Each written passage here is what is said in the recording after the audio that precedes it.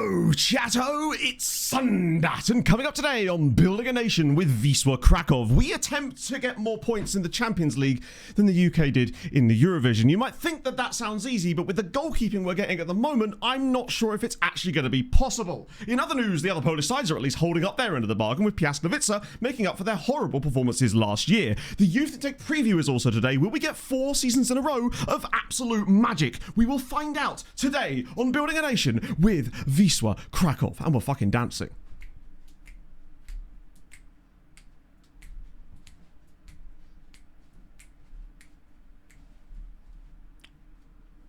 I'll take that. Oh, magic is in the air this morning. It's that Sunday morning air. Afroshock, thank you for the 48 months. How are you, friend? I've gone for the dinner plate today, you know, to celebrate the fact that we're about to eat. One pity point in it. Too many, I would argue. Frankly, I was surprised it was as high as that, to be fair. I don't even know who gave it to us, frankly. Let me just see. Pay out the points. Right. Oh, that was a lot of points today. It's still about 50-50 split, which I'll take. Let's see. Will he mess it up? No. No, he won't. 28 months of vibes and fun with Pixel Men, Matto and Chatto. Thanks for all the effort, Nearly Matto. still did it wrong. Thank you, Mads.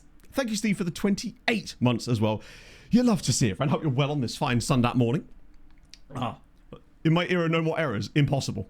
Although I saw a wonderful, it was a TikTok about Alicia, the Polish entry, and the top comment just said, "I love you, Beyonce from Jabka," and I was like, yeah, fair. We take that. Right, let me turn that music down a little bit. There we go. My ears were getting loud. Was it Ukraine? Fair play. Fair play. Still could have let Sam Ryder win though, right? Just enter him every year, it'll be fine. When you said this loss to Liverpool, for some reason my brain immediately went to Andre Voronin. I just don't know why. Right, I'm going to get off my big face immediately, because actually no, before I do, of course, importantly, my notes are telling me to show the Fantasy League table, which I've now lost the button for. Here we go. It has changed a little bit. Few people moving up, mostly moving up. A few people moving down a couple of spots, but for the most part, it's relative. I mean, it's a tighter battle at the top now with Adam and Rob. Daz is still in there though. You can't rule him out at this stage. Gordo's moved up 23 places after winning last time as well. It's been a while. Big one. Oh dear, so there we go. Somebody stop Daz is what I'm saying. That's all I'm saying. Just stop that man. There's actually quite a large amount of you now. Like if I actually look at the leaderboard spreadsheet I have that feeds into that, there is now 56 people that technically gets counted as scores now. Believe it or not, I'm 56 on account of me using myself as a test dummy because I've never actually been able to enter it. You know, such is life. Ah, dear. No, it doesn't. It's just sometimes they hate you for your success, right? That's just how it works. James and Kathy, thank you very much for the 54 months. James, how are you? And how's Kath, more importantly? No, more importantly, you know what I mean. You know what I mean. Screw you. How's the wife? Bottom of this, no. Hadrian, you're not genuinely. If I could tell you your rank right now, you are... Where are you? I'm scrolling. Can you tell? No, you'll be further up because... Where are you? I genuinely can't find your name in here. Hang on, let me just Control F. Hadrian. There he is. Current rank, 29th. Grand total of 1 point. 29th place. That's good enough for 29th place. So, you know, there's still time. Sandy, thank you for the 6 months, friend. Hope you're having a fabulously Sunday-like morning. Good news, chat. I just saw this come across my timeline. Where is it? Nope, not that one. Who cares about that? Scuba Steve, eligible for Poland. What a day. That completely took me... I was reading chat and out the corner of my eye, I just saw the phrase Scuba Steve, eligible for Poland, scroll across my field of vision. So I guess that's good news. I think can we just end it here? Do our custom icons, right? Oh crap. Kathy's great. That's awesome. Wait for the weekend. Nice. Can't wait for the long weekend in September again. Hell yeah. I mean, what the weather... Actually, the weather was kind of cold when you got there, when you were here last year, right? Yeah, I think that's the same over. Nation is now built. That was the entire plan the whole time, just to get Scuba Steve to declare for Poland. We do need to give him a new name, which is a double T name for Big Steve. What is going on with bro's facial hair features here? Tuba Tim, sorted. Tuba Tim!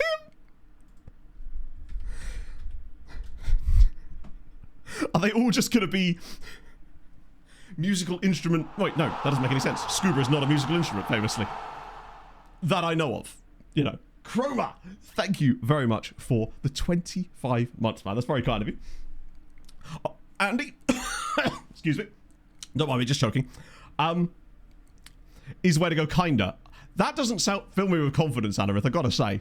I actually nailed the intro today, Andy, for once. I'm gonna have to crack the window. The heating's set to turn off at 10:30 on most days, so because I start an hour earlier on stream, I'm sat right or stood next to a radiator. Probably should have just turned it off, considering it's not particularly cold today. More fun. What could possibly be more fun than what we experienced in the last game? Just to clarify, if you missed last stream, which a lot of you I'm sure would have done, regardless, I'd like to show you the way that we lost to Nice. You're going to enjoy this. Bear in mind, battered them, ignoring the fact that the second goal as well was also our goalkeeper's fault. Nothing quite comes as close to how much this one was his fault. Right. However, whatever you think has cost us this match, I guarantee you it is 10 times worse. Ready? Right. Luckily, FM gives us nice long highlights, so I can build this up. Always playing the scuba at Scott. Someone had to, I guess, right? Were you baritone scuba or falsetto scuba? So everything's looking good, we're building up, then we lose the ball. Such is life. These things happen, no problem. They club it downfield. It's absolutely fine. Eventually, the ball is going to come to... Eventually, this is a long-ass highlight. Welcome to me having to capture this for the recap videos. All right, so, goalkeeper's got it. All is well. He runs. He continues running. He continues running. Oh, for goodness sake.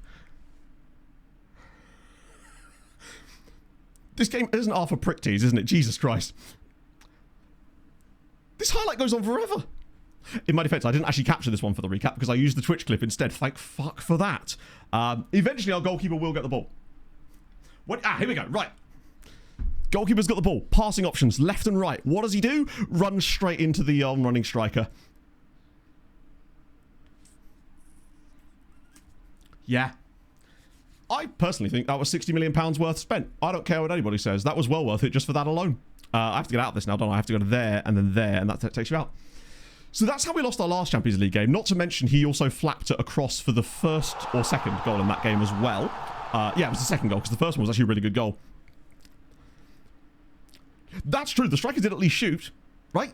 He thinks he's Neuer, but he's actually just Noah at this case, and not of the Arc fame. New England Patriots, thank you for the 41 months, man. And Portil Shrew with the 35 on top of that. Hope all is well with everyone. Sick Matt Jam, sick Harold. Honestly, finding the clip would have been faster. Yeah, it's... You know if there's a train coming anytime? So this is how the Champions League looks right now. You might notice that it's... We're sandwiched between Spurs and Basel and behind Kairat right now. So that's fun. Kairat have already beaten HJK and Malmö. They're going for a little Scandinavian adventure there, and to be fair, scoring a decent number of goals. I think their draw, or their defeat, was actually to a... Oh no. They are playing a Polish side, though, so got to watch out for that. Luigi Fun, thank you very much for the follow. Who do you support, my friend?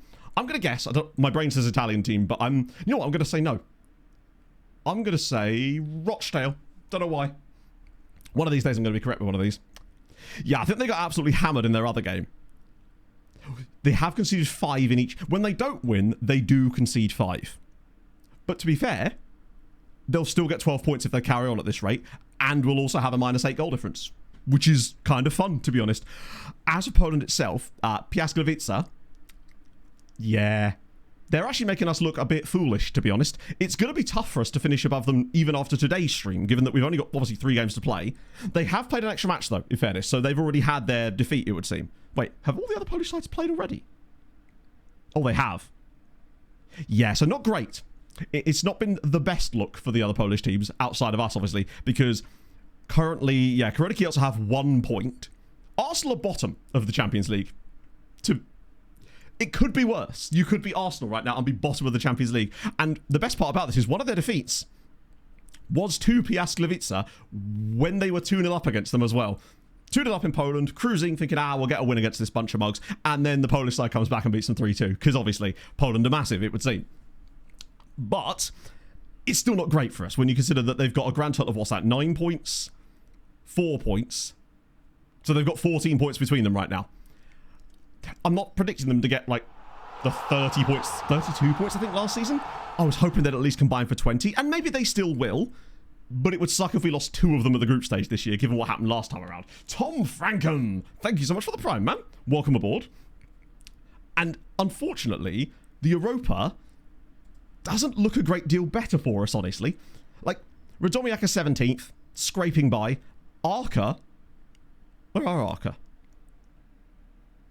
Oh, they're there. Yeah. 29th place, 1 point from 3 games. Now, admittedly, these guys haven't played this week, so they've got a chance to come back, but it's been a slow start, we could definitely say, for Polish sides in Europe this season. Like, no beating around the bush. And even in the Europa Conference League, Gornik have been... Do not hate me. I am familiar with over 600. They have only played 2 matches, in fact, but they're outside the top 25 in the Europa Conference League as well. It's not a great start for us, really. Sieniu Pionti. Forgive me if I've said that incorrectly. Thank you so much for the follow. And Steve Perez. Thank you for the follow as well, guys. That's very kind of you. Hello, Magnus. I had a cream walk out this morning. I think I have listened to a little bit of this week's cream, to be fair. It's usually my Thursday night listening. I have certain podcasts that I know come through on my feed on certain days, and cream is like Thursday night going to sleep type of jobber, you know? FC2 winning the league. We have talked about FC2 winning the league, but the 8-3 victory was certainly a case of... a little bit after the Lord Mayor's show type of vibes, you know? They were clearly very happy with where they are. How far are they clear now? Because I know the title's already won and all that, but they had quite a large gap, didn't they? Imagine if they just get the entire thing eroded and end up winning the title in the end by like a point, even though they'd obviously won it ages ago.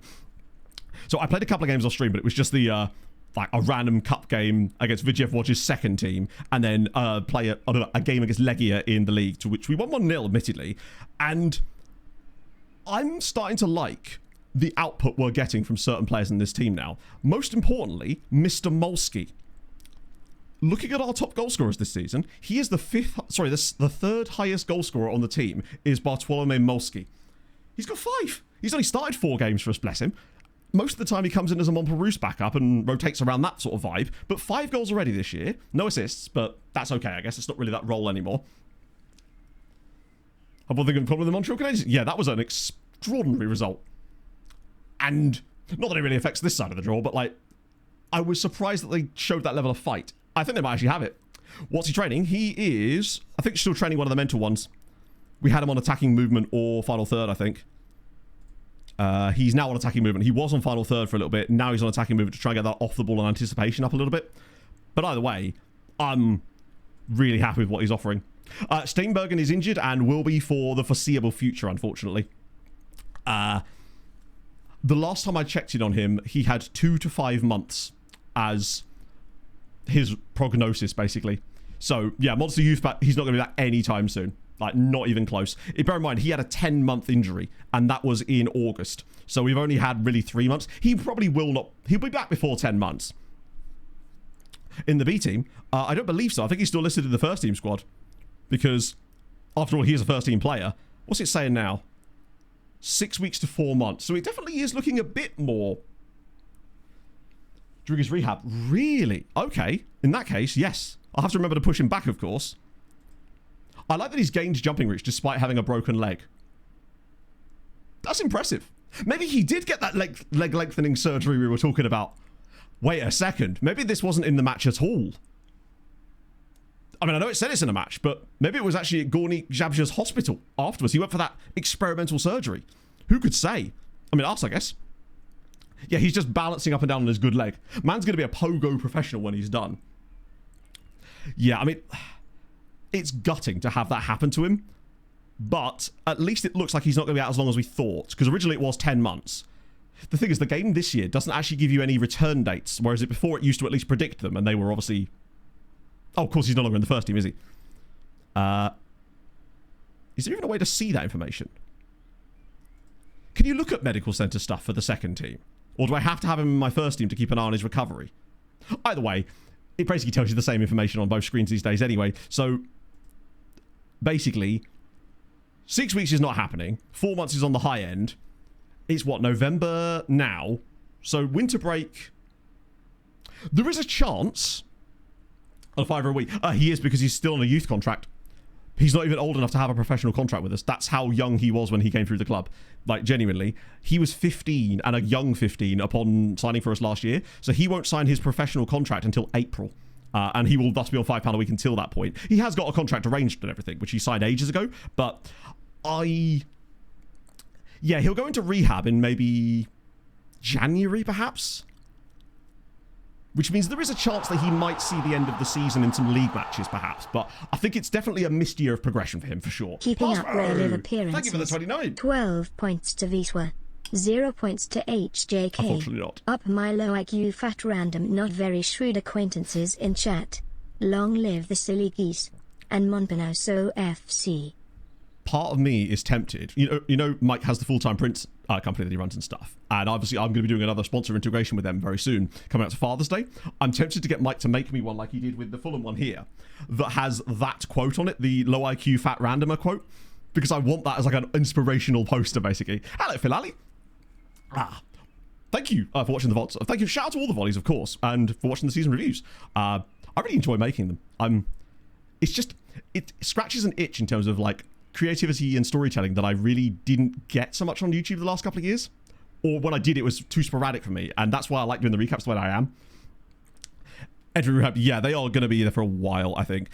Point being, though, as much as it sucks that we've lost a year of development, because ultimately, if we played him as much as I was going to this year, which is literally first team quality the whole time as a starter, he would have developed a lot more, of course. But think about it like this. He'll be returning to us likely by the time he's 17. So as a result, he's probably not going to miss out on too much development overall, in the sense that I don't think it's going to stop him from reaching his potential. It just means he might reach it like a year later than planned, I guess. Because I'm not going to stop throwing him back in. It's not like he's actually got injury prone or anything. He just happened to get stupidly unlucky in that game, unfortunately.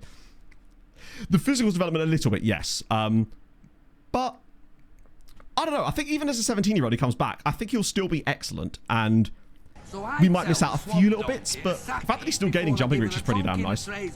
Declare for Poland. I'm not sure I'm hoping he's good enough for the Netherlands, but I think he's probably unlikely. Imagine if he was good enough for the Dutch team. That'd be insane.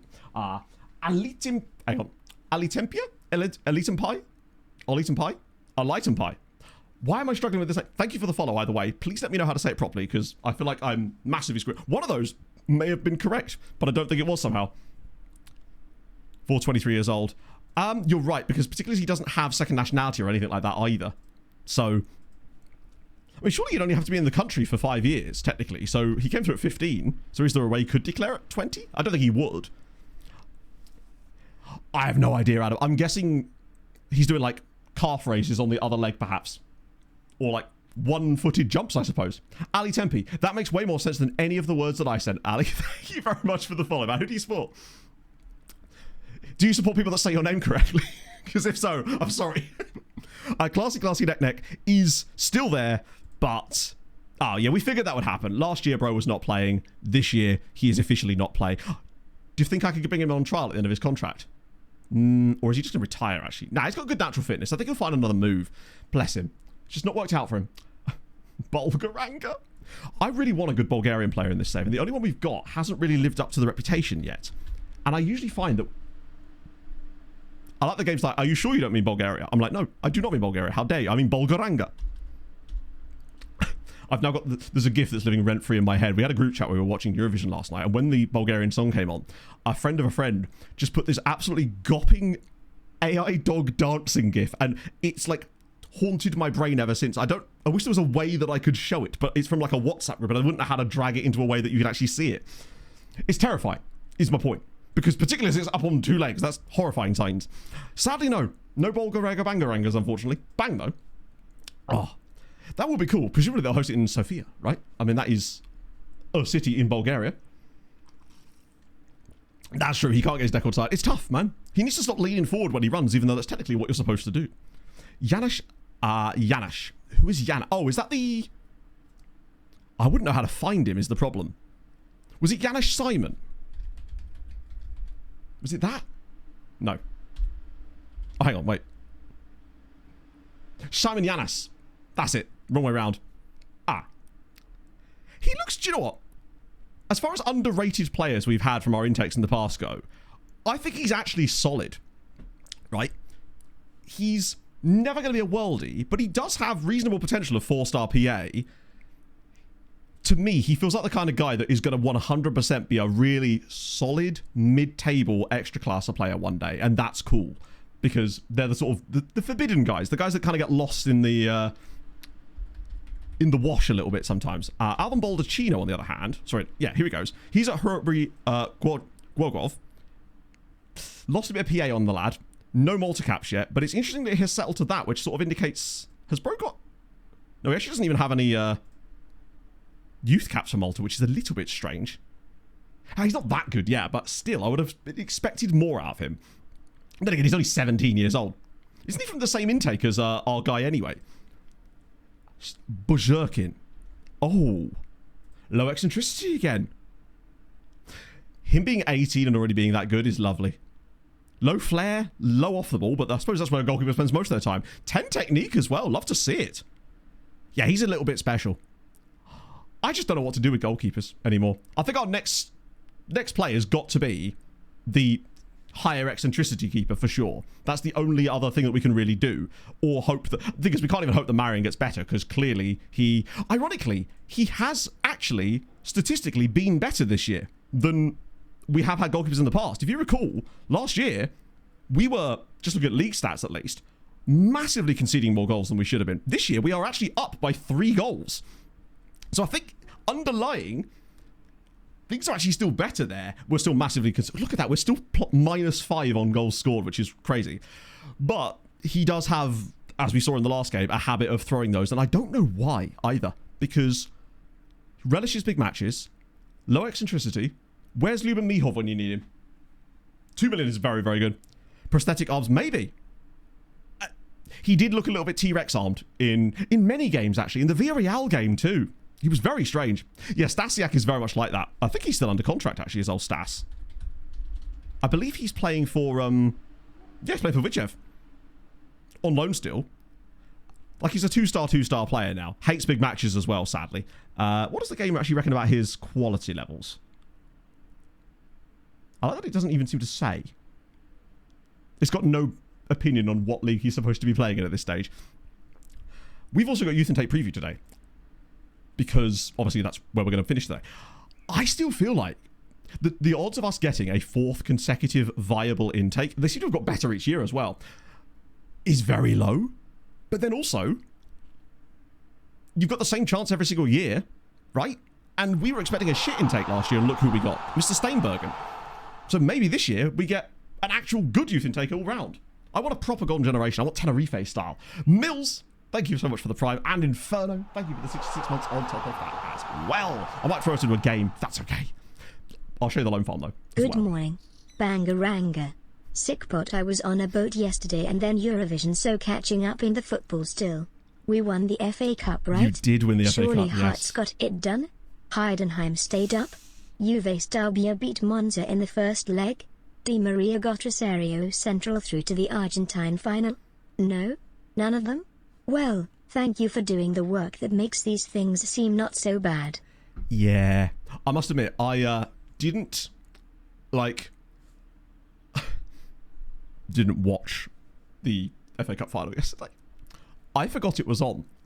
And it also sounds like that was the correct decision. The government stopping my intakes? No. Yeah, the loan farm is 336 now. I actually might have loan farmed slightly too close to the sun. To the point where... Upon the start of the season, before I'd made a few signings, midway through the window, basically, I'd loaned out so many people that our squad was too thin to actually register enough players for the league. So I have now filled that up a little bit, but still, wow. It was bad. Luckily, we brought in all those random dudes that... I actually say random dudes. Guys that are kind of good, but not quite ready for the first team yet, but are sort of first team adjacent, like your Gutierrez's, your Santellis, your Cabezas, those types of dudes that are just on the fringes. Cabeza got his first goal for us, though, which was kind of sick. So... I accidentally rotated... No, I didn't. We're good. But I do want to bring out Molski, bring back Mompa. Yo, does Jens keep his spot on the right?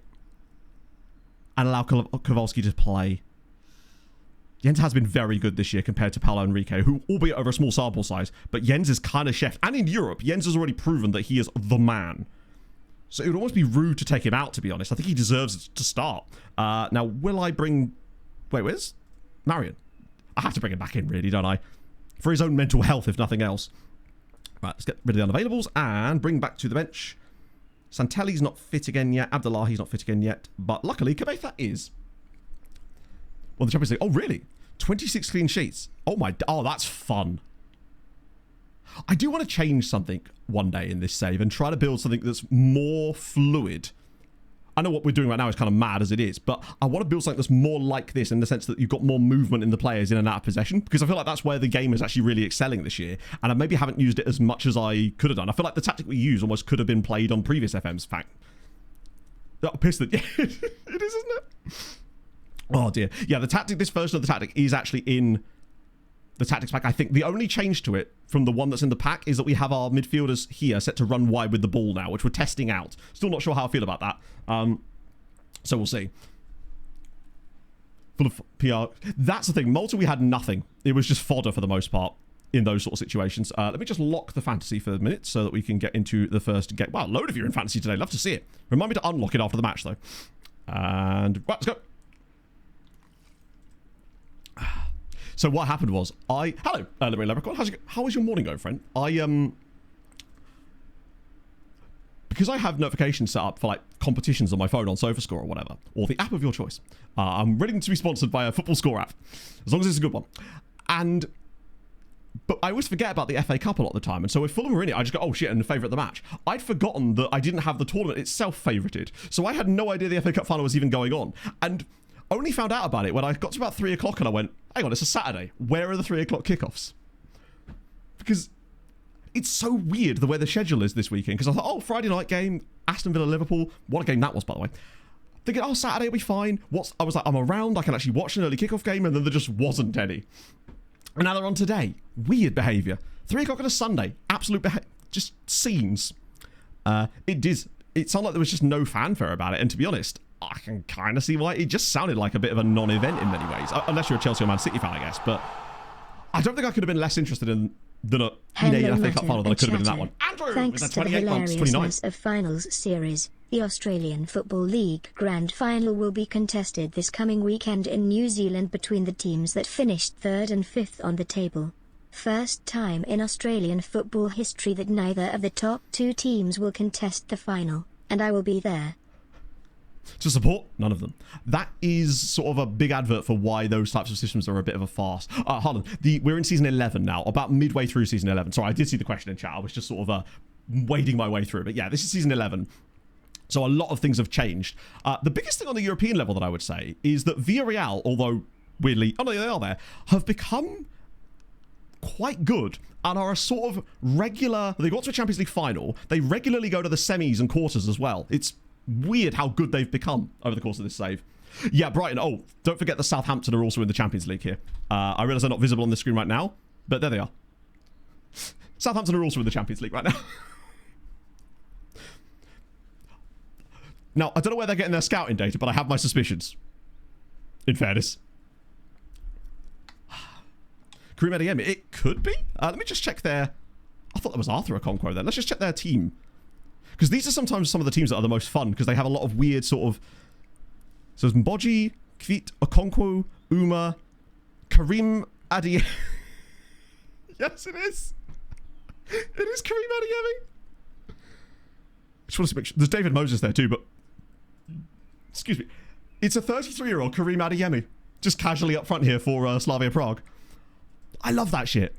That's so... Do you remember on that... What? I can't remember which save it was. But there was a save we had where Celtic basically became a retirement home.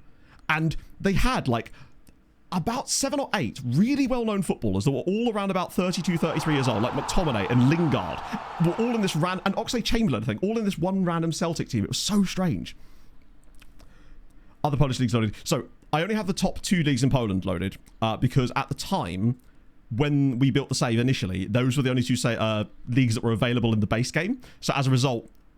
Those are the ones we could actually load. I do wish, in hindsight, that we'd maybe hung on a little bit and actually turned the others on because it would have helped with the load farm slightly. What is that? Conow, thank you so much for the 30 months, Con. That's very kind of you, man. Hope you're having a brilliant day. Buy cheap, develop and sell high. I think we do, really. I used to call it the youth conveyor belt because that's sort of how it behaves in many ways. And...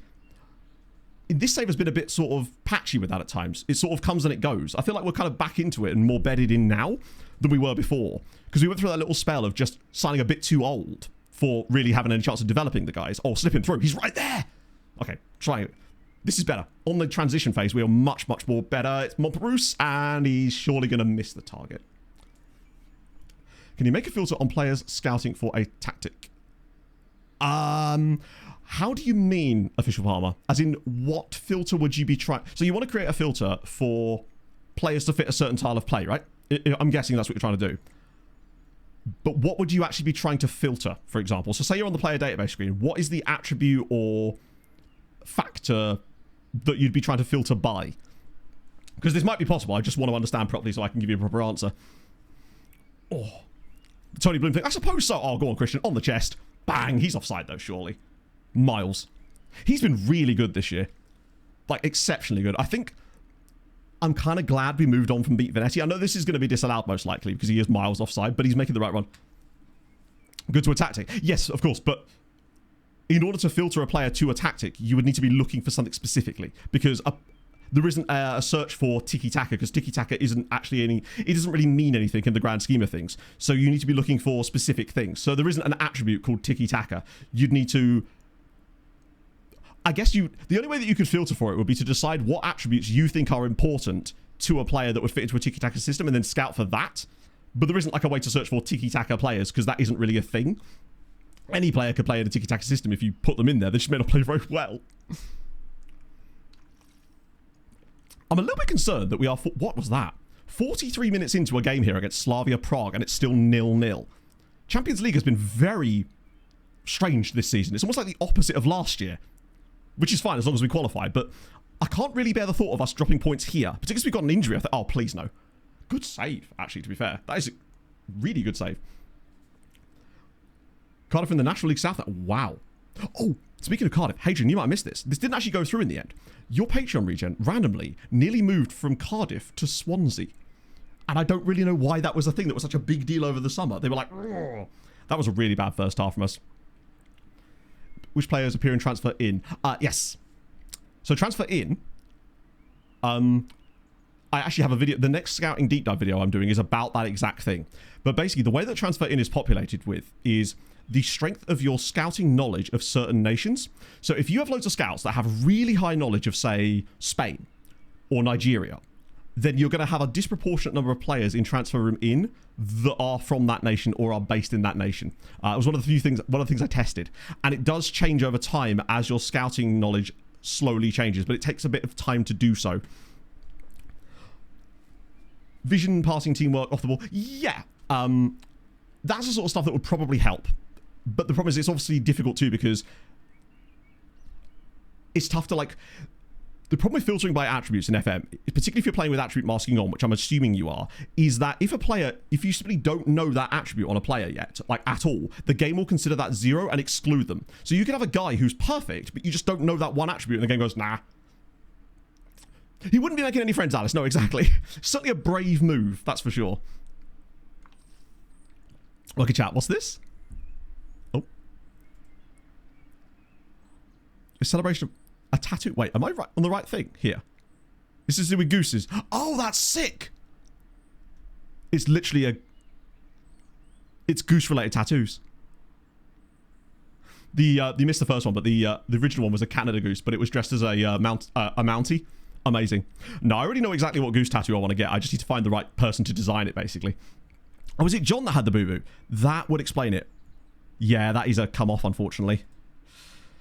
Gomez has been bad today. We've just not created enough. It's very unlike us. What tends to happen in these types of games is we just wear them down over time.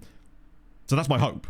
But I can't really bear the thought of another set of drop points in Europe at this stage. Sorry, what I meant by... I guess 0 wasn't the right word. Like null probably is a better descriptor there. It sort of just excludes it entirely, which I feel like... It almost should be the other way round, where it treats it as like a floating joker value that sort of is meaningless. But the way around that, of course, is to set the match number slightly lower. But once you get into that, it starts to become, oh god, I've seen this movie before. Wait a minute. Forgive me, I thought we were about to get a sequel. That would have been devastating. I like how wide the ends is with the ball here. Just giving a bit of extra support there to Naeem. Oh, go on, Naeem. This is your moment. Drive inside. Why is he trying to shoot from there? Bro, what are we doing? I think we will eventually get the win, but it is a little uninspiring, to say the least. I think I might run the subs a little earlier today just to give us a chance to kick on a little bit, because Montparousse has been bad, Gomez has been bad. This might even be a job for a Duru or a Venetti. Kowalski's even had a bad game. It's so unlike him. He's so consistent normally. In fact, I might move Jens back, get Paolo on there. I'm actually going to roll the dice on Molski, because Montparousse has been awful today. I trust Duru these days more than I trust Venetti. The bench has been... Oh, this is bad for us. I'm actually going to get Naeem off too because he's tired, and Coffee has been extraordinarily good this season. Arsenal losing... Oh, they actually... Oh my days. For those catching up, Arsenal are currently winless and have no points in the Champions League at the moment. Hello, Blair. How are you, man? Welcome in. It's going okay, Mushroom Man, except for the weirdness that we're experiencing in Europe this season. We're having the opposite time of what we were having with the Champions League last year in the group stage, where we won every single game. This year, we're doing the opposite of that, where we are struggling to buy a win against even bad sides out of nowhere. It's ironic, because the tactic is nigh on identical, with the exception of the running wide midfielders, which does make you think that maybe that's part of the reason why we're struggling in these bigger games. Maybe asking them to run wide with it is actually giving us worse situations against better teams, perhaps. Although these guys aren't even a better team. They're just in Europe. I mean, drawing here is bad enough, but if we've suddenly lost this to their one opening in the entire game, that would be concerning.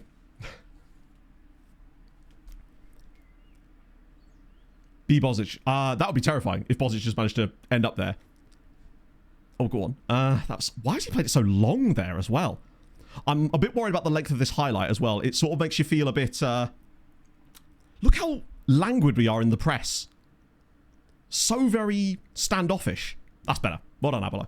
Abdullah Coffee, by the way, despite the fact that he's not been the one that started the most games for us this season, Naeem obviously has. Coffee is actually our top assister this season. Now, of course, he's played against worse teams because he's been playing a lot of league and cup matches, but his output has been exceptional this season, both in goals and in assists. So I fully trust him to actually do something here. This is going to be the end of the highlight, isn't it? Thank you, Hazard. It's a Cambridge United, I think, third shirt from a couple of seasons ago, but it looks like a Wetherspoon's dinner plate, and I'm fully on board with that. Alvarez. Oh, Wello. Oh, no, are you joking? That was actually really good. I like the fact that he shuffled that on instead of shooting, but it's another missed opportunity for us here. I might actually... I'm going to berate them. I'm actually going to do it. I've berated them. I don't know whether that's actually going to do anything at all. But we have, once again, failed to take our chances here. Guys, could we just win a game away from home at Slavia Prague here? This is not rocket science. Do I go very attacking? No, I shouldn't go very attacking. Arsenal 4-1 down at Ajax now. They might be genuinely bad. Like, are we about... We're going to try to celebrate a late winner against Slavia Prague away from home, aren't we? Oh, how the mighty have fallen. Oh, go on, back post header for Coffee. No. Lucinho. Please, square it. There's got to be a body available here. There's got to be a pass on. Or back post header. No! Oh, this is genuinely bad. The chances have been here today. This is just going to be a shot over the bar. They always are. Or he's going to score an absolute monster free kick, but I'm not holding my breath. Nope, just over the bar. Oh, dear. Hello, Hayward. It's not going well for us here. We are about to drop more points in the Champions League against, well, Slavia Prague. And that's another...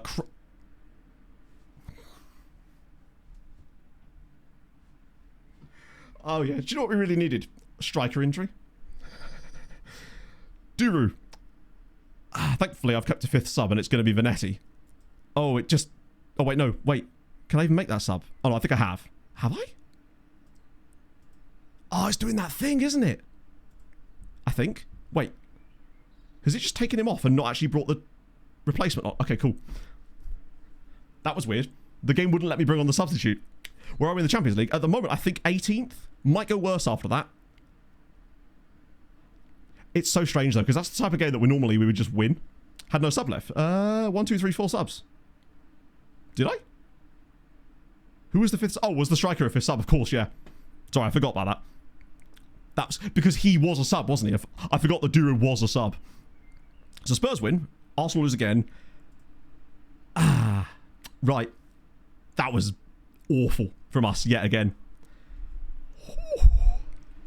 I mean, do I turn the... I'm tempted to take off the... Because the only thing that's different is the running wide with the wingback, wide central midfielders. And I don't know if it's because they shouldn't be running with the ball They should Sky Vink, by the way, with the 4 goals against Arsenal. It's always Sky Vink in these saves. He was a menace during my previous saves as well.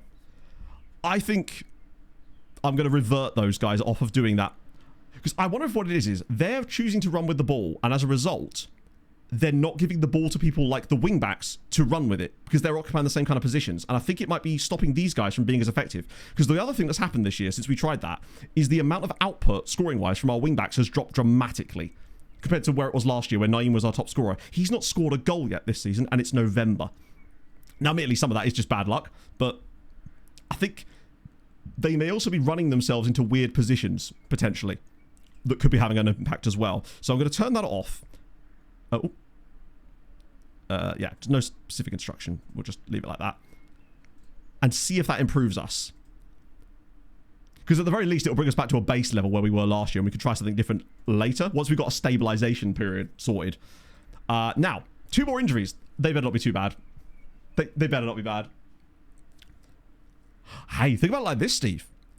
My logic is this. We have a struggle bus period, but it comes early. We get it out the way. Or something. Or we just don't get to the knockouts at all. That would suck. Right, quick little look up. Actually, before I do that, let's just check on the injuries to John. Okay, John's only going to miss, like, 1 match, and it's not going to be Europe anyway. Oh, good. So Duru is going to miss the next 2 months. Oh, not an injection, sorry, 5 to 6 weeks. God, I nearly hit that, thinking it was the specialist one. He's going to miss a bit of time, which means probably more of a chance to beat Vanetti. When is our next Champions League game? It's not for a little while, is it? Oh, it's Arsenal! It's Arsenal! We have the chance to do something really funny here, which is continue Arsenal's losing streak and get ourselves back to winning ways at the Emirates, and keep Arsenal stapled to the bottom of the league. Actually, if they lose that to us, their chances of qualifying are basically dead, because they'd only be able to get 9 points from their remaining games. Arsenal bits too. That would be quite... To be fair, we've got a better record against Arsenal than some of the other teams. We beat them in our first ever final. Things you'll love to see. So, Rot-Weiss Essen. Always a fun named team. I've always enjoyed their... Well, so fun fact, chap. I just got a crash. Turns out, don't search for Rot-Weiss Essen, apparently. Thank God that was after the match. We'll be back in just 1 moment. Dear. Tony was saying on the podcast the other day that he was getting a lot more crashes lately. That's the first one I've had. Although what I would say is... Yeah, I nearly forgot to turn autosave back on before stream today as well, because I was doing some tests for another video on Friday, and I was obviously don't have autosave switched on. When I turned my PC on today, I had like a Windows update or whatever, and when I loaded FM for the first time, I got hit by this error message saying it couldn't connect to the server because of Denuvo anti-cheat, and I had to do this whole like copy-paste bollocks that I'd never seen before. So I assumed something had happened with the Windows update that had blocked something in the firewall in Windows Defender that had stopped it from connecting to Denuvo. Also anti-cheat in a single-player game. Fun times. Maybe make that work. Unfortunately, I think Truro City disappeared quite quickly in this save, sadly. I will get to those lookups again in a minute. I wonder what about Rot-Weiss Essen caused it to crash. That's a new one for me. Yeah, we lose to Arsenal. It's unfortunate, really, because that game against Arsenal is the exact type of game. Basically, we needed to have had the Slavia game be the one we're trying to work with rather than the Arsenal one. But I guess it's the biggest test, because if we do win it, then at least we know we're back on the right keel. An error magician? Eventually it will come back. In the meantime, let's just check out this guy here. FM's decided it's with us again now. Right, now we'll try again. Right, so, Lee Davidson. Damn. I never seem to be able to find the Scottish players in this save that are this good. And I know they often generate like Celtic and Rangers, but even so, we've had high hopes for a random Hibs guy once as well, and he just never really panned out to do anything good, unfortunately. I do like how people's save makeup just seems to be ever so slightly different to each other. Try that. Forgot I have to do all that again. Right, let's try this a second time. Could have been the hyphen. Game hates hyphens. Let's just type in Rot-Weiss like that. Imagine it did crash it again and we turns out it's like a secret special code that you can type in to crash the game. So obviously they're in the 3rd tier of German football, and it seems like they've basically been in the 3rd tier of German football the entire save. I don't know why we've got random league performances from them here. I'm guessing... No, I actually don't know what that means. Because... that doesn't actually make any sense, because they've never been in a viewable league in this save. Yet it's got random league finishes for them. And they weren't promotions. Unless it's because they played in the playoffs or something, and that caused it to generate something on the back end. And therefore it gave them a league finish as a result of that. How weird. But sadly, they have been trapped in here for what seems like the entire save. And even weirder is that it goes to 27-28, which is into the save. But no further. How bizarre. We do have the second tier of German switched on, I think. Yeah. Currently, Mainz are winning it. I thought I loaded the league in... We loaded the leagues in the second season, right? Yeah, Hamburg not having a... In fact, Hamburg as a city is not having a good time here with both St. Pauli and Hamburg in real trouble here. How bad have Hamburg been? Oh, my days. They came 18th in the Bundesliga, then 4th in the Bundesliga, then 17th last season. Hang on, what? Or is that this season? How the hell did they come 17th last season and not get relegated? Isn't that automatic relegation? I thought that was the playoff spot there. How did they manage to come 17th and stay up? FM is having a lovely time here, I suspect. That I can't make that make sense. Click back a season, yeah. Yeah, good point. We can actually see it, can't we? I'm an idiot.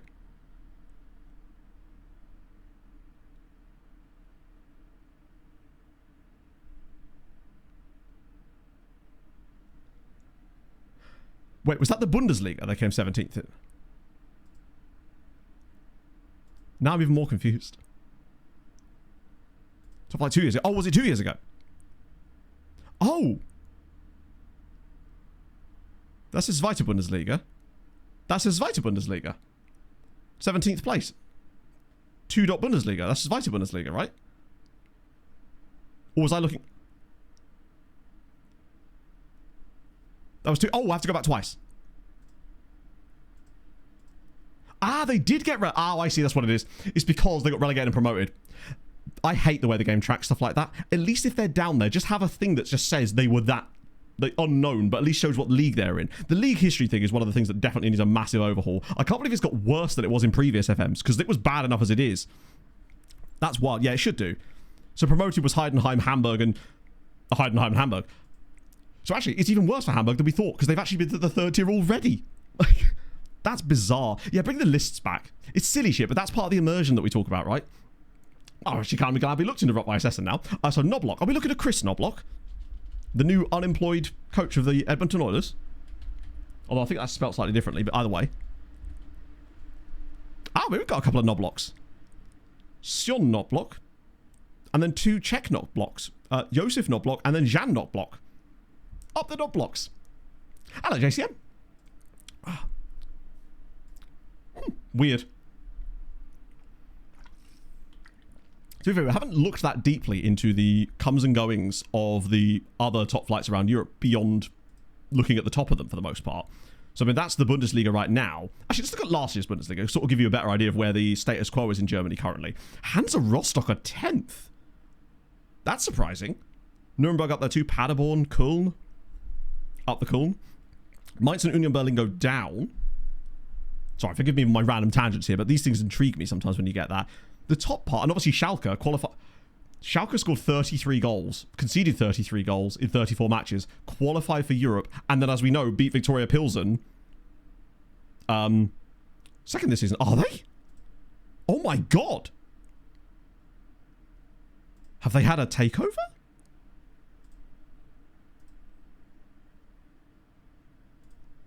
Not that we can tell. Well, I'll be damned. Yeah, it's the full-on border-lass levels, isn't it? Schalke not having the best start this year. Takeovers in Germany. I suppose you can't. Well, not technically, no. Unless you get... The game doesn't have it programmed to do what the others... Like what Leipzig and that did. So, yeah, good point. Because you got the 50+1, right? Although they're probably trying to get rid of that. Yeah, so no, they are just doing well. Border... I love the fact that border-lasses football is so hated. It kind of... It makes Getafe interesting. I watched an interesting video... I think it was Adam Cleary again, or rather that guy that isn't Adam Cleary, which scared the shit out of me, talking about that. Either way, it's just interesting to see a different team up there. They're clearly massively... One thing Schalke have done is definitely got worse defensively. Yeah, I know he's leaving. The question is where he goes next. Like, who's going to get that proper Haram ball next season from him? Also, it looks like Marco Silva is now massively the favourite to be Benfica manager next season as well. So that's certainly moving things there. After Espanyol, that feels about right, actually. It certainly seemed like the team that could do with him. So while we're on this topic then, of the Bundesliga and the other various leagues we actually have access to. Premier League at the moment is probably quite dull. Okay, so shout out to Watford, who are 5th in the... Okay, do you remember that part where I was like, you know, FM just hasn't got the Premier League being that interesting in my saves very much. So Watford are 5th in the Premier League. They're newly promoted, aren't they? No? Oh, wow, look at this. Promoted sides are kind of cooking. Or rather than not, because Bournemouth are getting absolutely rinsed here. Whereas Fulham, I'd rather not say. It's not gone well.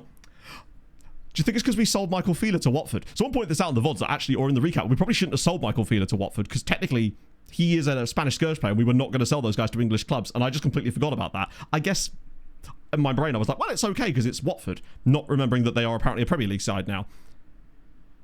Having been 4th in the Championship, promoted through the playoffs, 13th last year, being managed by Javi Garcia, of course, or Javi Gracia.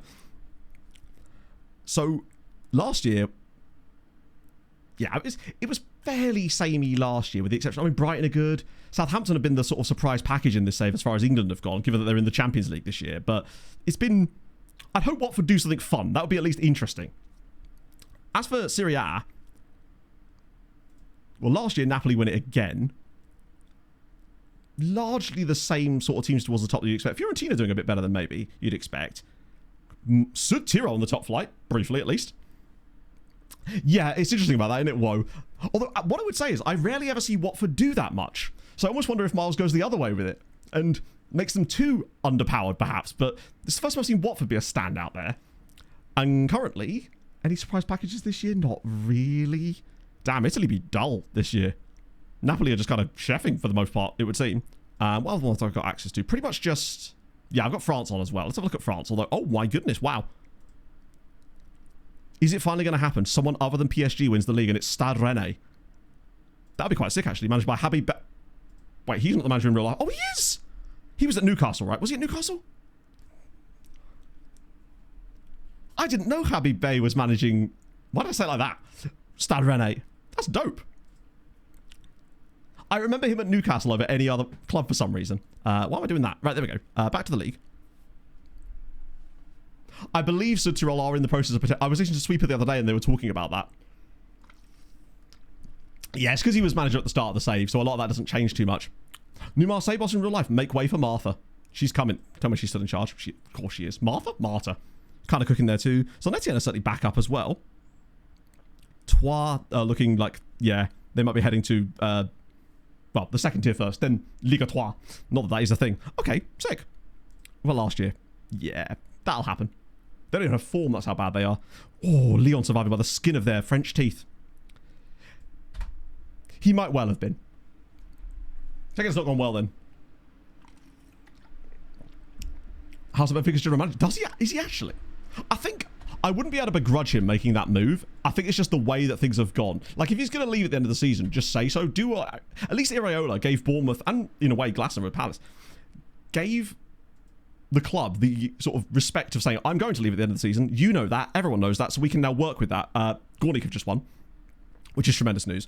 But now we're sort of thrown in the loop, and it almost feels like Silva's waiting to see if there's anything out there. And if not, he'll just sign a new contract. And I don't really want a manager that's going to behave like that, because I don't think it's good for long-term planning. We are literally 18th in the Champions League at the moment. We are 18th in the Champions League. I dread to think what our XG table stats look like. We've conceded 2 more than we should have done and scored 3 less. I know this bit's completely balked, but it's still not great numbers overall there, is it? Bless them. Shamrock Rovers.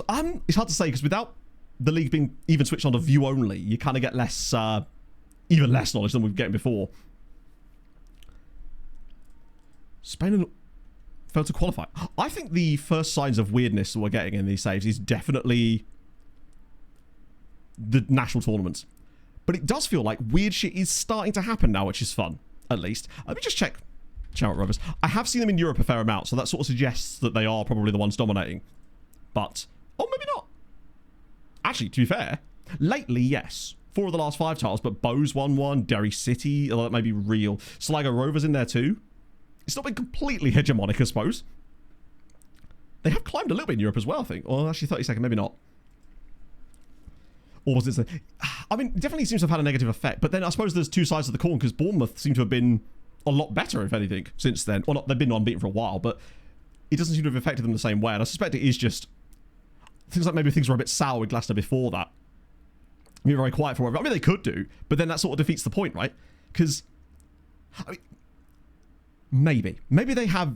I just feel like it probably would have got out, right?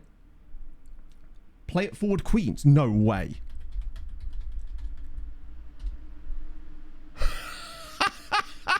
Now that is a team name. I don't know what to say. Perfect, no notes. Play it forward, Queens. I always hope they have a men's team that's called Play It Forward Kings, but either way, I'm satisfied. That's dope. The only tactical instruction you need. Maybe that should be... We'll have to call our next tactic that. That's our new strategy. It's literally, they goal bossed so close to the sun that they've won the title. That's the thing. I think with the Areola one, it seems like it's at least slightly on better terms, and Bournemouth have gone. They went straight into succession planning and seem to have done a good job with appointing Marco Rosa. Obviously, how that's going to work out, I don't know. But at the very least, he'll have the best possible chance to succeed, if nothing else, and that counts for something. I just worry that if we're flapping around trying to appoint a new manager or something, I just feel like it would have leaked. With the way that football media is these days, so few things like that manage to stay under wraps. Except for that random signing. Was it Luke de Jong? That signing at Porto, I think it was Porto, where nobody knew about it, and then they just unveiled him. That shit I love, because it's so rare. Eurovision review. I liked a decent number of the songs. Some absolute bops in there. I thought that our song was ass, and 1 point was generous, genuinely. Guy seemed nice. Song was terrible. I liked Australia too, actually, to be fair. And I liked the Bulgarian song quite a lot. Like, I'm kind of glad it won because it was a good song. I think there was songs I preferred to that, but it was a good song and I enjoyed it. I actually really like the Swedish song as well, to be fair. That one seemed to do very badly. Maybe we were just sick of that sound of song, but I actually really like that vibe, to be fair. To Liverpool.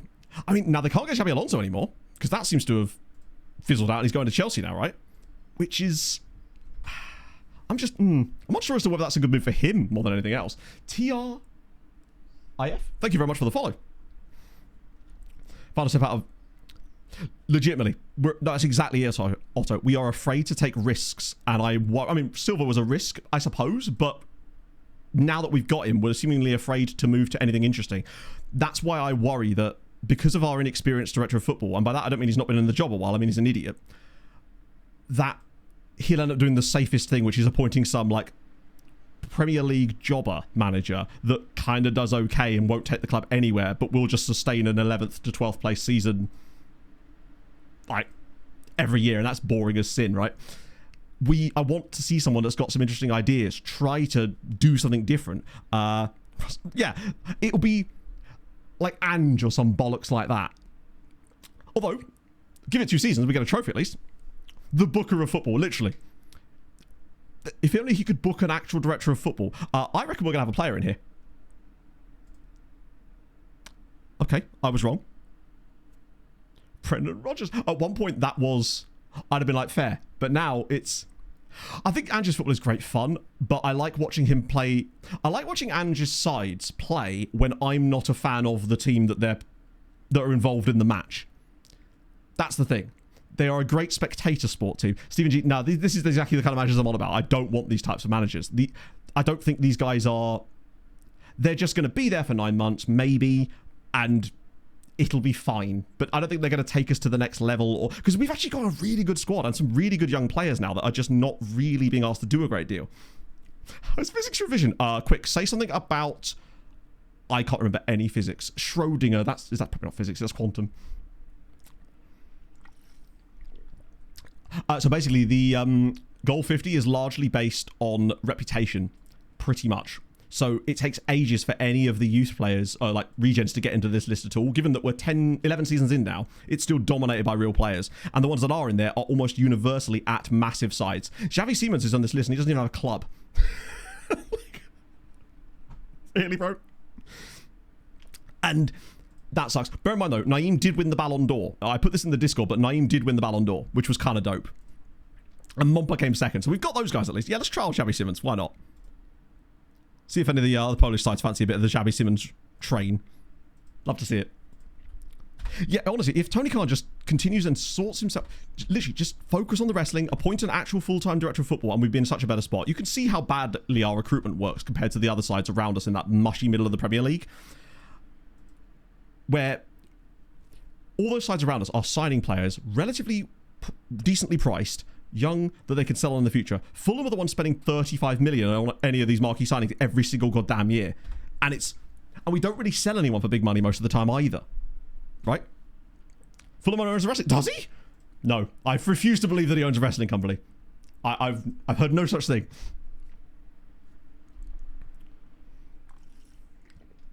Four directors of football. Yeah. Oh, well, that's definitely a downside to it for sure. But I'd rather that than just keeping him... Because he has the same thing that he does every year, which is where we try to get the best deal and then end up actually getting no deal a lot of the time and signing players late in the window, which is just an absolute disaster pretty much every single year.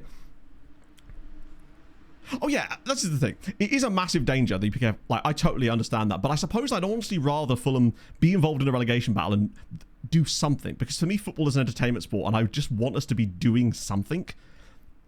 And I know that that's... You have to be in a certain position to even be able to say that, because a lot of people would give anything to be a mid-table Premier League side, right? But I don't know. It's just watching us fall apart in March every single year whenever Europe's on the cards and just go, I don't think we'll bother with it. It's just so depressing when we do actually have some exceptionally good players and quite a nice young core that's coming through now, and it's just kind of cool. Timio Bihira. Sorry if I've said that incorrectly. Thank you so much for the follow. For the follow. That's his Fulham manager. I don't actually... I mean, the one person I always say is someone like Rafael Pol. I know that he probably wouldn't leave PSG as Luis Enrique's assistant, but someone like him, as in, that has tactical ideas, that seems to have some kind of... He wants to actually try things and innovate a little bit, I guess. Like, I'd take fucking Borderlass, even if it'd be funny as hell. I'd even take Liam Rossignol. Not a single region running. Yeah, absolutely. Never did fantasy. You're right, I didn't. My apologies. Thank you for reminding me. Oh, quick. I can't imagine we'll be giving out a lot of points here anyway. Did we get man of the match at least? No. So it's literally just... Pogs arrived with coffee. What a day this is to be alive. Get some clean sheet points at least. It's literally only going to be 1 point for a player here. Thank you, Pog. How are you? How was town? Bumped into Beth. Bumped into Beth? Yeah. As in Beth? Yeah. What was she doing in town? Mum and sister. Oh, of course. And Hobie? And Hobie. Ah. Yeah. They're going to get breakfast. Nice. You'd love to see it. You should have gone with them. But me and Beth are going to plan.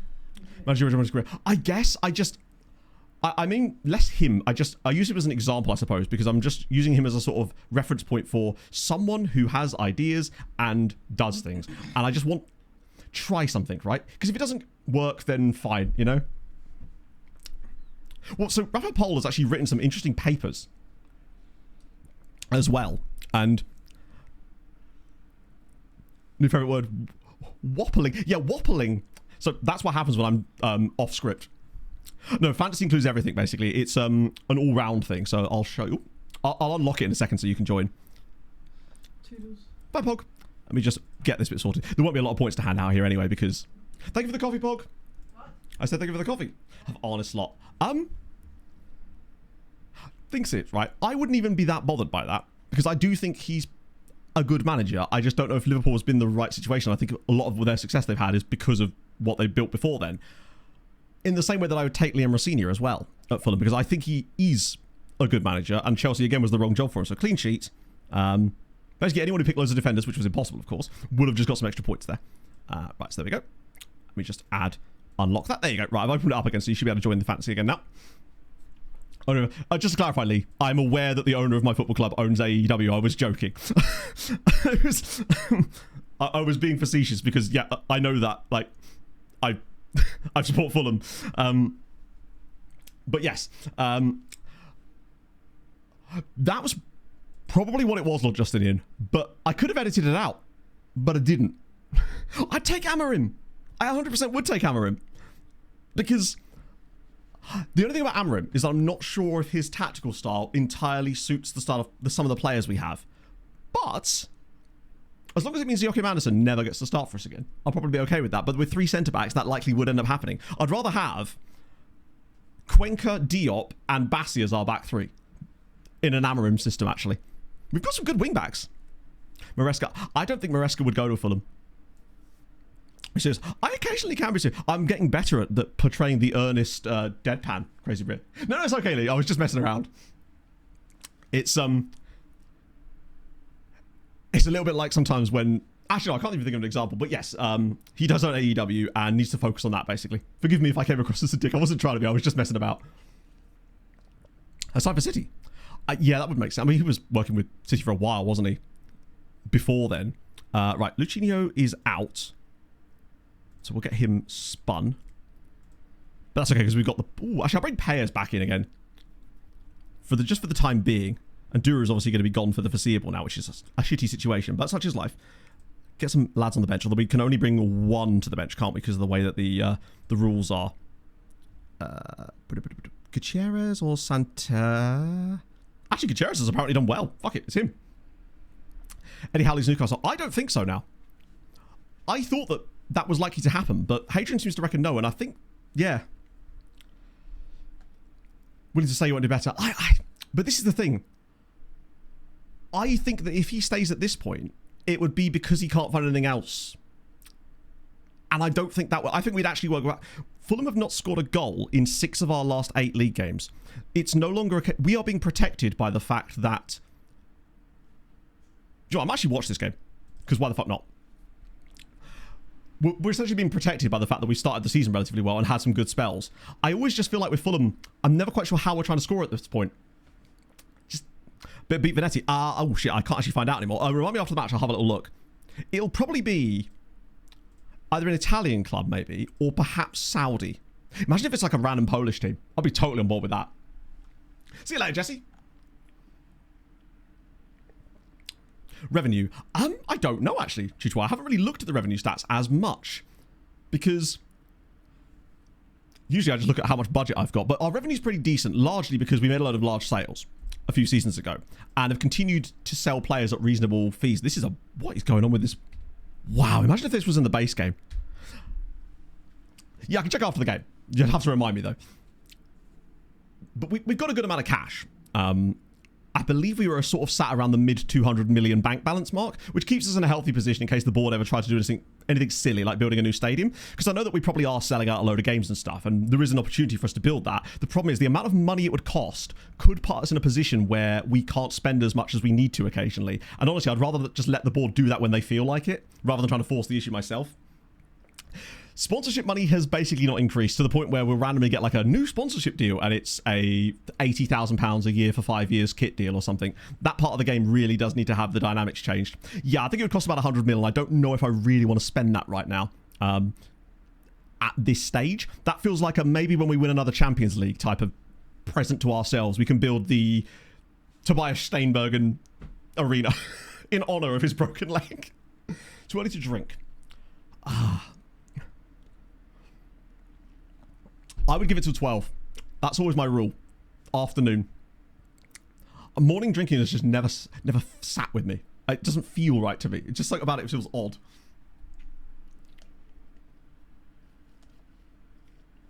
Oh yeah, finance navigation in FM is again an absolute minefield, like many of the other factors of the game, but it's because, as usual, nothing is where you think it should be. So even when I was trying to find the contracts breakdown screen for the Loan Farm video I did last week, I was clicking around for about 5 minutes trying to find it. Oh, here we go. Go on, Yenzi. Pull it back. Nice. One more. Okay, one more. Several more. Okay, that's too many.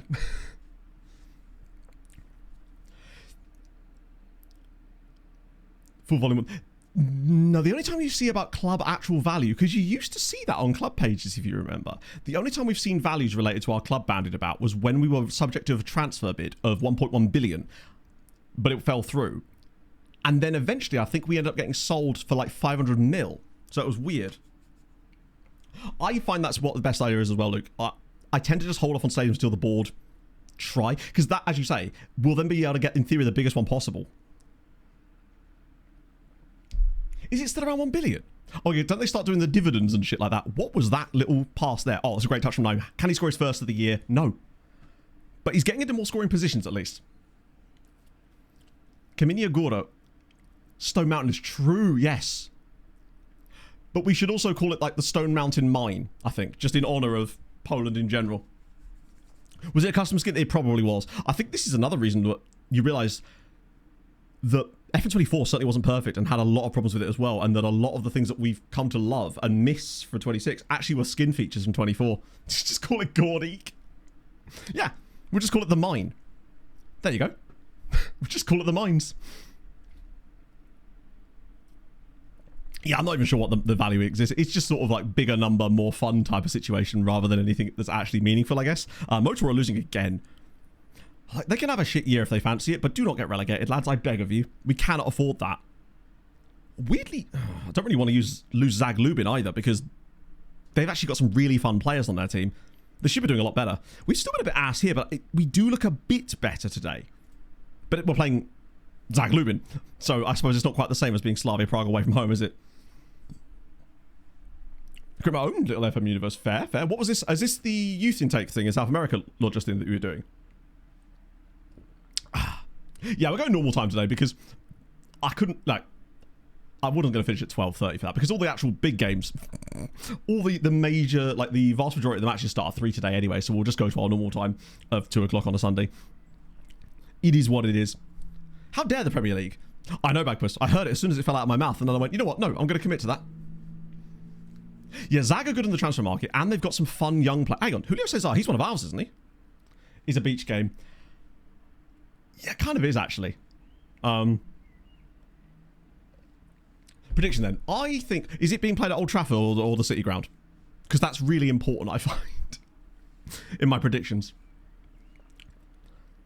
Old Trafford. I mean, they've just appointed Carrick, haven't they? Has that actually gone through? Because Pog showed me something yesterday that said that it had, but that might also be Pog showing me things that aren't actually true. Oh, good Christ. He must be offside there, surely. But just heavily rumoured. Okay. I think 2-1 United, but Forest score first. As if that's been given. Grasshoppers.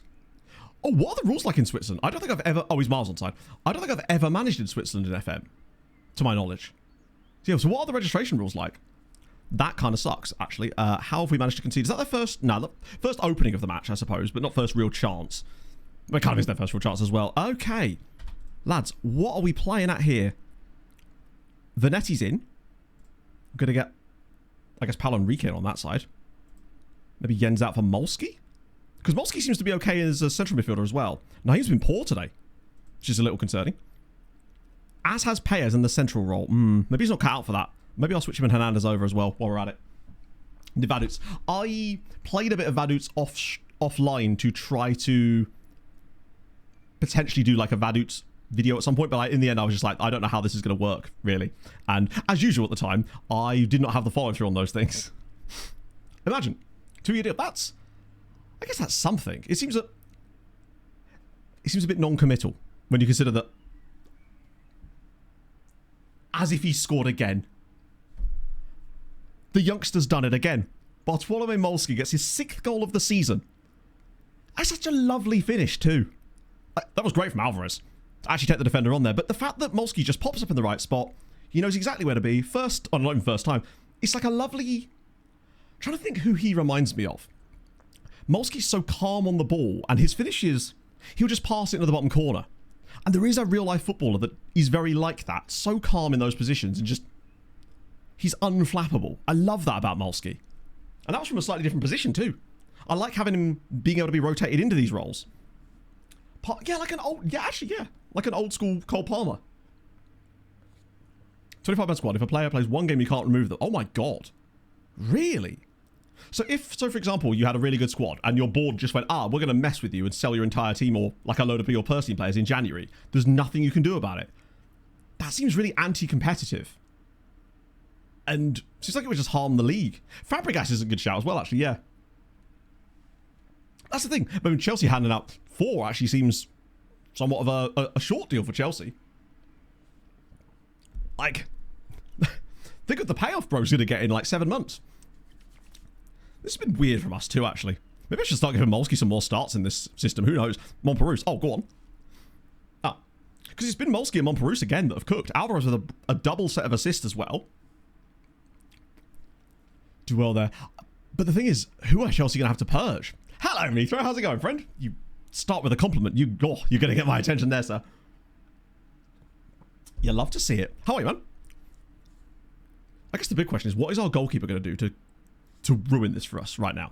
Because, yeah, fragile right now. Fragile supply, that implies hungover. Would I be right in thinking that? Or are you just feeling unwell? Kowalski's been slightly better today, but he was not great in that game against Slavia. Not a head coach. I guess, so in theory, he should have more control. It's Vanetti now. Oh, it's a good effort, actually, from Vanetti. I like the animations on stuff like that. 2-1. I mean, 2 goals for us is fine. That sort of tracks with where we should be. If anything, it's slightly above where you'd expect. Coffee's looked okay. Payers has been bad. We've done the job. From rugby presentation, like, yes. If there's one thing I know about rugby players, they can put them away. If any experience at uni has taught me one thing, it is that. Has transfer control. I mean, it's actually surprising, but I assume it was one of the kind of the terms of him taking the job in the first place was, I want that kind of control. So I'll be curious to see how that goes down, because they don't seem like the type of club, the board-wise at least, to want to relinquish that type of control to a manager like that. So, yeah. Odd. I'll do the... where is it gone? Hang on, I have to go out of this screen to do it, otherwise it will do that weird thing. God, we've already had 4 sackings this season already. I think there wasn't even 4 in the whole of last season in Poland. So no clean sheets, unfortunately, but man of the match, obviously, for Mr. Alvarez, because he is just the guy, and Molsky will get... Oh, damn it. Wait, can I scroll this down? Damn it. Right, Molsky... I'll have to manually add some points for Molsky. 1 sec. That's why I should have done it in the actual match. So much easier there. La Liga relegation battle. No, we haven't. I've got so many things on my notes today. It's actually insane. Of things I want to discuss with y'all. Right, we'll just write that in there for a moment. I'll manually add in some points. Venturing at 1 a.m. She will not go back down. Oh, mate. Yeah, I mean, I only have one mate of mine that has kids. I've just pressed the wrong button. Forgive me. I'm pretty certain I did anyway. Yeah, I've just refreshed the tab there to make sure I actually didn't put the screenshot in. That's probably what happened last time. There we go. That's the right one. Now we're talking. Second or third? Christ, I have no idea, Bob. It's tough to say because... But I suppose you're right, because if I'm saying he's the best player, then who was I thinking was the best player before that? And I honestly don't know. Well, we actually get a lot of players getting 20 points for that game, didn't we? 1 sec. I'll circle back to that thought in a moment. Let's just find Molsky. So he got a goal. I think that's counted it. And a rating one, which never seems to work on my computer for some reason. So I'll need to add an extra one onto him there. Hopefully that will work. I think. Man adjustment. I think that's worked. Hopefully. Right, there we go. Sick.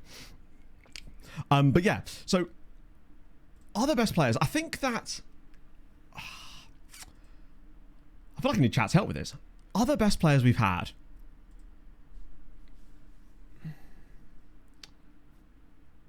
Gonzalo Reynoso was certainly up there. I still come back to Norman Millington all these years later. I do think I've struggled to find a better striker in all my years of playing FM than the first man I ever had in my first ever long-term save, because he's just so... He was prolific. I think that man got me like 40 goals once in a Premier League season. I don't think I've ever... Not that I've managed in the Premier League that much, but he was just next level. Last game at Under 14's League game. Good luck to you, Noah. Juliet, yeah, he's more of a what could have been type of fella, I think. Sorry, forgive me if I lost my train of thought there while I was trying to sort out the fantasy thing. So if people are asking questions and I didn't answer them properly, please do bring me back onto it so I can get us back cracking again. We'll just deal with this and then we'll swing back around it. Sarah plays for no, so I know, and I can't even remember why Cry About Heat. Was it just because he was worth a lot of money and that therefore meant I should sell him, or was it because he was doing something wrong? I can never remember. I will finish that in a moment. Oh, is this La Liga? Oh my god. Oh, Sevilla seem to have got their shit together a bit lately then. Jesus, I thought they were actually gone at one point. I'm assuming the missing team here is Real Oviedo, who are cooked. Nice to see Santi Cazorla playing again, though. God, there's so many teams. Oh, God, Athletic Club as well. To be in 8th and still in chance of relegation is mad. But that's what makes football fun, isn't it? Those sort of situations. So, first things first, beat Venetti. Not value, wanted. Wanted by... Yeah. I mean, honestly, if they gave me 40 million, I'd be tempted. Because we've got some other young strikers that are around that I could bring through and whatnot, or just find another one. We're seeing them all the time, right? I assume it's head-to-heads, right? As for the finances... So right now we have... Oh, we're actually down to 168 million pounds in the bank right now. So we're kind of on the downward trend there. We were up as far as 277 million at one point, but we have been spending a bit more and making less in terms of sales. Most of this kind of upward trajectory here was because of Champions League success as well as Club World Cup. That got so much money. And obviously selling a lot of Spanish Scourge guys. But there's been less sales and more buying lately. So our transfer budget's very much, as you can see, projections are not great, but then the projections are always bollocks anyway. FFP, though, was still absolutely fine. We did make 53 million this month, though, which is a good sign. But as far as our... Yeah, we're still massively ahead on FFP. Club World Cup, I believe we got to the final and then lost in the final of the Club World Cup, but we earned like 70 million quid by just being there because you get so much money. So Zag Havsat, the coach, yes. So the question is, does it... I hate this screen so much. These are so hard to use. And then you can't... There we go. Oh, no, this is the wrong article, isn't it? We want the other article where it's like, that's the one. In search of a new manager. So who are they after? So always the Malmo guy. Ready for some footballing luminaries chat. We've got Maciej Skorja, who manages Urawa Red Diamond. Okay, that's kind of fun. And then Kasper Volny, who is the current manager of Vukash Łódź, who is a regen manager. That's kind of sick as well, actually. Go further than the... It depends. So in the early stages, Higgins, success in, say, the Europa League or Conference League is a great way of getting those early points on the board. But you can't really do much from that point without going into the Champions League, because the only way you're ever going to be able to progress is to get those extra bonus points for the Champions League. And once you get a certain stage, you have to be fighting with those teams to be in there. So you really do need to be in the Champions League after a certain point. But you don't want to go straight to the Champions League, I suppose. Like, I like the fact that in this save, we have been in the Europa. We didn't get a chance to play Conference League, unfortunately, because we did too well in that second season. But us losing to Dinamo Zagreb in that playoff round to get into the Champions League, I think was actually a good thing, weirdly. He said, coping with the fact that we threw away a 3-goal aggregate lead. But what it allowed us to do was to have a season in the Europa, get to the final, lose, admittedly, but the amount of coefficient points we gained from that gave us a real big step up. Yeah, and that's the thing. If our keeper continues being as bad as he is, that Conference League is calling for us. Right, let me just check the scouting update before I progress any further, because I think we've still got about 500 players on the list that still need to be looked through. Oh, hello. Just Czechia, the country in general. And get rid of those guys. It's certainly leaving us with more usable options at the end, at least. Way more. I say way more. A few more extensives. Not that we've got a lot of cash right now, but at least we do that. Still leaves us with 9. Any freebies? No freebies. Right. Is anyone at a big club? You're very young. You're a Botafogo. Oh, it's another crazy good, probably. DM. Got loads of those. I like the idea of the Urawa Red guy would be in. Kind of weird vibe. Yeah, they do a bit, don't they? So there's the... Oh, that guy's fascinating to me. I mean, he's useless to us, but my God, that's CA. Apparently that's extensive scouting. Weird. Steve B918. Thank you very much for the full year. That is so kind of you, man. Hope you're having a wonderful Sunday. Hope the weather is slightly better where you are than it is here, because it's but just kind of mid. So Jonas Schade, 16-year-old German left wing back, goodish player, not the quickest, and very expensive. And I think we just find cheaper elsewhere. Sri Lankan. He's bloody Spanish. And then again, he's also very expensive. We've actually got a Sri Lankan already. His name's Nishan Mohammed. I keep randomly seeing him in the loan farm reports. The loan farm is insane, Mithro. We've got 336 loan players. I actually think we may have too many as far as a proportion of our overall squad out on loan, to the point where I've got sometimes lacking players to bring into teams for rotation, because so many players have gone out on loan. So we've got Renan here. Okay, he is a proper monster. He's extraordinary. Oh, I sold some clauses off stream. We do have a bit more cash in the bank right now. I think. I can't remember exactly how much money we've got, but we do have a bit more money in transfer budget again. 14 million. Most of which it would cost to sign this dude. But if he's willing to take a low squad status, I would be tempted. Yeah, he's not got that. Oh, you're right. That strength is a little. He's only 17. So the strength isn't the end of the world. I think he's good in... Do I want to spend that kind of money on him as well? I think if he was 7 million, maybe I'd be tempted. Low wage. Very low wage. I think this would be heavily coming down to what they want. Would you take 7 mil? You... Let's see. It's 11.75. That is... I mean, it's... I'm not sure. I think if he had the extra bit of star there, I would maybe buy him for the potential. But we have just signed like 3 or 4 guys that look just like him, and they were slightly cheaper. And now my music has stopped for some reason. Apparently Hit the Floor just has a random bit of like 30 seconds of silence at the end. Well, so as it happens, Rick, that sort of happens anyway in the Saves when we leave and we do the looking forward stream, where we leave and then go to the future to see how everything went. That's basically what the club tend to do anyway. They just remove everybody. But Danny Crack, yeah, I think we're apparently supposed to get shit weather all the way until Wednesday, and from then on it's just banging for the rest of the week, which is good because Pog and I are going to the touring cars on the Sunday, and apparently it's going to be horrendously nice weather. But the problem with Snetterton is that it's very, very open. So it's going to be a lot of hats and sun cream type of day. So this is the Turkish dude that I think, yeah, I mean, if we play the system with... He's extremely good. But he's also out for 4 months. Oh no, he's going to be back soon. But he's a £13 million player that doesn't... We can sign wingers because we have, but not that type. I feel like we want to get them when they're a bit younger. I say he's only 18, but before they're worth loads of money. Europe Benfica, and already worth a shitload. Polish barbecue. There you go. Haven't had a barbecue. Take a parasol. Probably a good idea, actually. Need to buy a cool box so we can grab our sandwiches and stuff. Have you considered Morocco? Consider Morocco for what specifically? I mean, any gems there? Our best player is Moroccan, or our like joint best player is Moroccan. I would say. I mean, I wouldn't say he is Moroccan. Have I considered them? I'm considering. Hang on, one sec. Do you know what? I'm glad I did that. I have now considered Morocco. I've considered, and they do not have touring cars in Morocco. Or maybe they do. I don't know. Shall I put on my Moroccan swimming pool shirt? It's not that different to what I'm wearing right now. Hello, suspect. But yeah, literally our right wing back guy, Anwar Naeem, is Moroccan. He's truly ridiculous. Axel Hernandez. You can't run. Not can't run, sorry, can't jump. And then let's go Ruggiero Canella. Oh, he's he's too much of a pacifist for that role, and certainly for that kind of money. Who does he play for? Oh, Mechelen. Okay, that's kind of fun. Then we've got the Sri Lankan fella. Damn. Sri Lanka kind of cooking. Don't mind a bit of that. Having the current squad.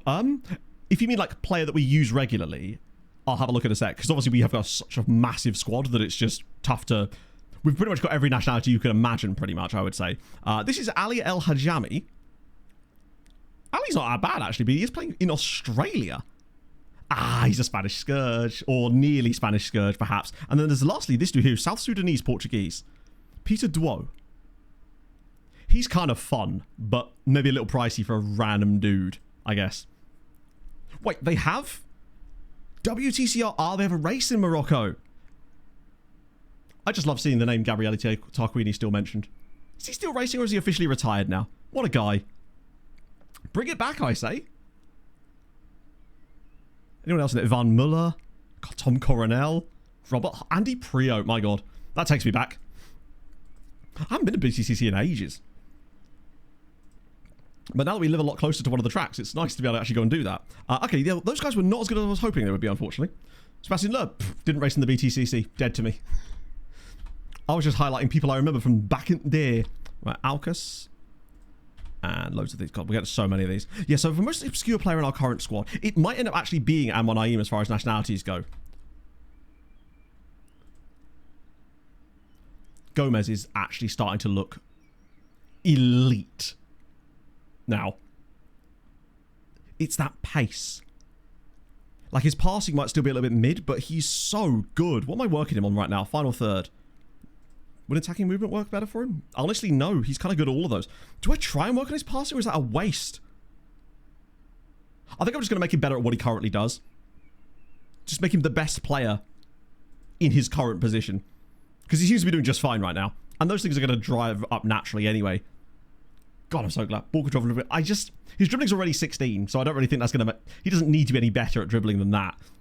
And his technique's already good. I don't think he'd really gain much from it. But I'd rather get his composure and decisions even higher. Shooting's not a particularly good training one, unfortunately.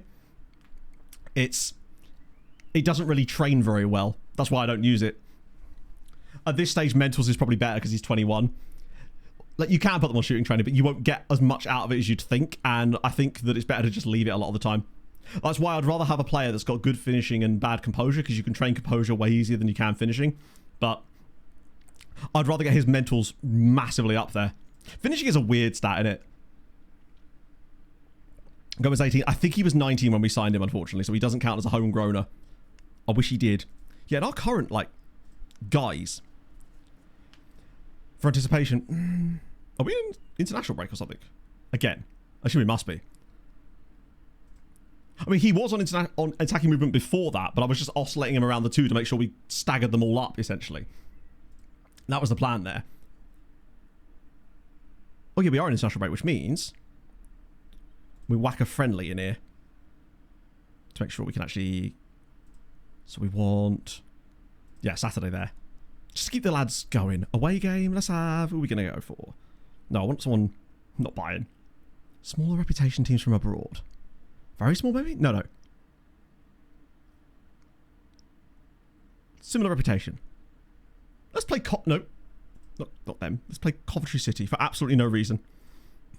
Play against some of the Patreon region. Green Fuel. Love to see it. That wouldn't be a petrol. That would be some kind of bioethanol there, Hadrian. Of course. It's green fuel, no less. Right, Hamish. Fulham's form recently. We've just shat the bed. We can't score a goal to save our lives. It feels like our manager doesn't want to be here, and the players are kind of on the beach and have been for a while. We win games by accident when we do, and we're basically riding on the fact that we already had enough points to not really be involved in the relegation battle. So yeah, Hamish Ogilvie, now that he's moved to Palace, if anything, he's stepped up a notch since moving from Stoke to Palace. It just took him to drop down from Brighton to... Oh, he went from Brighton to Palace. That is a... Well, not technically from Brighton to Palace, but from Brighton to Stoke to Palace. That's a brave move. He will not be popular with the Seagulls. Especially as I suspect there is a chance that you may in fact be a Brighton fan, and that's why you made him start at Brighton. Which makes this even funnier to me, that he's ended up at Palace. Well, yeah. He's got a lot of divides being crossed here. Do a bit of that. Right. Speaking of the tier, well, in it, yeah. I'm pretty certain you did remain at Cardiff, but you were heavily linked with Swansea City. Are Spurs playing on Tuesday? What exactly? Because there's quite a lot of games this afternoon, right? Because I need to do some predictions for those at some point too. Your attributes are actually pretty good. And back in the Championship with Cardiff after crushing it in League One. Of course. I don't see Spurs beating Chelsea. I mean, I know Chelsea have been bad lately, but have we forgotten Spurs? Who you want to bet? Probably still Swansea, right? Oh, you're actually not wanted, but you are asking to leave. I love this. You wanted to leave to a bigger club and you were trying to join Swansea City. That's got a sting. 4 games unbeaten Spurs. It is. It's also still in a relegation battle, Spurs. They're definitely doing better, though, for sure. They actually look like a team, and there's like a plan and everything. I mean, to be fair, the Chelsea that have been turning up lately, not great. So Coventry City, yeah, we'll have that. So Lecky will be rotation, and then it's Arsenal away, where I'm sure things will be absolutely fine and nothing bad will happen whatsoever. But yeah, in terms of actually, let me just hide the unavailable right now. Looking at the nations of like our first team dudes, obviously we've got Argentinians, Brazilians, Colombians, Croatia, France, Iran, a couple of Cote d'Ivoire dudes around Mexico, loads of Nigerians. We actually have quite a strong Nigerian contingent, and they're good as well. Was that 4 of them? Abdullahi's like fringe. John is a starter. Duru is a regularly good player. Uche is one for the future. Norwegian, Pole, a few Serbs in there. Venezuelan, I suppose, with Frank. Is somewhat obscure. I wonder what the highest PA we've got on any player at the club that is of a slightly more interesting nation, perhaps, is. But just sort the entire team by potential. See what the fun ones. There's a Japanese 5-star potential there. Brazil, Colombia, Nigeria again. That's the same guy. Iran, Uruguay, Morocco with Naeem, of course. Cameroon. Wait, who? Okay. One to keep an eye on, perhaps. Yeah, the NAFT MIS Iranian guy, who's injured at the moment, I think. There's an American as well. Wait, who's that? Wait, who's that? Okay, Davide. Where the fuck did he come from? Did I accidentally sign another? Bloody hell, man. I thought that was a... Never mind. Screw Davide then. Another Cameroonian dude. Venezuela again. Paraguay? Oh yeah, I should nickname him, shouldn't I? I mean, he's out on loan anyway, so... There we go. It's so hard to avoid them. There is just so many. New Zealand as well. Who's that? Oh, it's Max Curry. There's decent... Yeah, I'm literally scouting my own team at this point. Yeah, I think as far as the most sort of more interesting nationality... Who's Cosmin Vida as well? Shout out to him. Romanian dude. But yeah, I think it's this guy here. Mohamed El Shankiti. He does have a massive injury, though, which is, I think, is a cruciate injury. So he's going to be... What was it? Oh, sorry, torn calf muscle. I like this guy a lot. It's good. Yeah, and as you say, him being from not Eshtigal or Traktor is kind of cool as well. Jordan, thank you so much for the follow, my friend. I hope you're having a fabulous Sunday. Who do you support, my friend? Welcome aboard. Let me just get rid of this... get this set back to normal so I don't accidentally try and put them in a damn team next time. Not a club. That'll narrow it down. Nice. We've got a few. Witness Protection Man. We actually renamed him earlier today to Tuba Tim, I believe his name was now. Because it turns out that he's actually now eligible to play for Poland. Is the point for last year relegate. Yeah, I mean, I think that Spurs are staying up. I don't think there's any realistic chance, unfortunately, for West Ham that that's likely to change. Spurs have... They've picked up the points when they needed to, and West Ham haven't been able to, really. And that is really what it comes down to.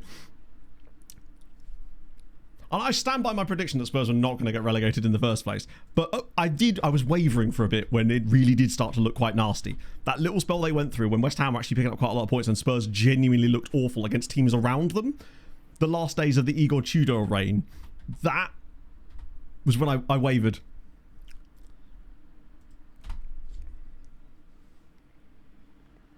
Yeah, if Poland were going to cap and we had... Oh, right. Speaking of Morocco, Poland...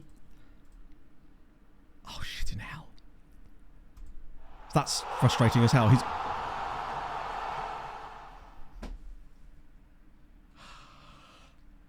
Rennie. Thank you very much for the 5 gifted subs. That is extremely kind of you, mate. I'm very, very grateful. Wow, thank you so much, man. Genuinely. As always, I know I say this every time, but you really don't have to do that. I'm just very grateful, though. That's very kind. I hope you're having a wonderful Sunday. Yeah, why was he... No, because Naeem puts in... He gives you 100% every single time. There's just no... He has 2 settings. Injured and playing at 110%. That's all he does. Something I was going to say earlier, I completely forgot about this. The reason that I wasn't and forgot to watch the FA Cup final yesterday is because Pog and I were watching off campus. Which is another of the hockey romance novels that got made into a television series.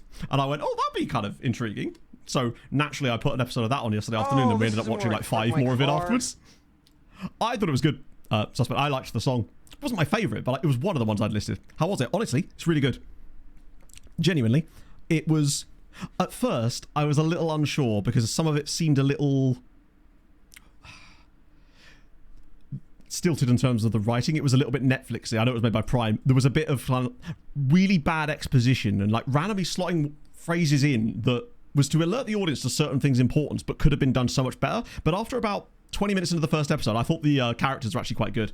There's some very likable characters in it. Warrior Hal, thank you very much for the follow. Particularly... Some of the characters that aren't especially likable at the very beginning, I thought it was really good. So far, at least. I think we've watched 4 or 5 episodes of it. I think there's 9. But yeah, I'm enjoying it. Oh, James, I 100% agree. I think 1 point was too generous. It was not good, was it? Oh, not again. Wait. I'd like to draw your attention. It is 2035. His contract expires in 2040. He literally signed a new contract in the summer. Go away.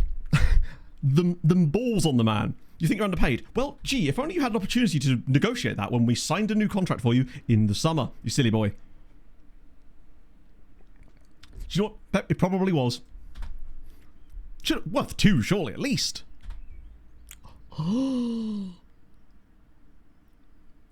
don't have a lot of players in our B team. And that does have a habit of happening. Just got 9-2'd.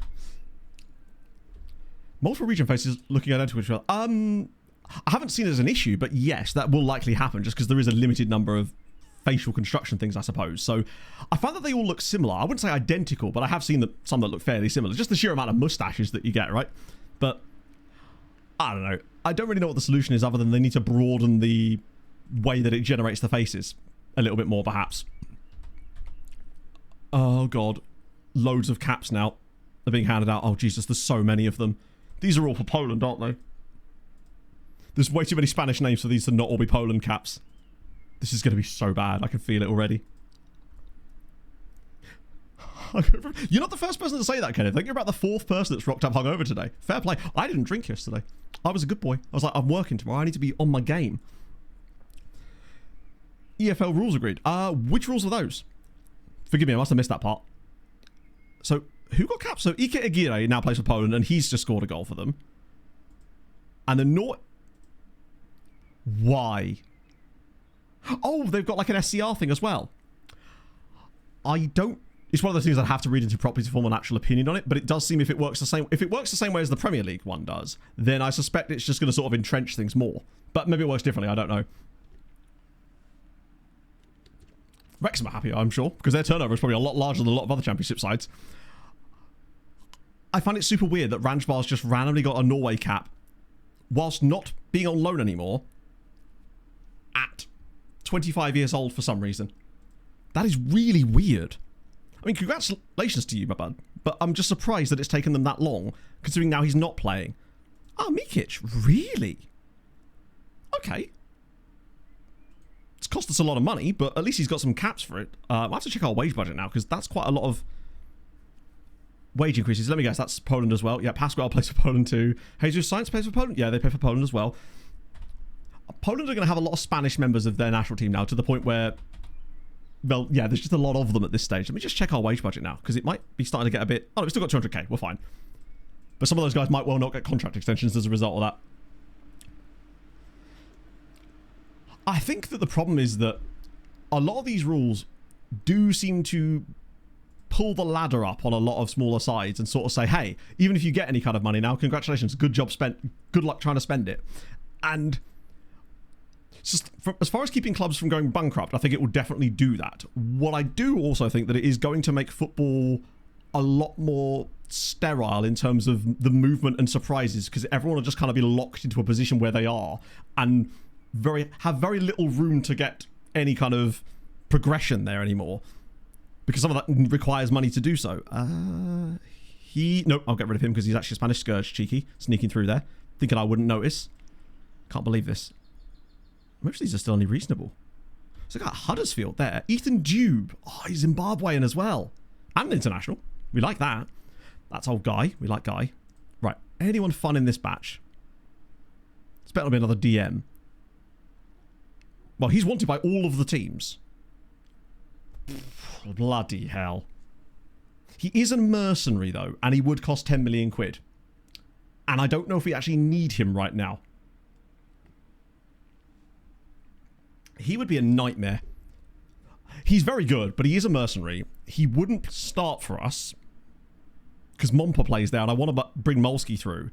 So we could play him as a striker, obviously. But then Gomez... He's already 19.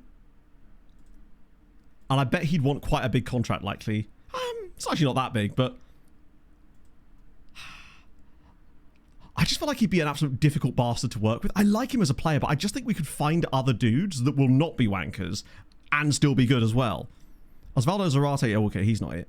Tacking's okay, actually, to be fair. And then Paraguayan Argentinian fella. Oh, hello. He's a bit more fun. Dardo Aviles is a bit more up our street. Much cheaper. 19 years old, admittedly. Good jumping reach. 6'6". Balanced personality, which is something all of the players are. I suppose so. I guess it's one of those things where until we can see how it actually works out, it's sort of hard to form a proper opinion on. I'd need to look into it properly. Oh, that's good to see. So Gornik have upgraded their facility. I mean, I guess they've got a load of money because obviously they went pretty deep in the Champions League last year. And by that, I mean, they went about as far as we did. Which is deep, you know? I keep trying to tell myself. They see him as a star player, so they're probably going to want... Oh, 400k is nothing. That's totally worth it. Yeah, the thing is, though, as much as we do have a shortage of strikers, we only have one striker in our system now. So it means that if we've got 3 strikers in our first team that are all capable, that's more than enough, because you get an injury, there's another one thrown in. You can't realistically carry more than 3 to 4 players for a single role if there's only one of them in the team. So it looks like we have not that many of them because we don't, technically, but we also only have the one of them to actually use anyway. And actually, the other striker we've got available in Fantasy is me, so how dare you? I could throw myself in. I'd do a fine job. I scored a goal once, you know. 4 Wisła, no less. He actually wants quite a bit of cash here. I do worry about him getting international caps, but for the time being... I know he wants a youngster, but the second they start throwing those clauses around, you know they're not going to be happy with whatever I offer them, unfortunately. Hello, you know. I will reject the loan. I mean, I've done it now. Probably didn't need to reject that, actually.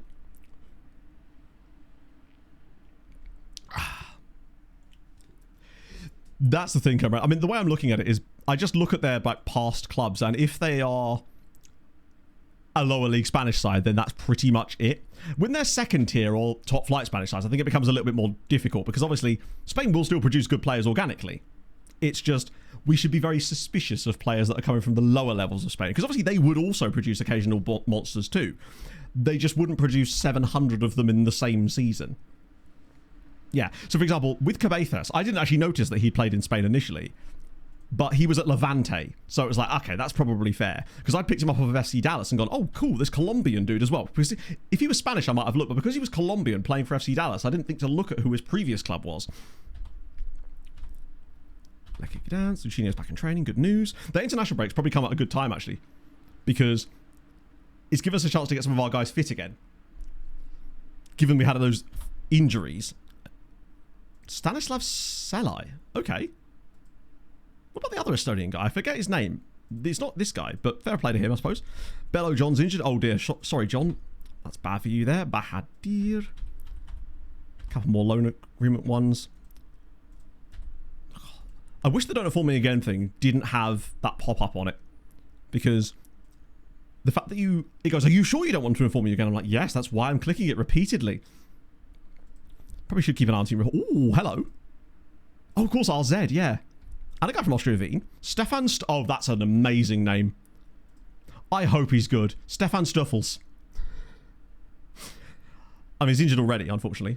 Moderate calf strain, that's fine. He's got good tackling. Reasonably fast. Can't dribble to save his life, but Stefan Stuffles. The name alone is worth it. And Ovando Wilson. Hugo Azago. And with 6 long shots, I really hope he doesn't Azago. Nuzul Naim. I think his injury was like 2 to 3 weeks. So it should be... He's probably going to miss the Arsenal game. Thankfully, we have an extremely capable deputy who I think genuinely, at this season, has played better than Naim has. Albeit against worse teams. So, did we look at... I just realised we didn't actually look at the Conference League or Europa League. I pointed out that Gornik had won a game and then didn't show the game. Because they're now our best title rivals. They beat Crvena Zvezda, which pulls them back up to 14th. They probably need to win out here to have any chance of getting top 8. And even then, that would do it for them. 9 points, 13 points. Actually, yeah, it probably would. Because they do kind of need to. They've been really disappointing. As for the Europa, please tell me things are better. The news is better here. That's the playoff round. Cool. Okay, Radomiak have definitely won another game. Oh, Arca. Mate, come on. Who did they lose to this time? Hoda Girona. Okay, fair enough. Radomiak won away at Braga. That is a result. And a deserved result, too. no possession whatsoever, but Rego and Mabwati doing the business. Was Mojsic in their team? On the bench, came on the 89th minute. You love to see it. That's slightly better for Poland. It's still not great, though. If we were to look at like our coefficients for the season, 3.4. Like, we slip below Germany. France are right there as well. We need to get our shit together as much as we can. Ah, Saba. Jeez, look at the value on him. How much did you pay for him? I have to know. That's more than any of my players have ever been worth. It's sponsored on the back of the M3 Touring. Wemp. I have to know. What do Wemp make other than bad people? League's TV deal is basically non-existent, unfortunately. It's, I think, £6 million per season. But I think that's per club. I don't know, actually. It might be the total CV deal or not. I forget. FM displays it in a really weird way, and you can't see the information outside of the news article when it tells you about it as well. But it's gone up. It goes up by like 17 to 20% each time it comes through. But because of the starting point is so low, it's so massively behind where it needs to be that it's sort of pointless.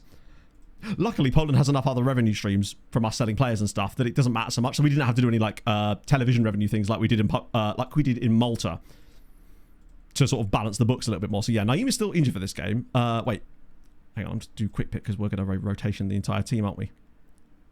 Full rotation, and apparently that means Gomez is starting because that's what full rotation means. Vanetti's in. There we go. Coffee. No, I can't start Coffee if he's going to play next game. Santelli will have to start. Gutierrez, Cabezas, Paredes, Hernandez is playing left wing back. Okay, that's a choice. Surely we have other left wing backs. Yeah, like John. Who else? Abdullahi Gambari, Payers, Vanetti, Obradovic, Cabezas. Okay, that's a good lineup. Whether it's enough to beat Lechia Gdansk, I don't know, but we'll find out. John is unhappy, presumably because of contracts. Wait, where is John? He, much like many of the other guys, are just basically kicking off because, as usual, my deal isn't good enough despite them signing a new contract recently as well. Dixon Job. Yes, we have. He comes up basically every time we do one of our immature lookups, basically.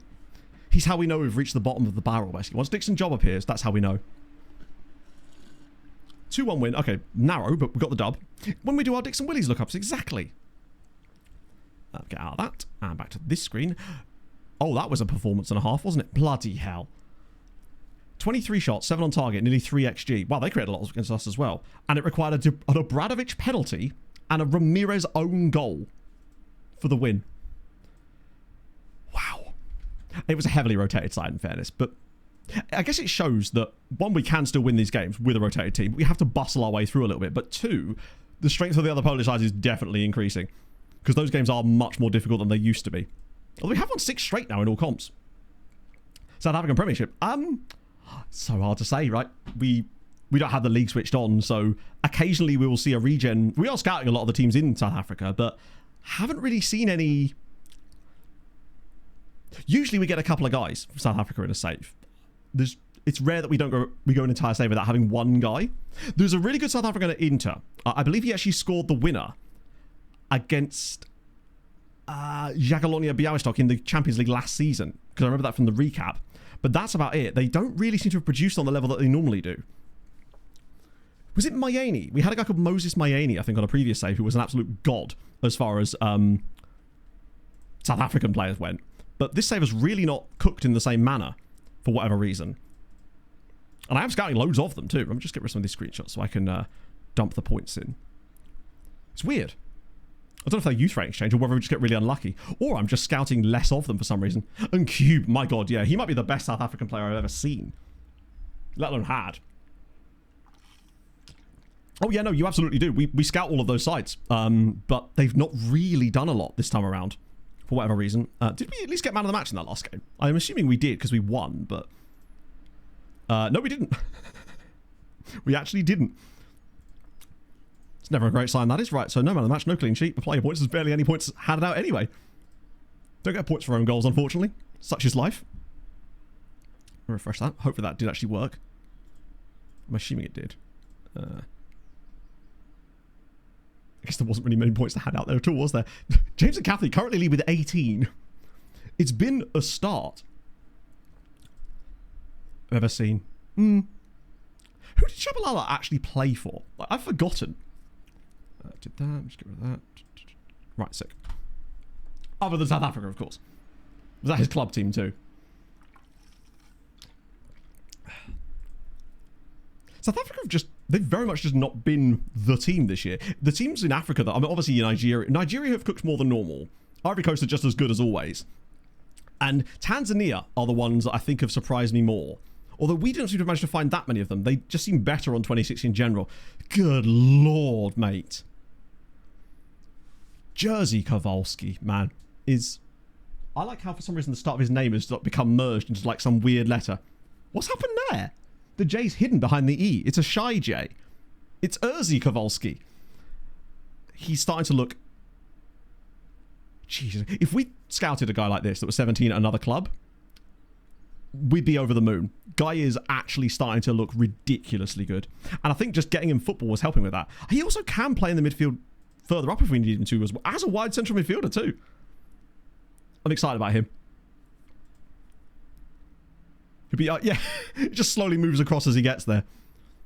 His first name would just be Y after that. Wow, what the hell happened there? There's teams in the European places here with 0 goal differences, which is concerning. But hey, we take what we can get, I suppose, at this stage. Shabalala's career, let's have a look. Alexandria United freeze. Oh, sweet.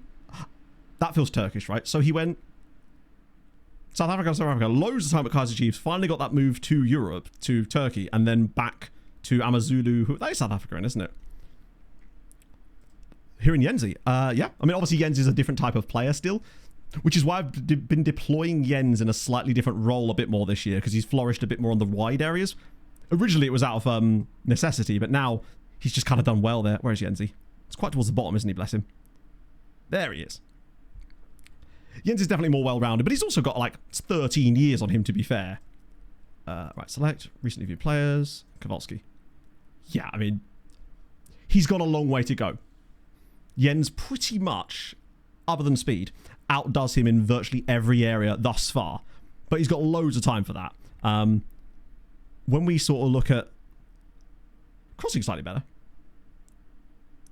Yeah, he's just not there yet. What he really does excel at, though, is his passing, tackling techniques sort of stuff. But he's not good at the more forward-thinking things, which is okay. If he's going to play DLP, he doesn't need to be. Free kicks are quite good on him, though. But mentally, he still lags behind Jens quite a lot in a lot of areas. But he's getting there. You know, he's still only 17 years old. When looking at Jens, you are reminded what good really looks like. But Kowalski is by no means a bad player. I mean, he's extremely good for his age as well, which is awesome. That's true. Maybe he will just become a guy called Kowalski. Like full-on Brazilian style. Jens at the start of the game. That would be good to do, actually. I have no way of doing that, but it would be good to do. Bear in mind as well, with Jens, when we got him, he'd actually developed quite well, which is why when we bought him, he was able to come straight into our starting 11 and everything, and has never really left. He's just so goddamn reliable. And I like to have a bit of experience, TM, in the squad when we can, at least. He's immensely well-rounded. And probably has really high consistency as well. Sacked into Miami, went to FC Tokyo, but yeah. I think that's the thing with a journeyman. It's so crucial to choose the right jobs in journeyman saves, because he's going to ask about it again. If you pick the wrong job, it can suddenly kill your interest in a save, which is why I was so picky during Outcast of Icons to make sure that... Oh, go away, Jose. You have a 5-year contract currently. Shut up. Think I'm underpaid. Don't care. You signed another contract. Let's see. Information member of the squad. There you go. I take it back. No way, Jose. Yeah. Jens loves a banger, true. Exactly. And he's very good at them, too. He doesn't just like... that's more like it, Motor. Finally. That's a really important win for them, actually. They finally woke up the lads. But 10:30, I got home at 4 a.m. Good Christ. Yeah, we haven't really talked about that. Obviously, I wanted to see Hearts win the league because it's interesting, right? But they lost on the day and they couldn't get the results when they needed to the most. They did a bloody good job of it, but they fell short of the final hurdle, really. I see a lot of like stuff online about, this, that, and the other. I just don't really see any. I think people are just sort of making shit up to imply that Celtic somehow cheated. And I'm just like, I don't really see it myself. Like, it's just odd to me. A lot of these things like, this wasn't a penalty, that wasn't a penalty. And I look at them, I'm just like, I don't see what they're saying. Or this was offside and then it wasn't and stuff like that. Steve Cooper is doing the business. Also, who's this guy? Ryuga Noda. Is he extensively scouted? He is. Okay, he's very intriguing to me. And he's a right wing back. We like those. They're our favourite. Bit of that as well. The Juve job, nice.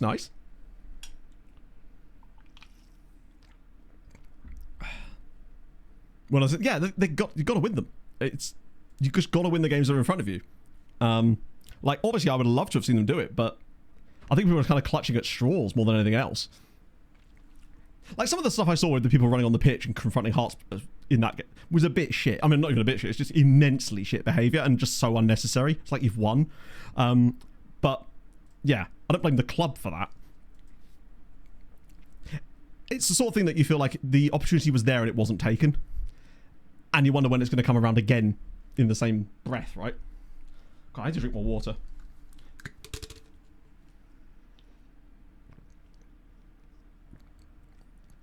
Comes board coach. Yeah, exactly. That doesn't change the sporting element of things. That's got nothing to do with Celtic's players. That's Tony Blue. I love it. The rivalry of the two betting mavericks. I'm still looking to pick up Baldur's Gate 3 at some point. Mushroom Man, I keep waiting for it to drop really cheap on sale, but I don't think it ever will at some point. Team Vent. No, I'm Team Tony Khan, as you know, because I'm so supportive of him. Just to clarify, this guy's really good and we like him, right? He feels like a perfect signing for us. Youngster, 18, will be homegrown, no injury issues, although he is currently injured. I'm a fan of this lad. And yet another quality prospect coming out of Japan. It made Scotland more interesting than a lot of the stuff in the Premier League, for sure, yeah. But I would love to know what the underlying numbers were for Hearts and Celtic this year in terms of expected points and like got XG and stuff. Well, Hearts, I'm assuming, overperforming in places and perhaps they just returned to the mean a little bit towards the end of the season, which just happens, unfortunately. Sometimes you can ride it out, but you need usually other teams to drop away a bit. I already have Red Dead actually I have it on PS4 and PC. I randomly the other day while I was just bored, was just doom scrolling as you do, and stumbled upon various TikToks, and basically it was people doing weird shit before cutscenes in Red Dead, and because of the way they dynamically work, it takes into effect the things that were happening right before the cutscene started, and it's things like a guy eating like 100 packs of offal before starting a cutscene, and he suddenly grows massively fat while he's talking to this person. Just shit like that. I was losing my mind. It was great. I'm very easily pleased, as you can probably imagine. Doesn't take much to get me going.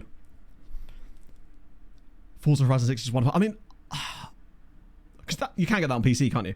It's never been the type of game that has. Maybe I just need to have a look at that sort of stuff. But when I want to switch my brain off, lately it's been Racoin. That has been my game of choice for just brain off, podcast on, relax a little bit. It's what I did after stream on Thursday. I actually put off a lot of the things I normally do after stream and did it Friday morning instead, because I was quite pleased with my production for the week for once. So I was like, no, let's have a little bit of time off after stream and play some Racoin instead. No loan for you though, buddy. He's probably going to get Japan caps, isn't he? But luckily, he doesn't want too much money. So I could probably get away with offering... Oh, shit. Maybe like 14 there? If it'll let me get my cheeky extra clause in there too. There we go. I think he's good. Push for longer. Yeah, I mean, that's that mentality that wins you titles, right? It's just tough.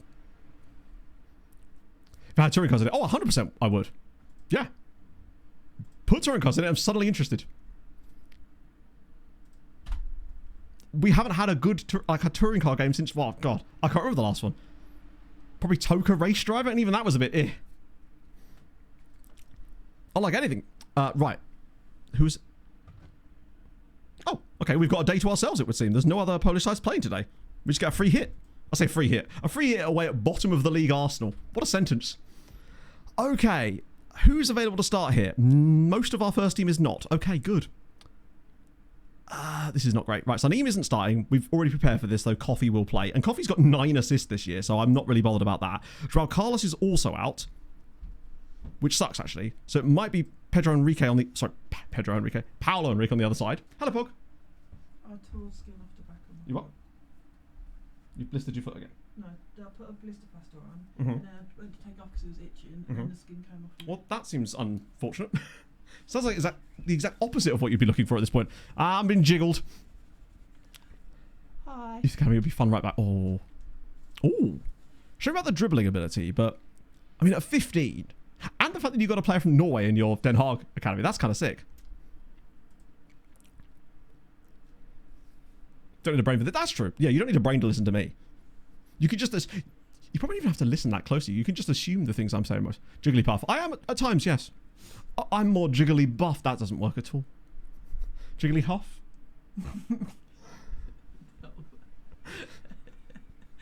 A Pog AMA. Oh, no channel points necessary. Ask away. What? Just be like, what's your PIN number? He's done well. What's your mother's maiden name? Jeff, The probably. name of your first pet. Yeah. What street did you grow up on? Just building the fake profile in the background. Pog, why? The real question, to be fair. Can't be mad. Why not? Screw it. Actually, you know what? Fuck it. I'm going to go have a wee. And, No, I need a wee. That's why I came on. fine, you wee first, then come back in. No, I'm not doing that. I'll be like 2 minutes, Pog. Just go have your wee.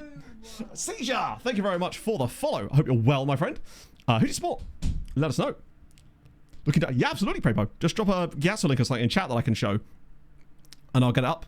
Can I move Santelli in instead of Naeem on the bench? Just because he's at least slightly fitter, perhaps, for the time being? Pog to match the Arsenal game. I mean, it's already set up for it, right? Rick Tavera. Sorry, Rick Tavera. Thank you for the follow as well. Who do you support? I'm going to guess... Benfica. Same youth intake. I'm afraid you've tried to send me porn, and as a result, my government has decided that you are a bad, bad man and must be punished immediately to the fullest extent of the law. Basically, IMGA links are not allowed to... You can't use IMGA in the UK because I apparently live in 1984. If I put a VPN on, it would work, but I can't stream with a VPN on because it would... Actually, probably could these days. Everything is porn. It's true. I'm surprised this stream gets through, to be honest. Hello, Gazman. Yeah, it'd have to be some... Literally any other site. Yeah, so, oh, thank you, chat. Sorry, chat, I've done it for you. Oh my god. Sorry. I thought you meant, oh, here's a guy that looks like another guy. No, no. What you've got there is sextuplets. Yeah, no, fair enough. The Clone Wars have begun. I'll be honest, admittedly, I was at one point be like, oh, you know, sometimes players are going to look alike. Yeah, that's 6 dudes from the same intake that do look the same. Fair enough. Especially as... For example, French, but clearly the names are likely of African descent and Cameroonian. Fine. They could maybe look similar to each other, perhaps. Luca Richard probably doesn't. And then Gilles Clement, who is from Luxembourg, again, yeah. Pre-built. Oh, does it pre-built them? Is it the difference? I see. It's just because you're mates with all these lads, Flawless. That's what it is. You just know them personally. What's Gilles like as a lad? What's he like as a dude? Right. Can I now have my wee? Yeah, but I'm not doing this. Yeah, you are. Talk to chat for a minute. No, Talk to chat. No. Matthew. Hello.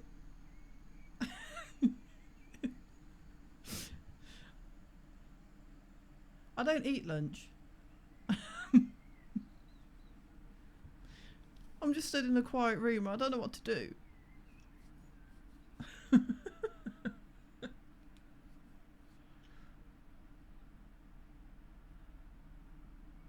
I don't know what to do with his players. Many small boats. I don't know what to do.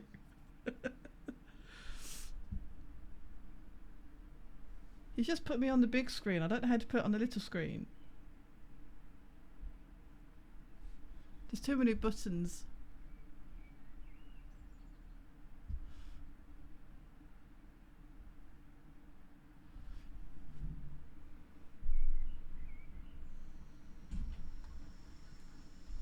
just pressing buttons, Matthew.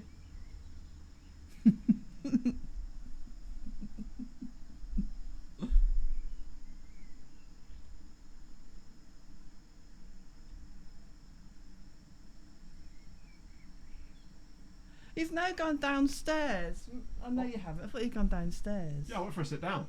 I figured you got this. I don't know. I'm just been pressing buttons. I haven't done anything on the screen though. I was hoping she might have just muted herself the entire time. I don't know. So what are you talking about? Catch me up. Nothing. I just don't. Nothing. Literally nothing. You said nothing. Chat. They were telling me to press buttons on the screen. I didn't know what to do. They wanted me to put couldn't even someone in see the goal. screen. I know. That's why I was trying to. I couldn't find the button. To be fair, that's all I do the entire stream is just press buttons. Rarely. Admittedly. Yeah, I don't eat lunch. Apparently. You what? Don't eat lunch. Neither do I. Usually No, go streaming during lunchtime. Happy now? No. What do you mean? Am I happy? You just sort of threw me in the deep end. Chat, it was her big dream to be presenting stream for a little bit. What was it? What was the question, Mushroom Man? I'll answer it for you. Unless it was a question that was about me, in which case I'll answer it for you. And I can't scroll now. God damn it.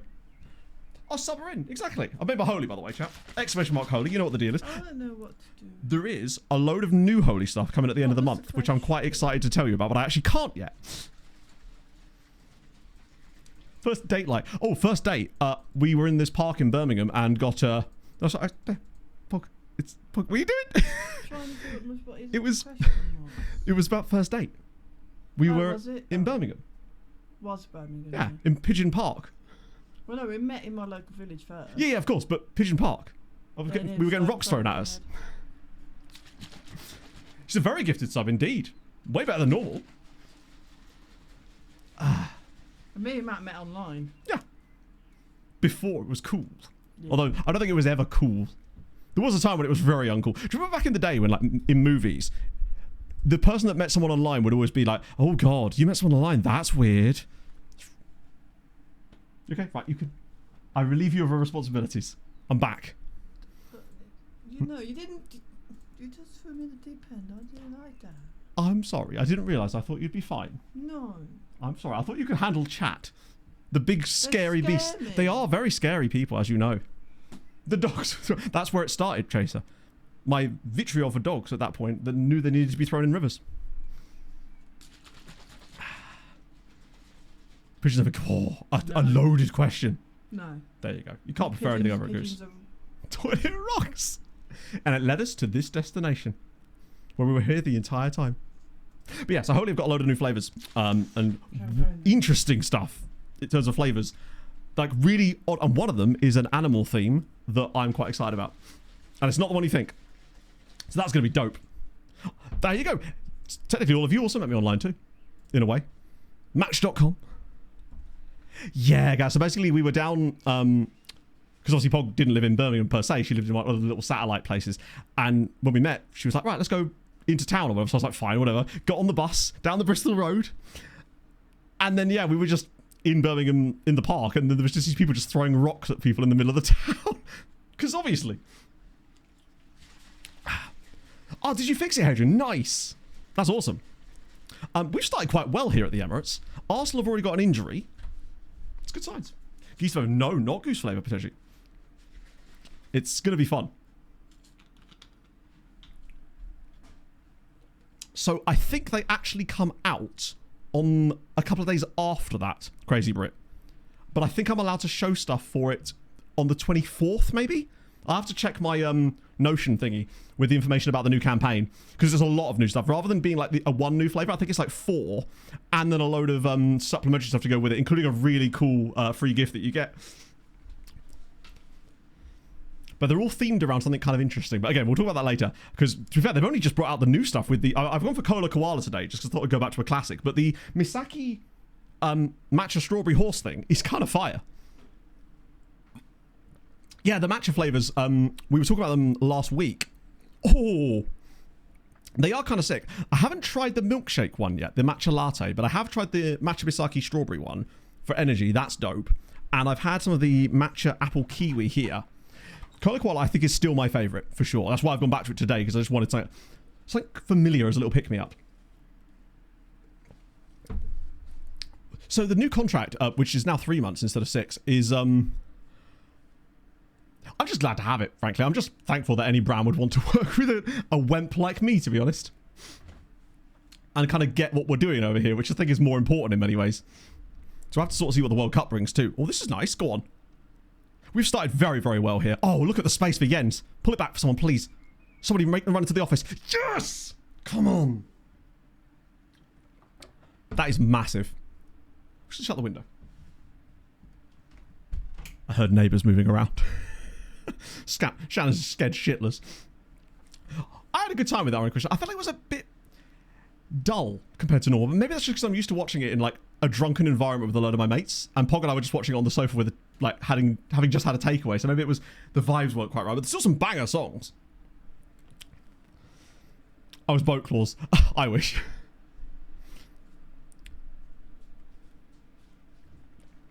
I think having flavors based on every country would be in a lot. Because think about that. Actually, here's a question. If you were, say Holy were to make flavors based on every country in the World Cup, what would each country's flavor be? And what would it be called more specifically? I suppose you'd have to have the name of the country in it. So you'd have to try to find an alliteration too. So Uzbekistan would be a toughie just because of the name. Monparus makes it too. I would say so, because it wasn't my favourite song, but of the ones that were towards the top, it was probably my favourite of them. I did like Romania as well. And my favourite was honestly Sweden. And I liked Czechia quite a lot too. Surströmming surprise. Big fan of that. Craig's sausage roll. That doesn't rhyme. You have to have England egg. No, I've got hot dog flavour. I mean, it's a national pastime. We're 2-0 up, by the way. Arsenal are really bad in this save now. Like, really bad.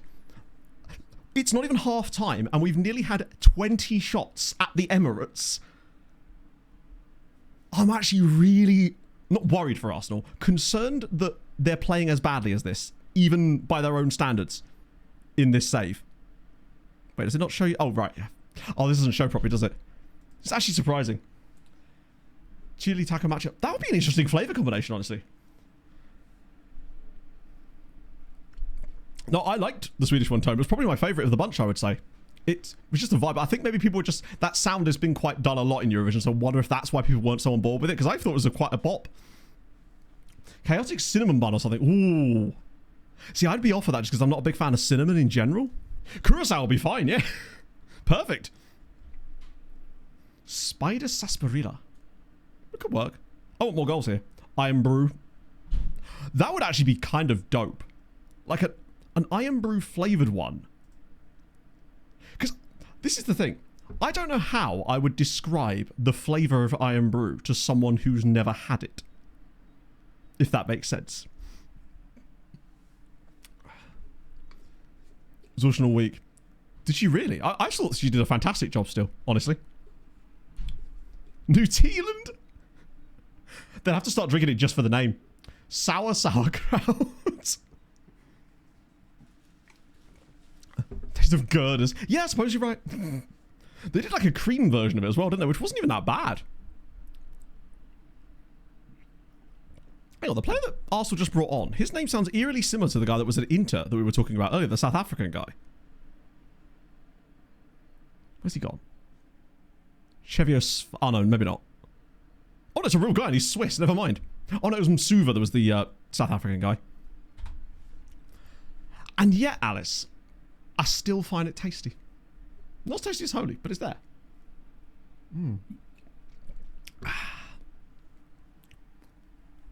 Great wine gate. Turkmenistan. Turkmenistan are in the World Cup, are they? Andrew has just scored, apparently. Is that... Oh, don't do this. Come on. Not like this. Not again. I'm not about to stand for this. We've battered them. That's literally the only shot that we've even seen of Arsenal in this entire game, and it's 2-1 all of a sudden.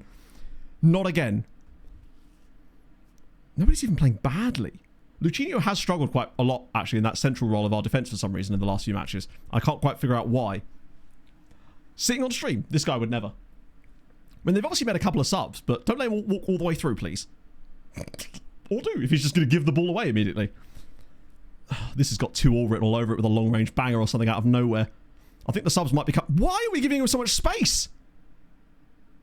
Oh my days. That should have honestly been 2-2. Right. Immediately, look at who's looking flapped. I might get Kowalski off again, actually. He does not seem comfortable right now. Dushan maybe, though. He's got the moves. And apparently, no, Duru's not fit again, is he?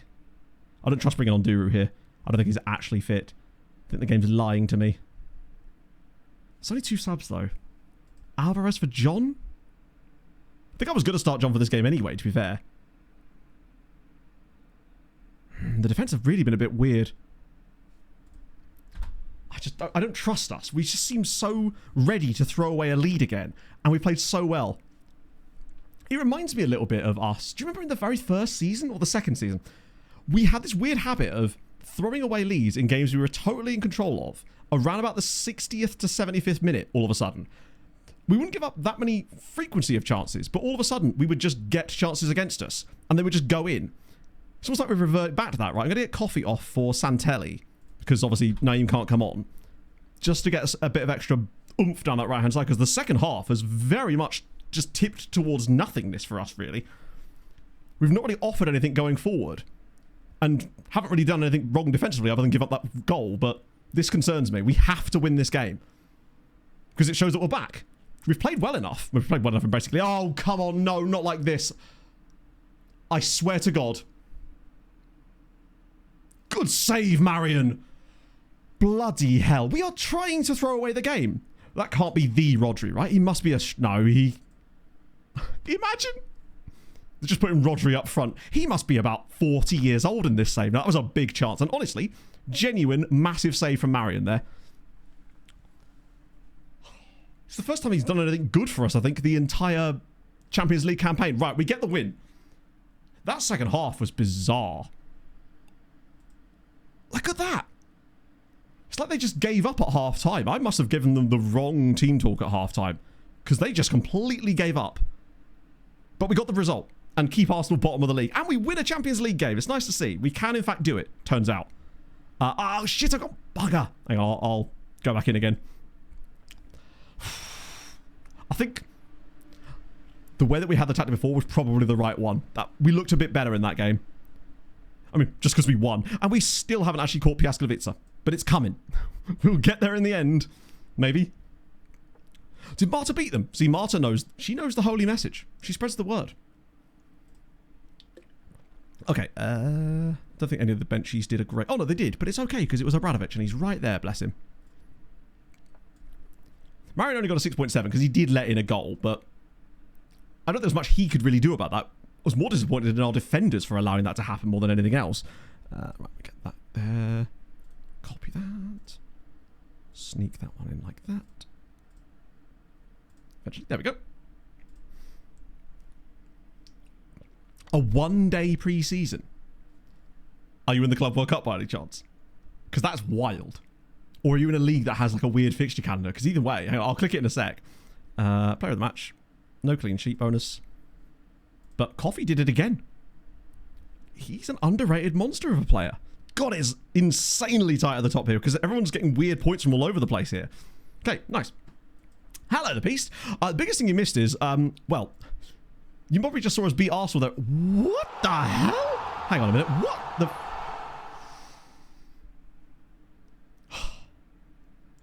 Lovson? What's with all the, like, first-time gifters lately?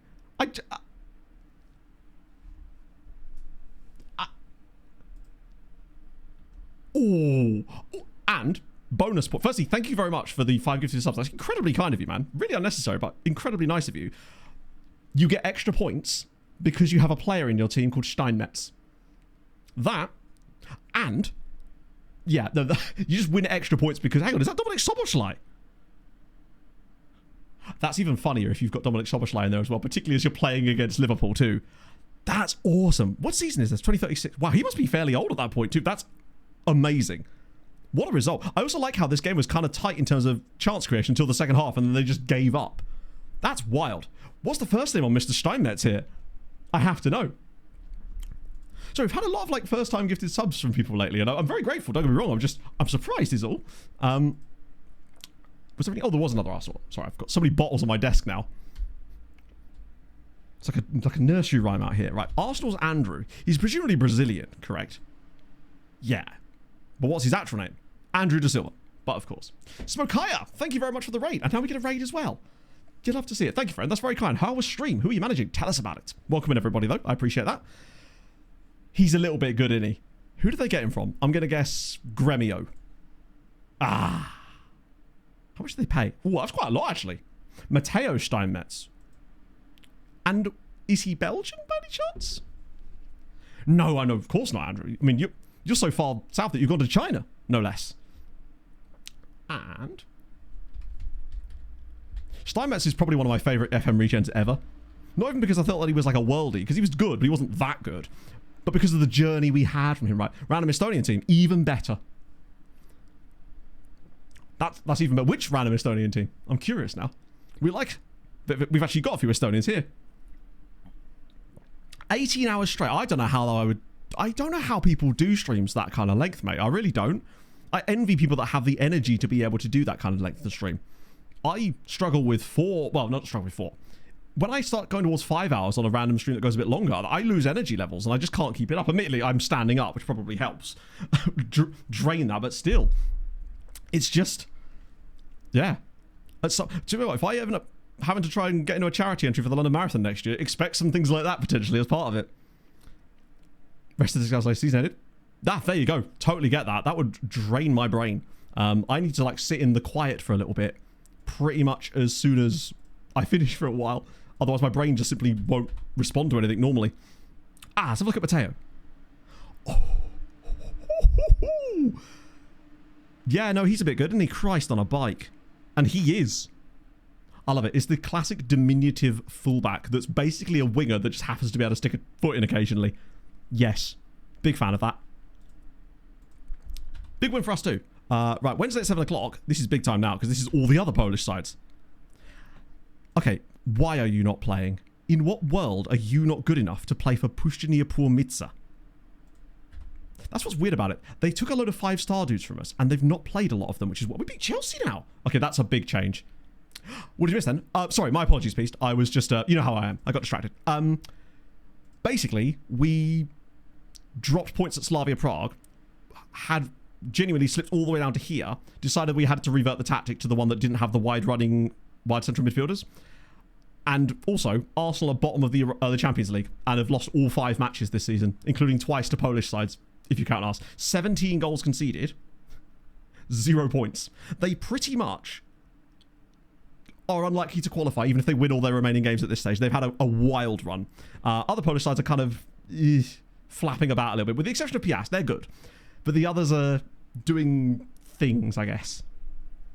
See you later, enjoy the rest of your day, man. Unless you win, in which case, and such.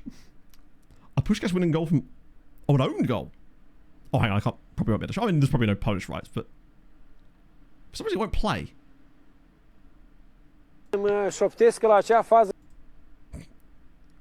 No! Okay, chat. The link that Postcode just put in chat, I don't know if I can play it on stream, but please watch it. It's worth your time, I promise you.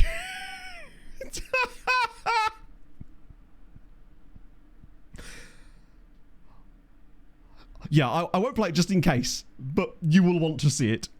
Premier League. No, that's the thing. They're not from what we saw, if I recall. Oh, they are 8th in the league, actually, which is kind of bad. Watford have fallen away now. That is bad for them, actually. They're not doing that bad in the Prem, but they are doing very bad in Europe. That's insane. Whoa! Okay, we've just been made to look really foolish. Extremely fucking foolish. Corona Kielce lost to Chelsea. You'd expect that. Yeah, that sucks. They're kind of ass, but that's not an easy game for them. Motor Lublin beat Kairat. Motor are back, baby. Only 1-0, admittedly, but they got the dub, which is important, and Trevino obviously scored the goal. They're getting points again. They're up to 7 now, right? They're pretty close. This one, on the other hand, what the hell has happened here? Oh my. Piasklevica 6, Nice 1. 6-1 victory. Bear in mind, we lost to Nice in the last stream. That's a performance. We're not going to catch them, are we? We are literally not going to finish ahead of them. We're so far behind now if they've won another game. Geisler, Ramadan, Romero, Ramadan, Niels, Ramadan. Ramadan is looking... He's looking limited in the sense that I think he's probably as good as he's ever going to be, but that's fine. He's just done a solid job, and I think he'll only ever really be as good as this, but this is fine. Yeah, bro's just dropped a 10 out of 10 rating with a hat-trick in the Champions League. And they got 4.4 XG. Like, their goalkeeper, honestly, he saved 10 shots in this match. He's actually done a very good job. This could have been a true mullering. Although I just noticed that they didn't have Mika Biret in their team. He was the guy that scored against us. So it looks like... Did Nice rotate their team? And Crocodile Tortoise is doing the business. That's some result. So where are they now in the league? Ah, yes. They're fucking 5th. We are still 4 points behind them with 3 matches to go. We probably will just be able to get ahead of them, but they're carrying Poland a little bit right now. So 12 points there. Motor for that 19, and then Corona for... So we're up to 20 points overall. They're probably not going to get to 32 like last one, but still. Right, who are their last games? Because they'll have 3 left, right? Actually, there's still time. So... I like it when it breaks it down like this. It's more fun when they're not playing on the same day as us. Kronikielce have got a chance for points there. Motor have got a chance for points there. Piasklevice play Ajax next. Ajax at home as well. That's winnable. I know Ajax beat Arsenal, but apparently anyone can beat Arsenal now because both us, Ajax, and Piasklevice have all done it. That's winnable. And then after Christmas, Kronikielce go to Arsenal. You know what to do, lads. Then they go to Liverpool. That's tough. But you never know. And Motor will go to Tottenham. And I think that was all of those that day, wasn't it? And then last day of the tournament, hosting Stuttgart. That's not easy. Oh, they need to beat Leipzig. And what about Piast? Hosting Bayern Munich. They'll probably not quite work. But that's okay. They're doing a decent job. They've got way more points than I expected. Yeah. Wait, they all playing English? Oh my god, that could either be a brilliant week for us or an absolutely devastating week for us. Depending on how it trickles out. Physics question's so terribly wrong. Yeah, I've always been interested in quantum physics, but not... Physics itself as a class used to bore me at school, but the concept of quantum physics and stuff I find much more interesting. Like, I have some of my bits of my ISA in various quantum stocks just for the memes. Not for the memes so much, as more like, I feel like that might be a tiny little bit of my pie, just to see if anything could happen there. And in good news, it's up 12% this year, so I can't really complain. That's kind of sick. I got the separation between a planet and a star to be 0.99 meters. Do you know what? It seems like that would be a little too close, J-Tux. Now, I'm not a physics, of course, but I feel like they'd interfere with each other if they were that far away. Because that's like, what, that far? About 20 centimeters. Should have rounded up, you see. That I got it. Right, Thursday. More good news, right? Just a kiss, yeah, little...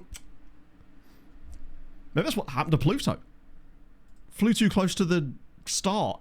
I could have just said sun. That would have... Ignore me. Streamer tells chat not to watch. Chat didn't need to know that.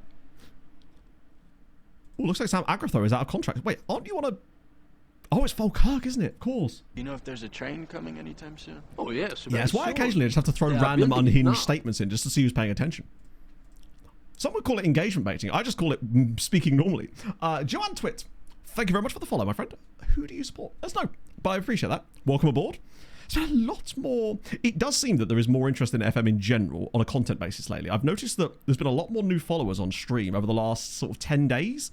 Like a noticeable uptick, which is interesting. I just noticed these interesting trends. And it feels like the viewer numbers are... They don't normally go back up again over the course of a year. It kind of goes down a little bit, then it plateaus, and it kind of finds that level, and then it's there until the new game cycle. But it feels like lately, there's like a kind of... a slight tweak, which is interesting. But thank you for choosing to check me out. I really do appreciate that. Even same on YouTube, like the last scouting video I put out, I thought... the Lone Farm video, I thought, you know, that's going to be a little fun one that's really niche and people might want that. But it's like a number 3 out of 10, which is very high for me lately. So I'm kind of glad. Check it out. Oh, I bet you do. Is it because of the dinner plate? I knew it. Right. Smash the space. But no, we've done it. Europa League time. What we saying? Please continue doing things. They are continuing to do things. I fear that Arca may have stopped doing things. Why does it care about the playoff so much? Arca drew 2-2 with Alaves. Okay, that's not a bad result. Alaves are good. They do need to do more than that, but they're at least hanging on in there. They need wins. I think they might be... Unless they've got easy games after Christmas, maybe. But Radomiak, on the other hand, fair play, lads. Who did they beat? Let's go back one. Okay, well, oh my, chat. I assume you saw the same thing I just did at the bottom of the screen there. We have to talk about that in a minute. They won. Oh, that was not them. It's going to be shown in a minute, isn't it? Right. Okay, well, we've got to find out what the hell's going on there. That's not the first time this season either. They beat Celtic 3-0. Mateo Marabese and Radomiak have just beaten Celtic 3-0. He's secretly a Hearts fan. What a performance. Was Moisic involved in this one? Came off the bench and got a 7.2. Yeah. So that is not... Firstly, Bente, how's it going, man? Welcome in. How's your weekend going? How was Parkrun? Did you run or volunteer? Vultex, thank you very much for the follow. Welcome aboard. Who do you support? Yeah, so this is not the first time this season that Victoria Pilsen have been humped by an extreme amount of... Victoria Pilsen are the answer of what happens with a planet and a star. They've already lost 9-0 to Schalke this season. I don't understand why they're so bad. I love that they had 50% possession in this game. Hajduk Split have just put up 10 against Victoria Pilsen. Their front line. The striker, Mishura, got a hat-trick. The midfielders of Tomic, Matkovic, and Majic all got braces. Turns out Lisa didn't in fact need braces, but Victoria Pilsen do need a dental plan because they just had their teeth kicked in for the second time this season. What a segue. Is that Mudryk? On which team? Hang on, I'll have to check properly.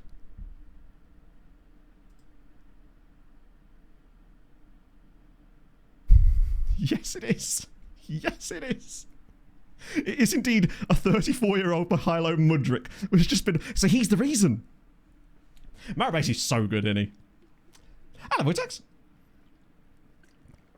This is actually... This is the consequences of doping. I just don't understand. They have a team with actual players in it. It's not like they're playing grayed out squads for some reason. Their goal difference must be generationally bad in the Europa League now, right? They've conceded 30 goals in 5 matches in the Europa League. 30. They have a minus 23 goal difference after 5 games in Europe.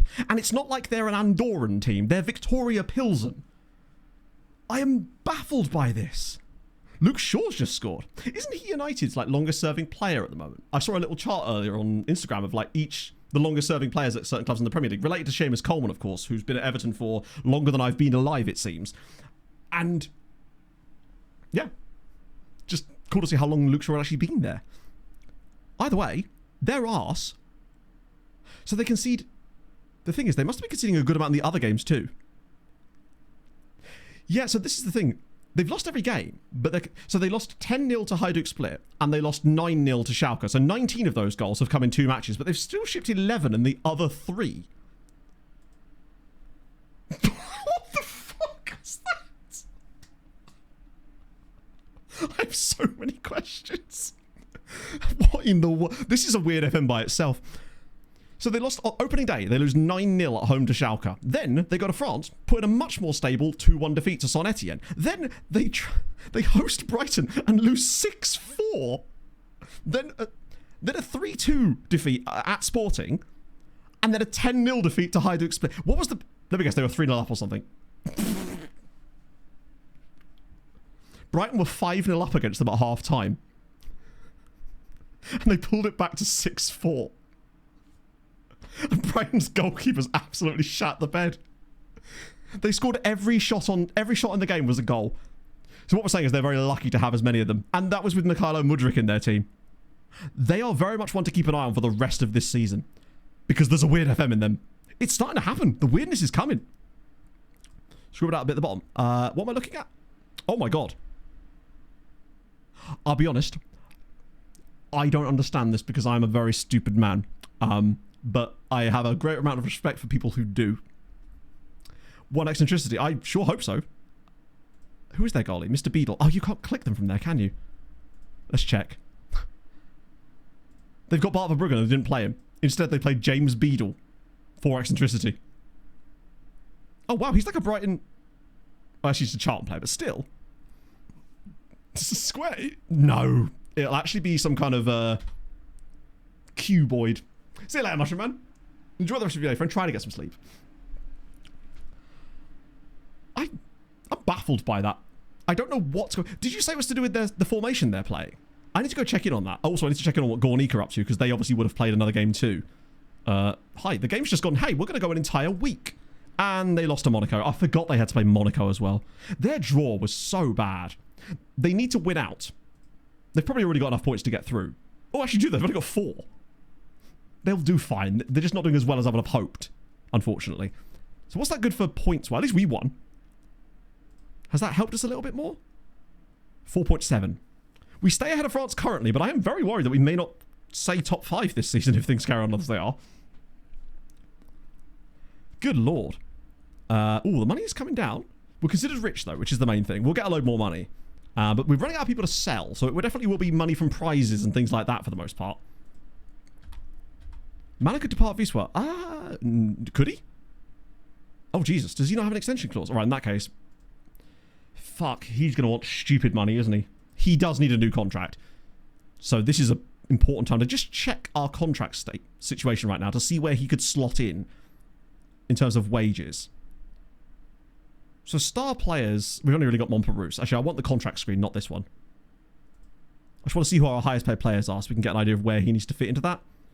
So Anwar's on 81. Montparnasse and Marion, unfortunately, are in there. So I feel like if Mana came in like the 70s or even maybe slightly above Anwar for the next contract, it would probably be okay. As long as he doesn't want 100 plus. That's where things start to get a bit squiffy. But I think he's valid for how good he is to be in this sort of upper echelon of these kind of fellas. So no midfield. Oh, really? Okay, I'll have to have a look at that properly in a minute. Right, let's discuss contract with his agent. Okay. Win the Champions League in the next couple of seasons. That's not going to happen. Well, it might. Hopefully it will happen. I just don't want to be tied to it. Good egg. He'll probably still want closer to that. But that's fair. We can work with that. That's why it's important to control your wage budget, though. For that exact reason. Joe Long no longer wants a new deal. Oh, dear, Johnny boy. Right, important player is fine. That we're not doing. We might win it, but I don't want to be forced to win it. 76. Okay, no wage rises for sure. 5-year contract is good. Honestly, with a relegation release clause, I reckon I could get him a bit closer to 70 with maybe a... Ooh.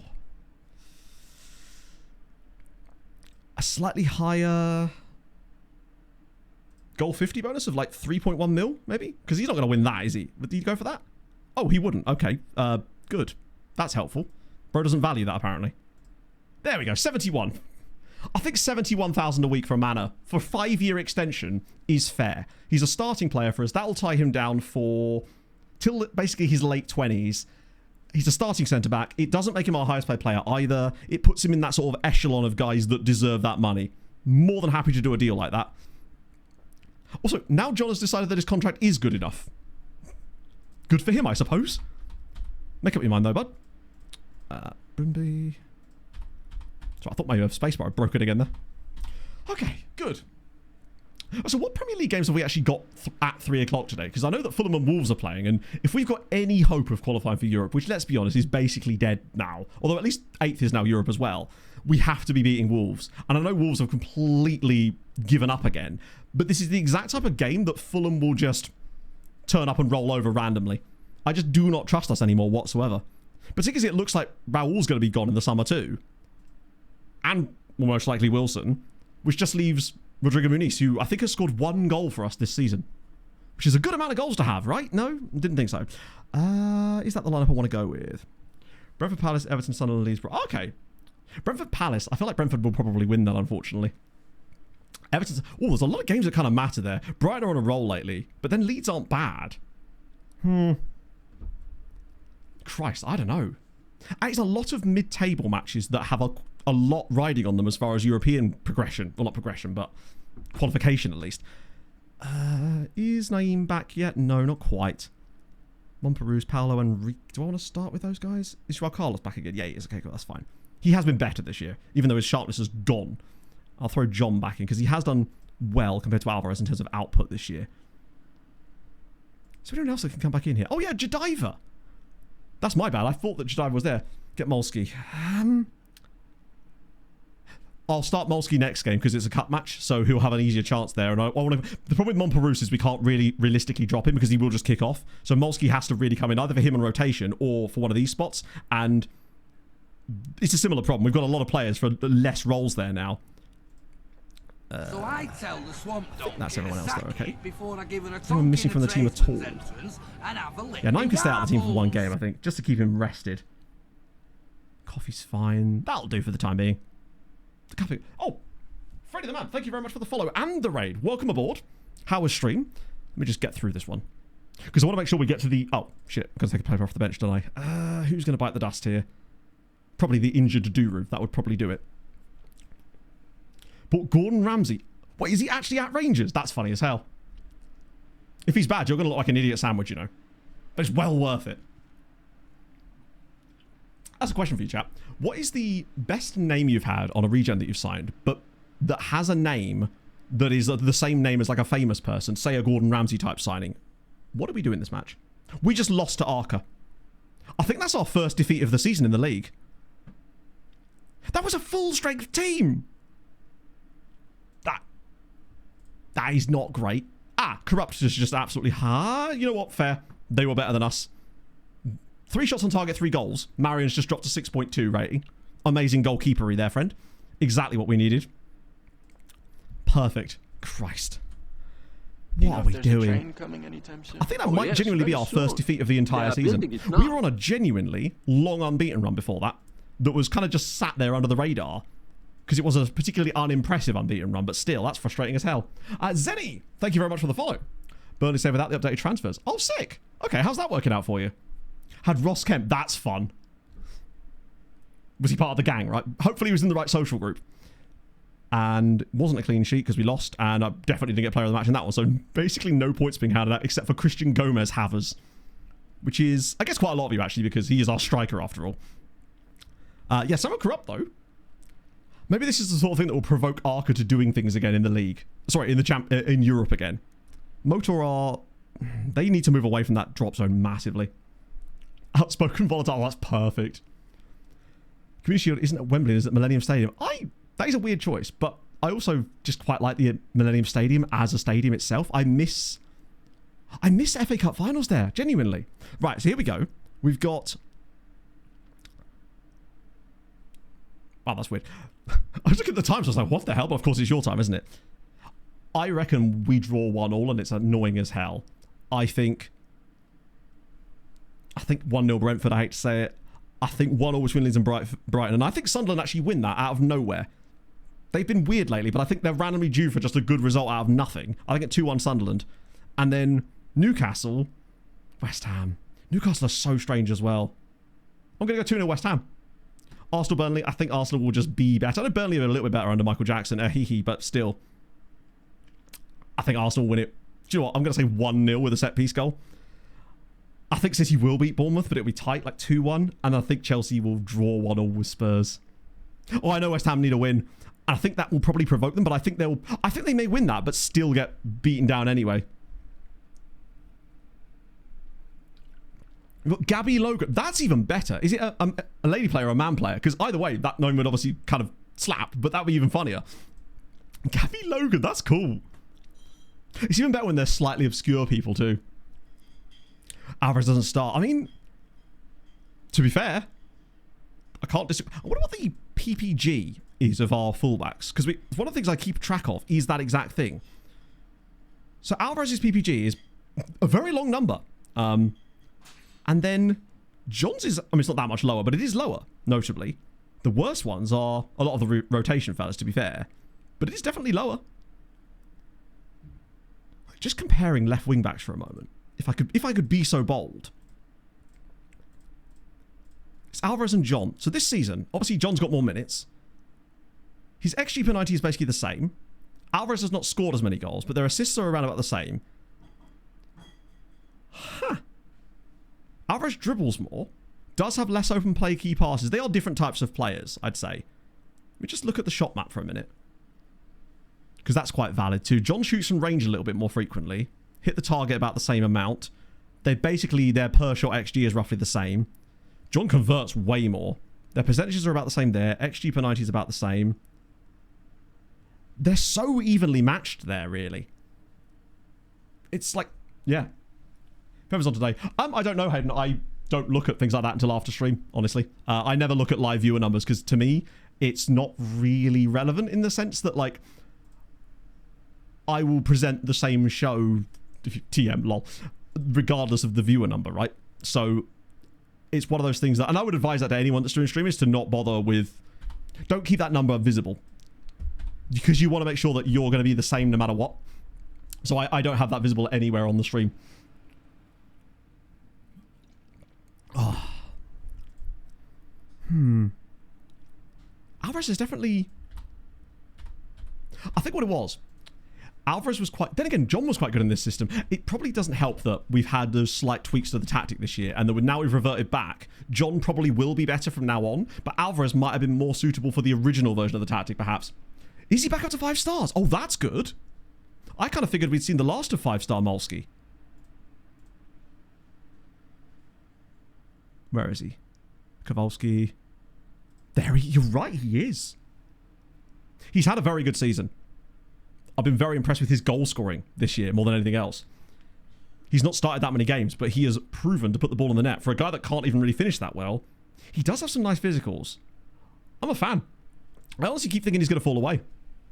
That's exactly it, Hayden. They're there to sabotage me. Move my streams around and everything, and now this is what they do to me.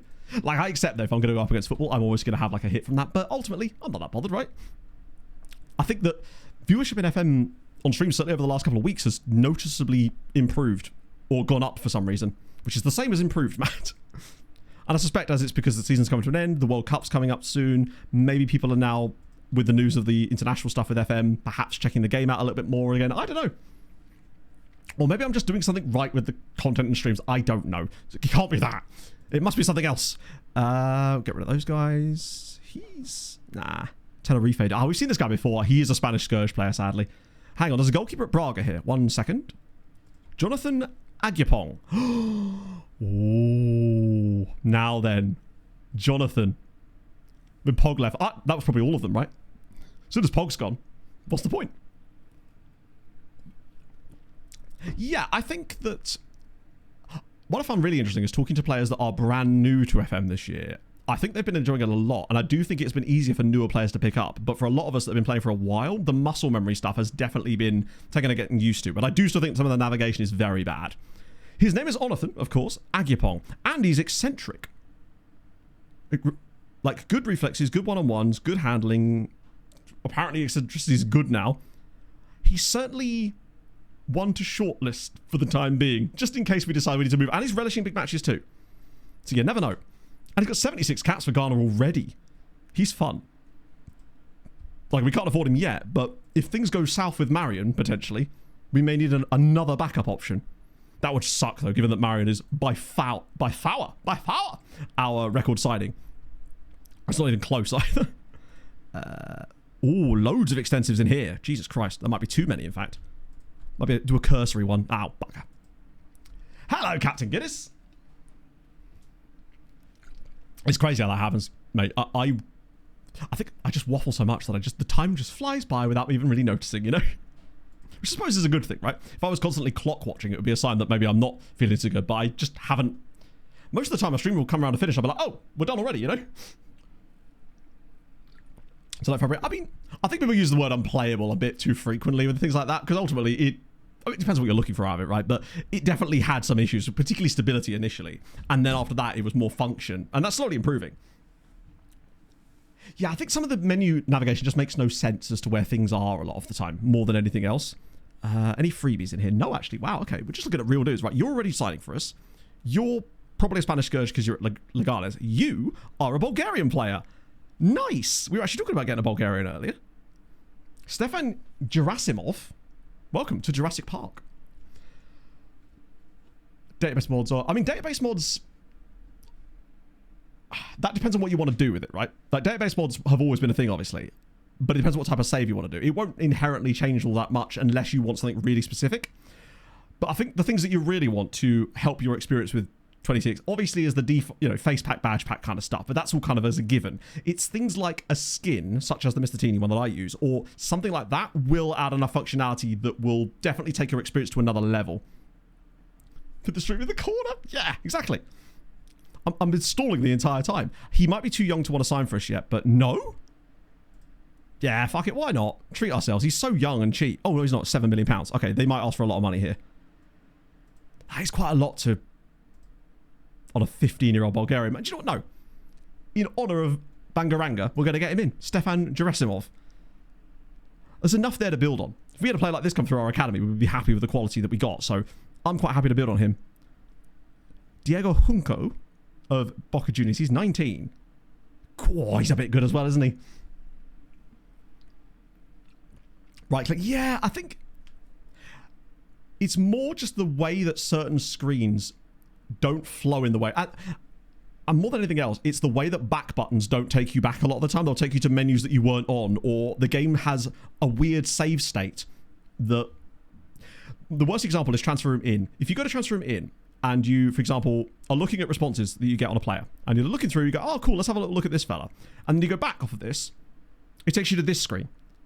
In what world would that be where I'd want to go? I'd want to go back to the screen I was literally just on. Shit like that. It's just...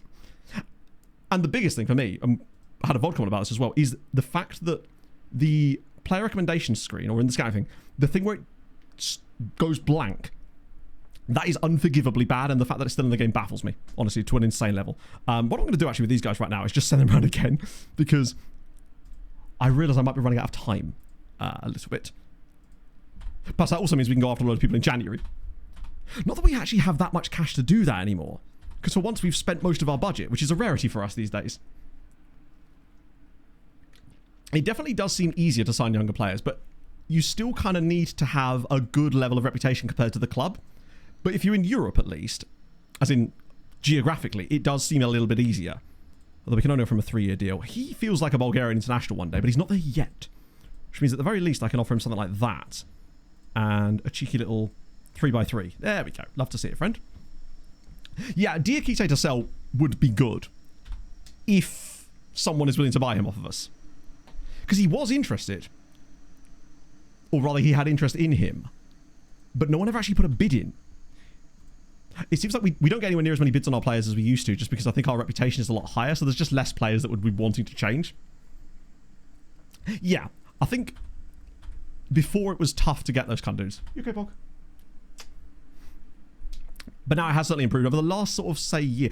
It's one of the other reasons I think we were able to get more loanees out this year, is because I think our reputation took a jump, or the reputation of the other clubs in our league took a jump, or something, because I've never seen loan offers work like that for us. Like, every single player got an offer. But the name works really... Oh, yeah. And just things like, for example, this screen here. There's no reason why this would need to be any bigger because it's only got 2 players on it. But you'll sometimes look into a box like this and it will say, I don't know, maybe there's 15 players that are under monitoring, but it'll only show you 6 of them. And yet there's this giant dead space down here. These boxes need to be adaptive to the size of the thing to show the information properly. Having to click in for no apparent reason, it's that those little things that could improve the UI so much are the sort of things that I hope to see in 26. Sorry, 26? Well, actually, I do hope to see in 26. I'm going to go bold. No Polish slides in action today. Yeah. And the records, but yeah, and just the way things are tracked are just very bizarre. It does need... That layer of polish is definitely missing from those things. Right, we're going to start Molsky today, but I'm going to start... No, I'm going to start instead of Monperus. Give my man a rest, because he is clearly lacking a bit of fitness. Finally. And Coffee can have a rest for... I'm going to start Santelli. Naeem is probably nearly fit again, but just for the purposes of this one game, I will let him have a little extra resty rest. Because we've got another game after this, which will be full rotation anyway. We're playing Zag again. That'll do.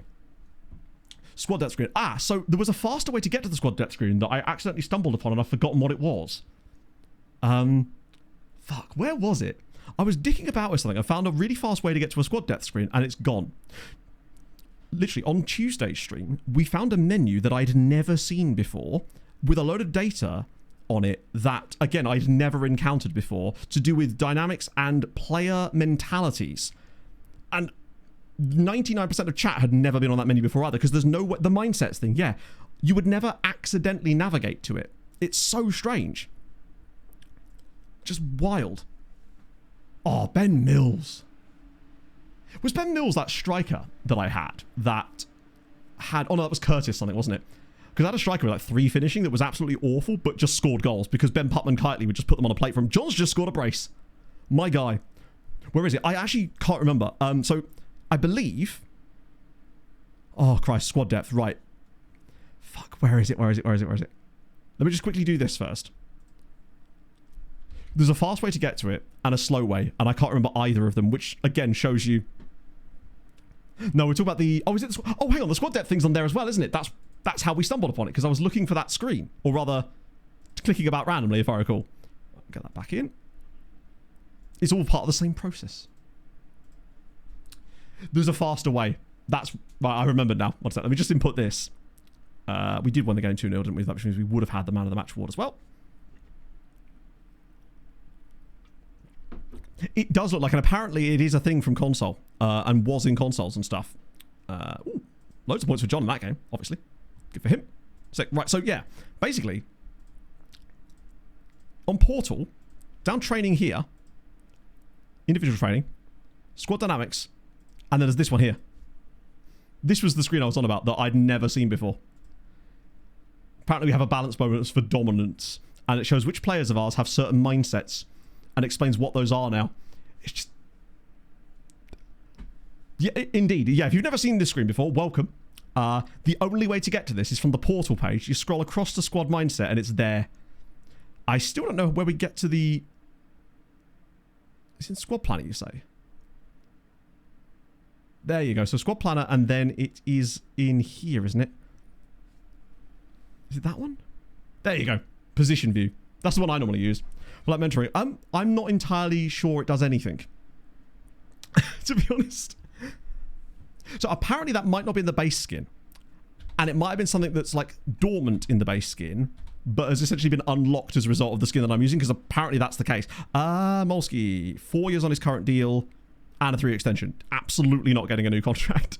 Not a chance. We've got him locked down right now. Why am I going straight into this when... No, go away. You've got... what's that? 4... He's got 7 years on his contract left. No, thank you. Saints just beat Atletico. What a result. Yeah, I assume it's because it's been unlocked due to the skin, because it's sort of sat dormant. Yeah, I used to love the squad depth screen. It was the only time I'd even actually interact with the squad planner was to get to the squad depth screen as it happens. So it's 4 plus 3. Because I'm not just trying to do maths at the same time. I'm also trying to speak out loud about a different topic and formulate thoughts that I want to talk about after that. It does make simple tasks somewhat difficult sometimes to do like 3 things at once cognitively, I suppose. Didn't we just do this again? Lad, we've just discussed this.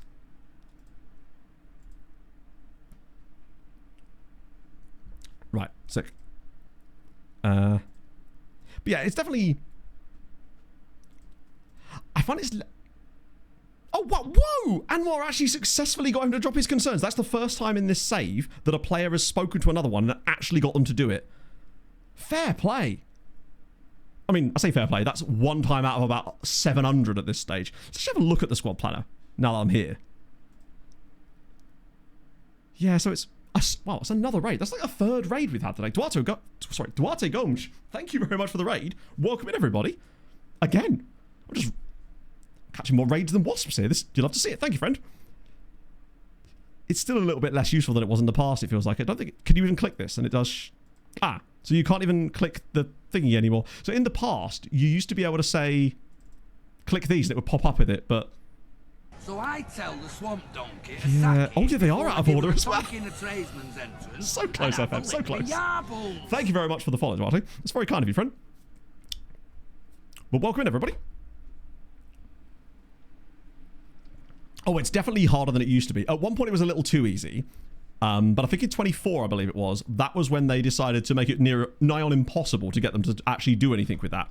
We used to have a guy on the Tromsø save called the Crowbar. That wasn't actually his name. But he would basically convince any player of anything whenever I wanted him to. Truly. You'd send him around like with that's why we called him the crowbar, because he'd just go around to their house and they would suddenly conveniently do exactly what I wanted them to, and it almost never failed. Yeah, Hadrian is second in fantasy because fantasy's been weird today because the goals and stuff and performances have come in strange places for once. And if in case you wonder who the player was, it was a guy called Kent Ore Antonsson, I think his name is. He was at Tromsø, obviously. I don't know if he's actually there at the start or whether he was a guy we signed, but he was the best. He was just perfect for that kind of job the entire time. Right, we're checking on the team reports in case there's anything new in here, which there look to be. A Spanish guy at Brumby. Okay. Surely Bodder haven't had any new ones. No, I think we have basically exhausted what Bodder have got to offer, but who's this dude? On loan from Valencia. God damn it. In fact, let me guess, he's actually... Oh no, he's not a Spanish Scourge, but he is on loan, sadly. 68 being domestic. That's a good ratio. Like, I have some non-domestic loans, but they're usually the sort of loan back clause type dudes, which you're always going to get. But trying to keep that as many non-domestic as... Sorry, trying to focus on domestic only is a great... It's a sign. You want to keep that percentage as high as possible, pretty much. So we rotate for Vidjev Wodge, and then we just bomb towards the... what's the one I'm looking for here? The Youth Intake Preview, which I must admit, I'm not concerned about, but feeling like surely we can't get a fourth consecutive viable Youth Intake. Coffee in for this game. Yeah, that's fine, actually. Alvarez in for this game. That's fine, too. Gutierrez, Obradovic, Cabeza. A slightly fit duo. I think I'll start Vanetti here, just to make sure that we've got a fitness situation working for us there. Diakite's rating's been... Oh, he's wanted now. By Arsenal. We sell Diakite to Arsenal in January. Now that feels like a great opportunity to mug them off. They just won't. Well, they will. They just don't do it as often as they used to, basically, Limerick. So, as you saw, it did work. I got Naeem to talk to Molsky to get him to drop his contract demands. But, in fact, I probably should start Molsky here, too. Now that I think about it. What I'll do, actually, is I'll start Molsky on the right-hand side instead. So that way, Obradovic still gets to play. In fact, I could maybe swap them over. I think Obradovic might be better there, actually, than Molsky. Yeah, I'll do that instead. But yeah, so it does work. It just works very infrequently. In the past, it was too powerful. But what often happens with SI is when something becomes a little bit OP like that, the response is often to go the other way and make it almost impossible to use. It's the same reason that, for example, I don't really interact with mentoring all that much because I find it too complicated and too painful to manage for the actual results that you can get out of it anymore, whereas what they had before was way too powerful with the tutoring system that you could do. That's a bit more like it, actually. I mean, Diakite did nothing. Molsky was actually quite poor in this game, but Duru, yet again proving that he's just a Mr. Match engine. And he came off the bench and scored a goal, which means I'm going to have to give him some manual points for this one. Yeah, mentoring comes for us all. You can outrun mentoring, but it will find you. It's like a serial killer in many ways. You cannot escape it. Which is a shame. Because even if you don't turn it on, bear in mind, I've never interacted with mentoring at any stage in this save. And yet, it still happens, and you still get messed up by it at times. Tutoring was stupid, because you could get a guy, no matter what contract they were on, if you found a model citizen fella, they would basically be capable of turning pretty much any player you wanted on your team into a model citizen, essentially. Right, is Duru man of the match for that game? Am I going to have to, like, dick about with that as well? Because that feels like a pain in the arse, but let me just have a little check. I assume he was. Oh, no, wait, man of the match was their goalkeeper, in fact. Never mind, that's much easier for me, then. That saves me a lot of effort. In that case, I can just award those points manually. Sick. We didn't get the man of the match bonus, though. Clean sheet, we did, in fact, get that.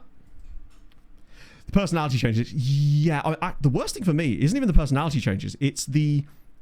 right, so Duru gets a goal point. And he'll also get an extra point for the assist. I think. Hopefully that's gone well.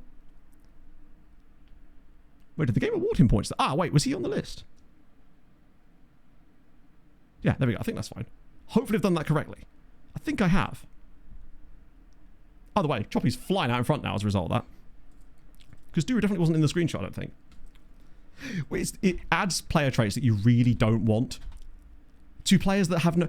I wouldn't mind it so much if it was... If a lot of the traits that the players got made any sense. but it does just have a habit of giving them weird traits that you would never realistically want them to have. Because it'll be things like your central midfielder now runs with ball often and they've got 4 dribbling. But why? Particularly as if I was to go to, say, my assistant and say, I want to train my central midfielder on runs with ball often and they have 4 dribbling. Then your assistant would turn around and say, why on earth would you want to do that? That's never going to work, boss. And then you would say, probably not. And then if you tried it, it would almost certainly fail. But for some reason through mentoring, it just seems to work when you don't want it to. Draw traits for to an extent. You really can't. If you don't set up mentoring, it will just do it. That's my point. And yeah, there isn't really much you can do about it. Like, you can ask them to do traits, but they will just... And the other thing is, basically, I don't want to set it up, because the second you set it up, you then have to use it pretty much for the rest of the save, because it will always be there, and you have to then keep an eye on it the whole time, otherwise shit will happen.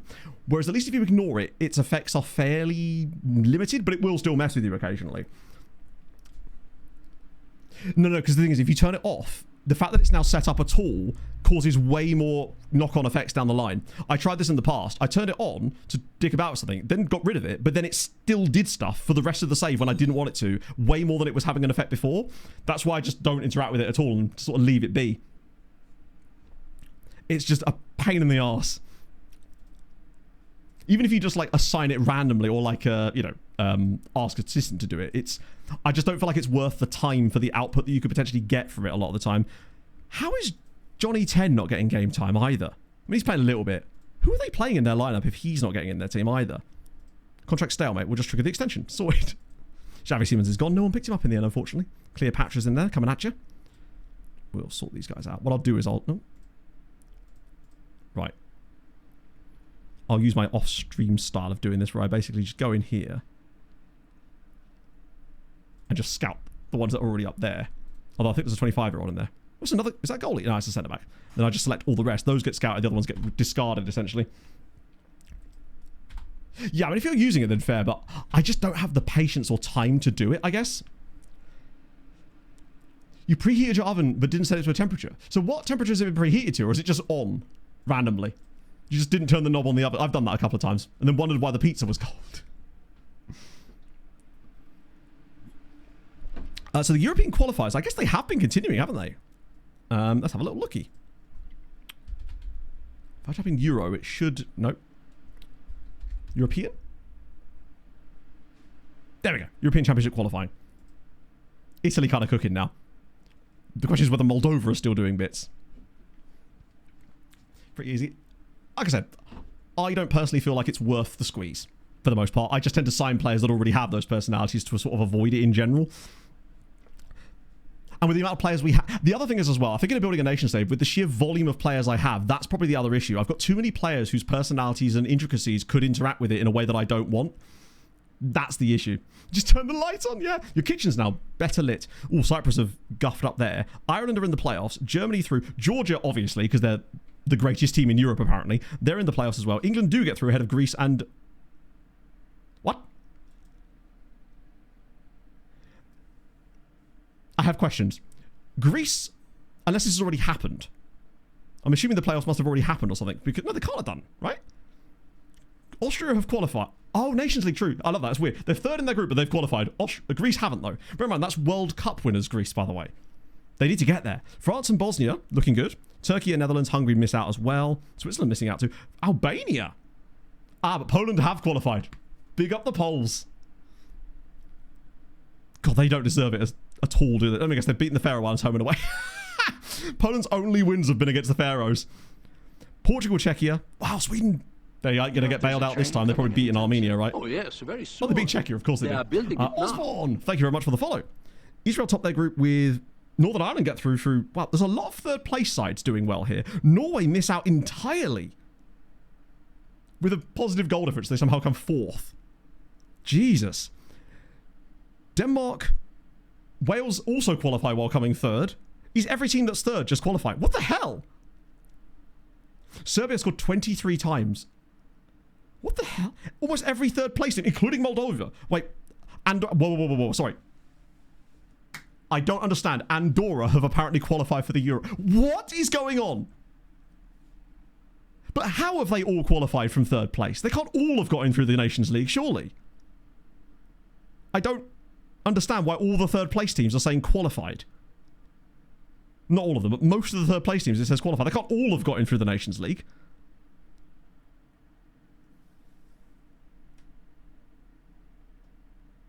I mean, I guess, but surely that doesn't get you guaranteed spots for every single one of them. Qualifying for the playoffs. But then why does the second place team say playoff? I'm so confused about this. Bear in mind, Andorra beat Scotland, and that's part of the reason why they're in this position. Nations League, I guess so, but there's so many of them. It's saying that 1, 2, 3, 4, 5, 6, 7 teams are qualifying for the Euros while coming third. They can't. Surely there isn't 7 qualifying spots in the Nations League. That seems like way too many. I know there's a couple, but 7 seems excessive.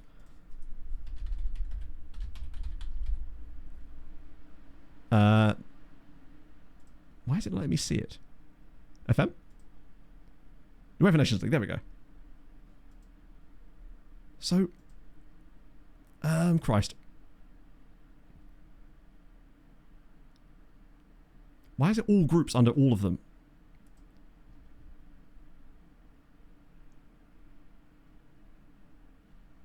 It's such a pain in the arse to navigate. Group B? So Serbia and Sweden go up there. I don't know what I'm looking for here, to be honest. It's just so hard to even navigate. It's Group D group stages. Malta... Is it quarterfinals? Who's winning out of Group C and D? So these groups here. So Wales win 1, Israel win none, Northern Ireland win 1, Kosovo win 1. This just seems like a massive mess. I have no idea what's going on down here. Where even is Andorra?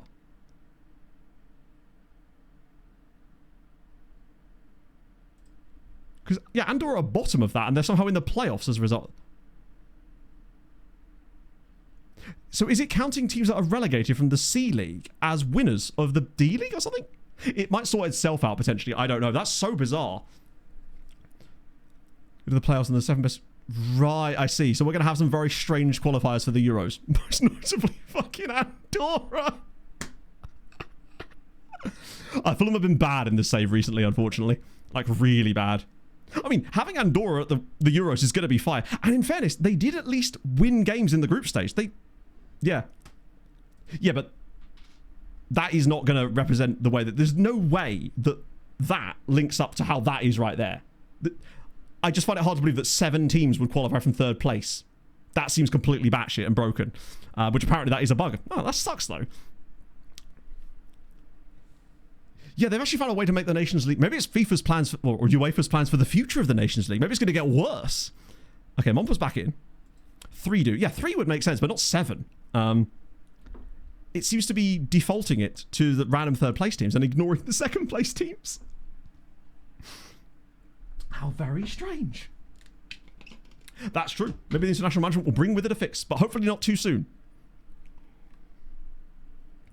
Got to make sure we get Andorra at the Euros first. I mean, they beat Scotland. They got there, at least they got to that part on merit. Kowalski, Montperouche, Juan Carlos, John, Santelli is absolutely not starting here. Well, it might still be Coffee for the start of this game. God, the numbers he's putting up are wild. Marion, Kowalski, John. Make sure the bench has got the right players on it, at least. And I'll put Naeem on the bench this time. Next Sunday. Is it next Sunday? 24th. 2 all-Polish European finals. Hell yeah. That's brilliant. I got Champions League final. Oh, mate, that's sick. And are those not teams you're managing? Because that's even better if that's the case. Holy shit, well played. Kowalski's performances in Europe lately have dropped off a little bit. So I think now might actually be a good chance to give Jens a chance to sit a bit deeper. Well, maybe they'll fix it with that, you know? Skipping the bug one, then auto-qualifying the third one. Yeah, it's... The second I saw 7 of them, I knew that it couldn't be that many of them, because that would be... Then again, you wouldn't put it past UEFA. UEFA. But that is a bit much. Throwing for... Oh, yeah, 100%. If I was in that position, I'd absolutely be throwing that final. Because the reputation bump they'll get for winning it... Because either way, you're going to get the same number of coefficient points. As long as your board won't care, which they probably won't. the boost that team will get from it is crazy good. Okay. Porto. Its own game. I really don't think it will. I think it's going to be... We were talking about this on the podcast this week, and I think Sai's right with what he thinks, and I agree, that it will have some kind of quick start thing to jump into the World Cup in its current state with the way that it is, but I suspect that it will still bring in a normal international mode with it as well. But they're just very unclear with their messaging, as usual. Joy from Colombia. Not enough random letters, I'm afraid. Okay, is anyone else playing today? No. Once again, we've got the day to ourselves. Help the league's reputation. I guess so, because I feel like the league's reputation is usually made up of the clubs that are in it. So getting a reputation bump for any of them would be it, yeah. What did I say? I'm going to need more than that. What did I say about what specifically? If the stream crashed for 30 seconds, I could have jumped to 7 different topics in that time and had incomplete thoughts about all of them. I had a brilliant quote the other day. It was just like, if you have ADHD, don't worry. It doesn't need to be good. Oh, what was it? It doesn't need to be... Oh, I forgot what it was. Not helping myself here, am I? It doesn't need to be... No, I've forgotten. I forgot what the fucking quote was. Well, there you go. Why is the keeper there? Yeah, I can really see why that resonated with me. Doesn't need to be good, it just means... No, that was the thing. That wasn't the quote. It was almost the opposite of that. It was... Oh, it doesn't need to be done. It just needs to be perfect. That was what it was. The quote was, it doesn't need to be done. It just needs to be perfect. It was... Yeah, that's thank you for that. That was the same lines. It was like a version of that. Ah, dear. Are you on the max dose yet? No, I'm not. They stabilized me at 50 milligrams, and I think that's probably okay, because if I forget to have protein, oh my god. But I did this morning. Hello, Henrik. Yeah. I mean, high is probably not the word to describe it. That being said, even when I'm not medicated, I'm still pretty scatterbrained. It's just a different type. I'm fully sober. Like, it's just... I would be worse if I didn't have the medication, to be fair. I would be even more scatterbrained. At least now I sort of can form thoughts a little bit easier, I suppose. The problem is, it doesn't deal with the fact that I want to muse all the thoughts at the same time. Because that is my biggest problem. I speak quickly, but my brain doesn't think I speak quickly enough to get all the things that it wants to say out. I need a big thing on the wall that just says, take a breath. Rethink it. Like, just give yourself a second. Problem is that by doing that, that's true, but you get YouTube content now, and I'm just a happier person in general. Wouldn't read it. No, that's true. I keep forgetting that I've even got my stream notes panel as well. It's even flashing at me right now in giant red. Actually, I already did that, to be fair. Haven't done VOD comments yet. That's the next one on the list. We've been kind of bad here, actually. It's not been our usual standards. Gomez has not really got in the game. None of the defenders have really been able to impact, but João Carlos has looked very good. Drop version. Do you know, the last time I actually drank on stream, outside of like one random beer one time, or that giant gin glass I had during that final against Dortmund, was, some of you remember this, there was a streamer showdown where I had several beverages, and this is what happened. I ended up, Jack bought me dinner while I was streaming, and I'd had quite a few beers at this point. So I ended up ordering a pizza. And during my last game, which had to be replayed due to a convergence issue, I ended up throwing the game to plates while sat there the entire match with my feet up on the desk eating a 12-inch pizza. So yeah, that's basically what happened. I guess you could argue that I'm not sober right now, but it's a different type, you know? It may be a controlled substance, but I'm allowed to have it because I have a prescription. I've always been just quite an energetic person. That's why I'm kind of glad. That's why I have to stream standing up in many ways. It gives me more room to get the nervous energy out in some respects. It's not nervous energy, excitable energy, I suppose. Spirit dog type. I mean, golden retriever's the obvious one. But there's an element of chihuahua, I feel, on the top of that too. Oh, please not like this. Good block. Genuinely good block. Read the damn note. I still have the note. I don't know where it's gone, but I do have the note around here somewhere. I kept that. It was pinned to my wall at my old house for the longest time. Me at 1.5 speed sounds unmanageable. I couldn't. Not only are you getting YouTube content now, Bolskov, the YouTube content's ramping up again because I finally found a sense of balance and figured out a way. Because before I was like, now I can do all this stuff. So I'd write these giant to-do lists. And then I've got 3 different to-do lists because I keep going, I need to make a new list and shuffling stuff back. But the problem was, I essentially had these big lists that I was always adding stuff to. I was like, I need to do that, I need to do that. But no time management ability to actually start working through things properly, so it would just splitter around. But now, I have a weekly planner thing that I use, that I look at each task that I want to do, assign them like time values, and put them into my planner, and it's been working so much better over the last couple of weeks. Hence why there was 2 YouTube videos last week, and there will be another one next week too. And then probably a recap the week after. Right, Benetti. Can you play Striker? Alright, sis, go off. I might do Dushan instead of Molsky. Could always do Kowalski there, but I could do Molsky there. Or do I really want to make 3 subs? Yeah, no, screw it. I'm going to do it. He's a bit tired. I feel like Molsky a little deeper could help us here, potentially. Cool. Is write the to-do list. It's less that. It's just that every time I know that I'll forget things if I don't write them down immediately. So I have a Google Tasks thing that if I have any thought that I'm like, right, I need to do that, I would just add it to a thing called Today. The problem is it gets so bloated and with things that I couldn't possibly do because it'll be stuff like, for example, one of the things that was on my list recently was look into Atom Vertical, which is like a stream plugin that allows me to have a vertical canvas regardless. But that's a bit opaque as far as time allowed to be used for that. So it would never get done, or it would end up taking up way too much time in my day and I wouldn't get something useful done. And thus now, I look through that and go, right, I do want to do that, so I'll allocate half an hour to it in my schedule, and then I will stick strictly to it, right? And that's really been helping a lot. Just stay within those boundaries if I can. Big J all day. I love it. It sounds like a radio DJ. I'm thinking drive time. Thank you for the follow, friend. I appreciate that, friend. Who do you support? Border Collie? Maybe. Yeah. A little bit Corgi, you know. JJ forgetting he was mic'd up last night when won the trophy.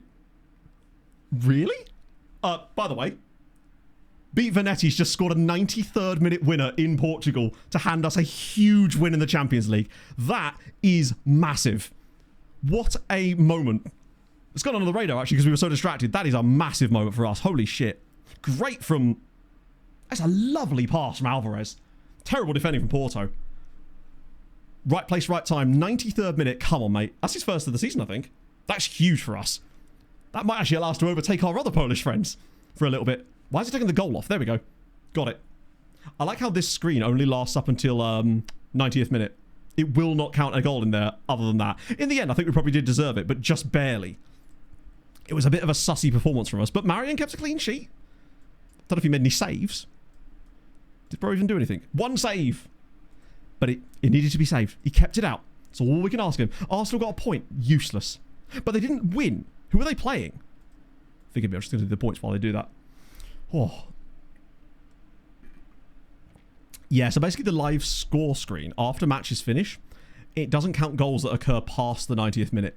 Galatasaray, well, they only got a draw at Galatasaray. Wow, they really are bad. I'm quite excited to see what happens when our final Polish team actually plays against them. So clean sheet, player of the match, presumably.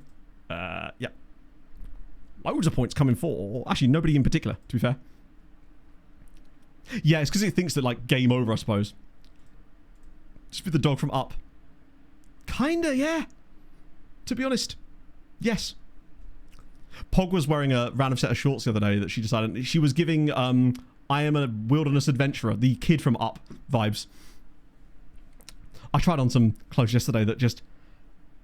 It was so close to being nice, but I just wasn't quite feeling it. I feel like shorts at the moment are just that slightly a bit too long. And I prefer them to be just slightly above the knee, but I do need to get some shorts because I've just been maining my Wisła shorts lately. And, you know, I was dressed for the winter a lot. A little too much, you might say. Right, good win for us there. Well done. Oh, dear. Hello, Viva. How are you, friend? Speaking of, it's probably a good time to do VOD comments now since it's flashing at me and wants me to acknowledge it. And I think that's important that I do before we look at what the other Polish sides are going to be up to the next day. We're only up to 10th place. Still behind. They better not win that game in hand. I don't think they will, but... You never know. Right, okay, VODies. Let's see what we got. Got a few today as well, actually. There's been a lot more VOD comments today, which you kind of see. So yeah, talking to the stadiums thing, this is what made me think about that.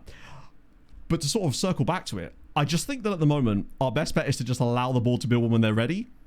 because they tend to do so. And I think if we were to try and go ahead and do so, we'd end up costing ourselves £100 million, which could put us in a bit of financial problems if, say, we had a few more bad seasons in Europe and then run out of players to sell to balance the books, basically. So I don't think it makes too much of a difference anyway. But they probably will with another one at some point. I wish you could add like the attendances to the main fixture screen like you used to be able to. Things like that. This is a great point from Taco Mike as well. They are massively making up for the awfulness of them in the Conference League last year. It does beg the question, though, of if they were capable of doing this, how on earth did they not get into the Conference League group stage? Like, embarrassing behaviour from them on a massive level. Just going back to Hervé Renard as well. It's not too late. Someone could still sack a manager and pick him up at this stage. There's all the time. And apparently Schalke lost at home to Bochum before that game against Victoria Pilsen as well. Which does make you wonder if Hajduk Split also had a massive loss right before their game. They just took it out on them. Gomez is just the man for this at the moment. And yeah, so Scourge players. So with regards to... it's tough to keep an eye on them. The problem with having them, I suppose I could put them on the shortlist, but it does take a lot more upkeep, and I would just forget after a while. But as for the recruitment scheme thing, so we actually used to do that. Back at the start of the save, we used to basically take all the players off of the scouting recommendations, move them over to a shortlist. The problem was, I had a habit of forgetting to clear the shortlist, and so it got really messy really fast. But that is a way around that to stop with the annoying thing where it disappears. I think there was some other reason why we didn't use the shortlist as well. Although the one thing about the shortlist is it does offer more functionality because you can filter it too and apply all sorts of things. But I would just continuously forget to clear the shortlist when I was done with it. But I might honestly go back to doing that at some point soon, maybe even from now on for a little bit, because you're right, it is a painful experience trying to use that actual menu. Because no one's been able to figure out a way to stop that bug. And surely everyone gets that bug, right? So it does seem weird that they wouldn't have put effort into fixing it. What should be fixed now with the new update? And if so, then fantastic. I'll take it. Right, points for Poland, for us at least. But where they scored. So I think it's 1-0 to United right now. Who needs a rest? Oh, Jens and Mana. Well, we've got a break now anyway. We've got the Christmas break coming up. That was our last Champions League game before Christmas, I think. Yeah. We actually only have one league game left this year. Wow. Did they get moved? I could have sworn we had... Because I think it was last season. We had like 3 games after our final Champions League match before Christmas. We played a game on, I think, the 23rd of December last season. It was bizarre. Get rid of that. Nice to see. Right, cool. Other Polish sides, please, I beg of you, do something. Anything. I didn't actually see who they were matching up to. Mocha Brownies. Ooh. That's dope. I mean, I like baking. I haven't done it for a little while, but I do enjoy baking. I don't know if I trust myself to make sort of different dietary option baking as it is. I can barely do it, the current setup. But I do like it. There's something really fun. Alex Greenwood got a... Oh, nice. I don't know if it's a good decision for them, because she's actually not done a great job, but... Let's have a look. It's in the other one, isn't it? This one. Nope, wrong one. Here we go. Alex Greenwood's in. So Gornick, wait. Oh, that was in the summer. I was going to say. Oh, wait, so their manager left to go to nobody. This happens quite a lot with teams that qualify for Europe in this save for some reason. Was this the guy from Wisła? It is. I see a lot of the times, they will just randomly leave at the end of their contracts without taking another job after doing quite well with one of our Polish sides. So Steve Cooper's still obviously at Motor and he's slowly turning things around there, but he's taking his time with it. Alex Green was in at Zag, but I reckon the damage might already be done. I just don't see how, realistically, they're already, what, 10 points from safety? That's just too far. There's still a lot of time left, but they're not that good, are they? I can't see her turning that around. It's a shame for her, but I just don't see it. I might actually need a genuine Whiz Quiz Wii here. I've been hydrating more than normal today, which is a good sign, I suppose. Thankfully. It could be the tournament year as well, yeah, for sure. But it never happened before, but it could have been as well with tournament year plus all the other Polish sides in Europe. Means that their games are getting moved as well. So it moved ours back a little bit. Right, Whiz Quiz time. Back in a second, friends. You know what to do. I've prepared one for you. Don't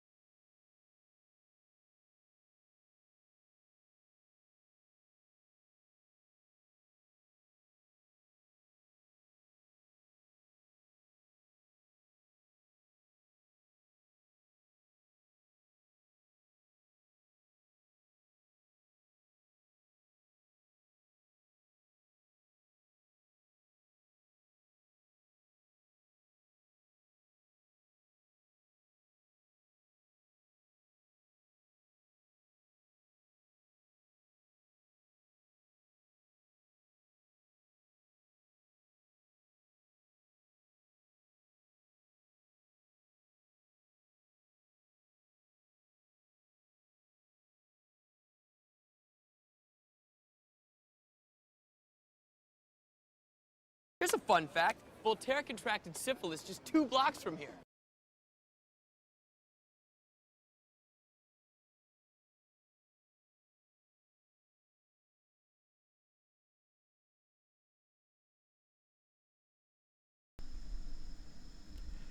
It was, of course, Ken Sema. I didn't realise that was going to be as easy as that one, unfortunately. Ah, dear. Also, I was just there, and I heard suddenly the start of this song, and I immediately knew that it was the Backstreet Boys. I know it's not the Backstreet Boys, but, it's a cover of the Backstreet Boys. I think it's... Or is it... Yeah, it's Backstreet Boys. Banger of a song, to be fair. No, number 2 team in Poland, it just... I thought it was going to be Motor. They were my guys. But, yeah, the closest thing we've got recently, really, is Górnik Zabrze. That their league finishes have been much more consistent recently. So 7th, 6th, 5th, obviously they came 2nd last year, and 7th again, or sorry, the year before. They've at least stabilised in that little area. But the problem is, as soon as they have one good year in the Champions League, they'll do the same thing.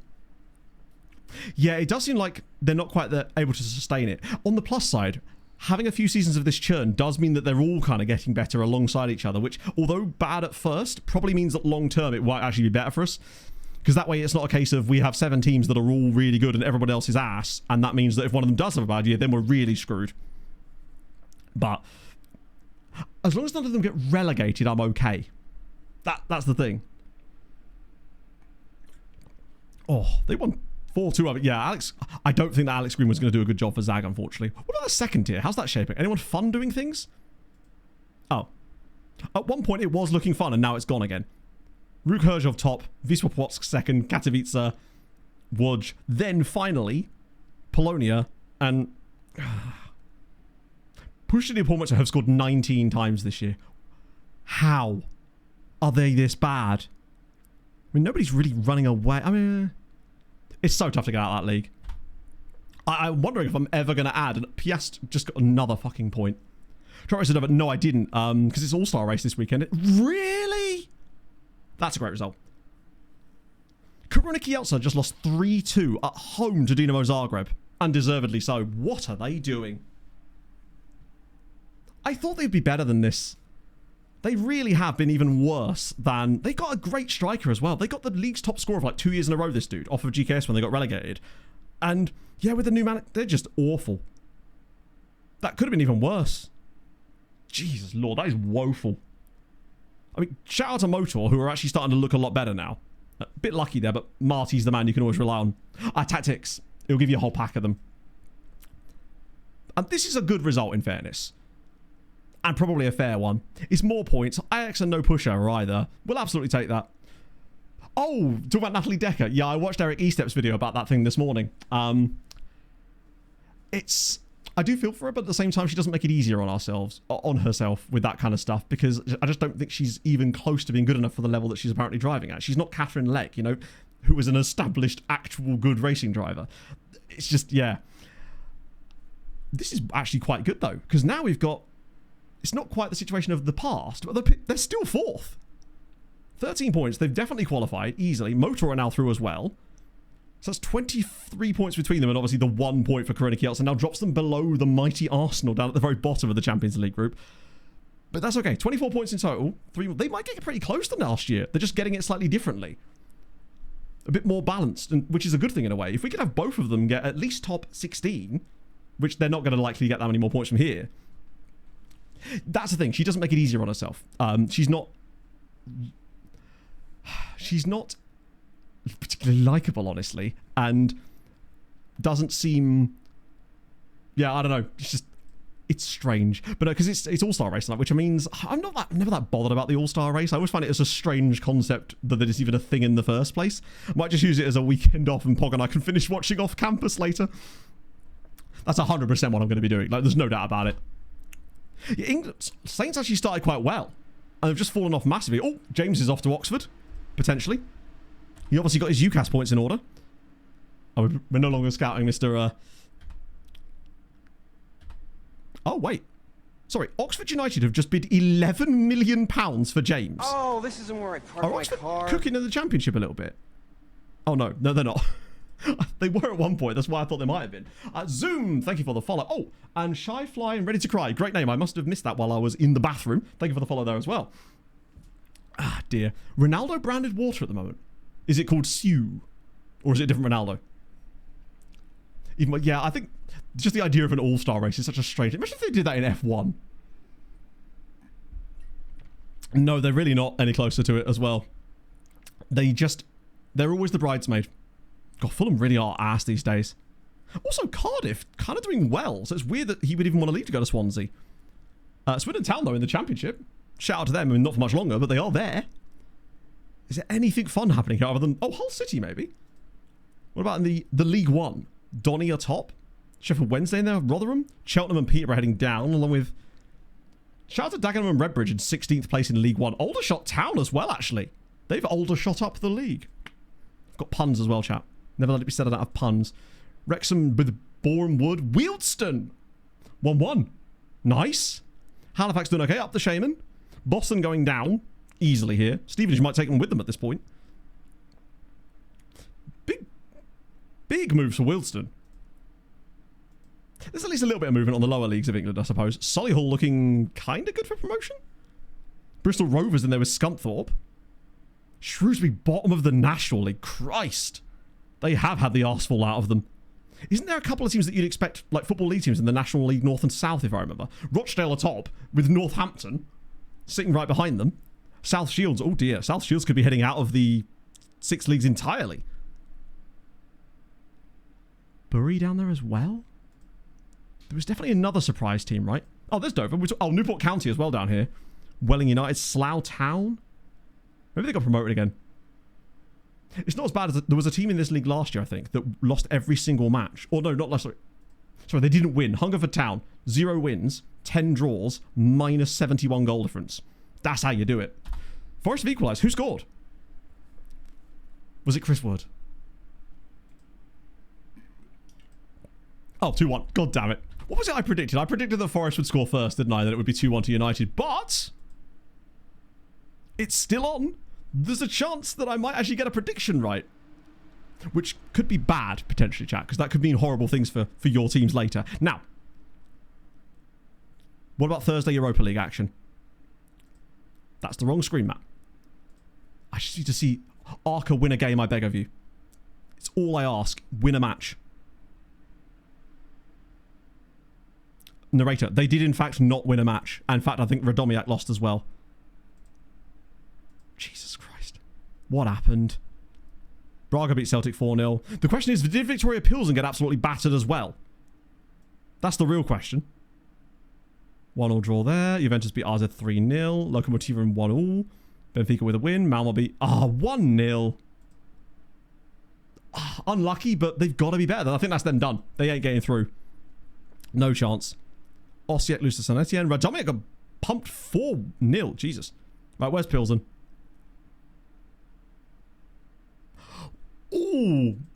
Is that the best result of the save for them? Oh my god, it should have been. They're so bad. They are a 2-1 defeat, but look at that. 3.77 XG. They should have lost this game by miles. And somehow didn't.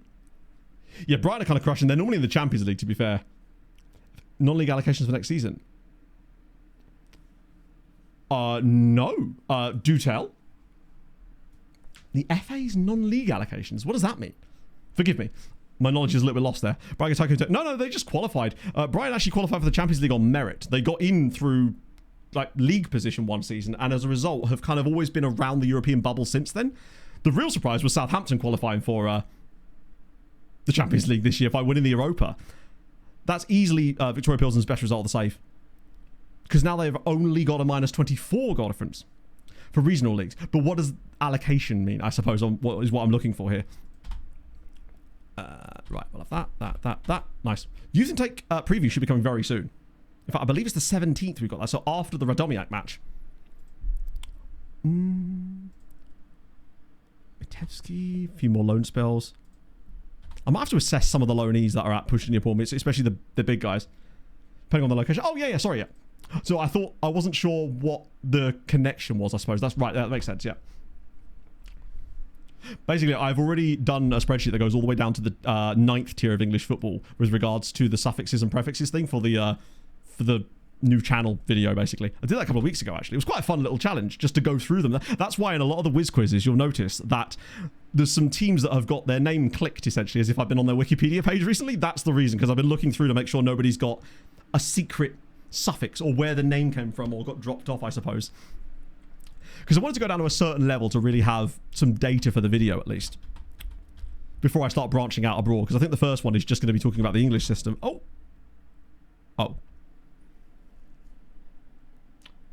Well. Oh my god. Okay, that's bad. Intake preview. Oh my days. 1 C-rated player. Half a star intake. This is the worst intake preview we've had. We have been lied to before. Imagine if the goalkeeper in it turned out to be the goalie we've wanted all along. That would be kind of cool, actually. Yeah, 4 greats in a row. Last year we weren't even supposed to get a good season anyway. There's nobody in this intake at all, is there? This is going to be a proper... Wow. Our only hope then is that there's a good goalie in it. Does it have any more information about him? At youth level, Alberto Rayo. Okay. There's a Maltese fella in there. The 2 noteworthy players in this, neither of them are Polish. Alberto Rayo, he'll be because of our Spanish one. Plus, that means that we might get the benefit of one of our Spanish affiliate sites in the same way we did with Steinbergen. And then Matthew Kutajar is 100% Maltese. No way that he's not. Follow a coach's instructions. So that's, what, teamwork? We get our very own Spanish scourge. It is weird seeing this, though. And the question is, I suppose, Rayo. Get his head on the ball. That might still be the goalkeeper. Because that's talking about jumping reach, isn't it? And the game probably is not smart enough to know that jumping reach isn't just for... Yeah, that has to be the goalkeeper. There's just aerial reach / jumping reach. Yeah. It's about this head on the ball. But either way, it's probably his jumping, I suspect. Which means our goalkeeper is likely Spanish, which means he's probably nationality to Polish.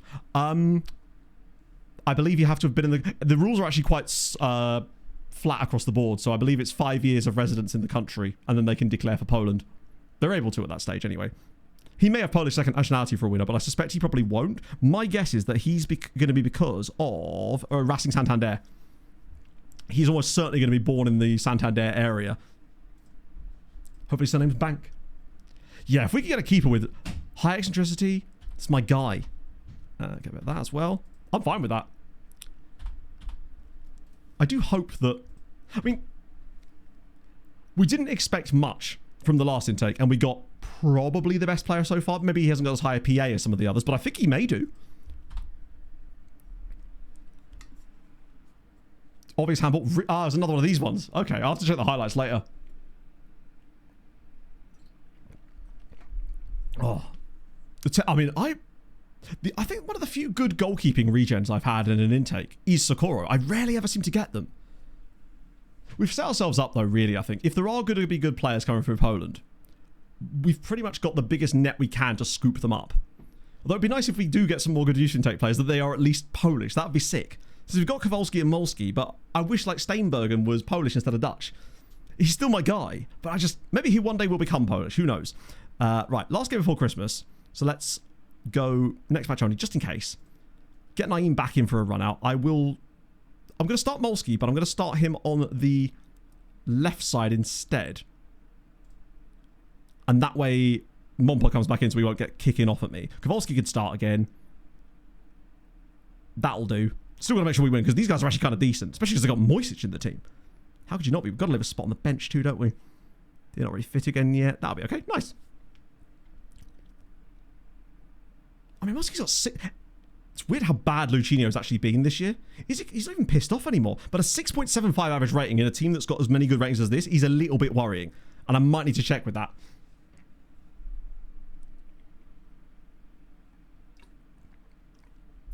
Yeah, I mean, they're entitled to overrule them. But I guess the thing is, they obviously saw enough in it to go, hey, maybe you should take a closer look at this. Because it's not like he would have... Maybe he would have got a better one. But they finished third in the end. Christ, I thought they were going to come second, and that was bad enough. Where's Steiny? Oh, he's gone to the big save file in the sky. Actually, I'll tell you where Steiny is. Steiny is in someone else's save because we were raided earlier, and They have a fantastic player called Steinmetz, a French left wing-back who's probably way better than my Steinmetz as it happens. We're already second in the form standings lately. Unacceptable, lads. We cannot have that. Fuck it. I figured since we've got a bit of time now, might as well finish off by actually watching a game because it's more fun. Oh, Moisic is on the bench. Marabesi is going to be tough to handle in this game. Leno, Castagna, Diop, Bassi, Robinson, Berger, Lukic, Bob, ESR, Iwobi. Yeah. Oh, wait, so that implies that Iwobi's playing on the wide. That seems I don't know. I just feel like a Berger-Lukic pairing against Wolves feels way too defensive. Unless Lukic is going to be bombing forward more. I don't know. I still prefer Iwobi playing deeper because he can progress the ball so well. Bob starting is brave. I hope Kevin gets some minutes today. And honestly, I love Anthony Robinson, but I'm sad to see him starting that. I think Ryan Sessegnon has been exceptionally good for us this season, and it feels bad that he's just not been given the chance to stay in the team often. Because Robinson has just not been at the races at all this season. I could totally see us drawing that game 1-1. It just makes me so sad, man. Or even losing it. That would be embarrassing, actually, if we lost it. Truly. Oh, Kowalski, go on. Getting a chance to watch us in a game like this actually is probably a good sign anyway. Oh, that's not going to be a penalty.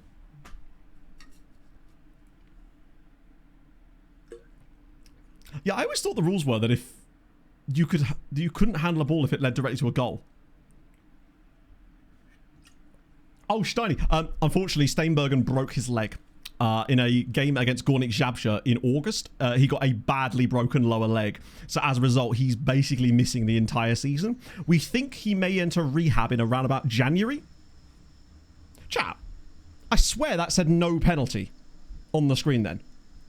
I'm convinced that said no penalty, and then it just awarded us a penalty. I'm sure I might... If someone's got the ability to go and check the VOD in a minute, I swear that flashed up on the screen and said, oh, checking no penalty. I see. Yeah, that's caught me out before, hasn't it? Where it says checking no penalty and then it gives it. I don't think it was in the box either, but hey, we'll take it. Goal tender reference for... Oh, it absolutely is. No one knows what it is anymore. VAR did. I don't think it was a penalty. That's the weird thing. Stone-based players, they are. He's going to get a stadium named after him, potentially. Yeah, it was the original decision. Usually it's the other way around. They usually give the penalty and then overrule it for those ones. So that doesn't happen as often. Yeah, it sucks for Steinbergen, though. Because I'd rather had it... If he's going to get a badly broken leg, I'd rather it be this season than when he's 19 or something. Because he'll return and he'll still be under 17 years old when he makes his return to the team. He won't have lost too much development time. He'll lost a little bit, obviously. But I think he'll still be able to get there. My backpack is making noises. A Brazilian named Gladstone. That's cool. Oh my god, what are we doing? Keeper, keeper, keeper.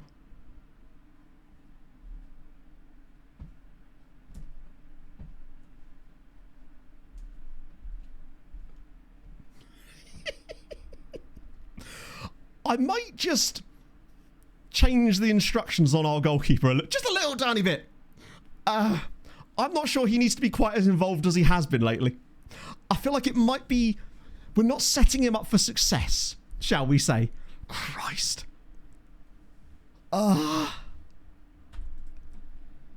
think ball-playing goalkeeper is not his vibe. In possession, just goalkeeper. Dribble more. Ah, you see, that's probably what it is. Right, I might have got overzealous with bro here, unless that's built into the tactic. Yeah. So I think what I want is, I don't mind him ball playing. Yeah, that might have been that's probably my fault. I think I just kind of decided that we could get away with anything with him because he's really good. So I think we'll keep ball playing goalkeeper, but let him do the ball playing with passing rather than with that. That's probably... I'm hold my hands up on that one. I haven't exactly given him the best chance to succeed there. I can't imagine his dribbling is all that good. Run with... I can't... This is why... You see, if he had the PPM runs with ball often, it could happen.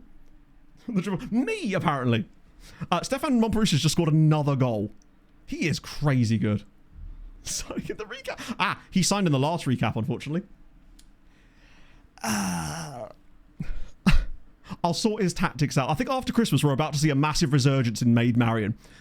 That being said, as bad as he is in those situations, that's on me. I am not responsible, however, for the horrendous goalkeeping he does when he's just trying to save shots a lot of the time. That is very much on him. Montparnasse has just got 2 goals and no assists today. He's carrying the team on his back here. Marion, I like as well how the game hasn't attributed him a mistake leading to a goal for doing that. As far as the game's concerned, no, that's totally normal. 6.7. When he realised his cock up. Yeah. At this moment, he's kind of gone at that point. Ay. He was following instructions. Good point. Right.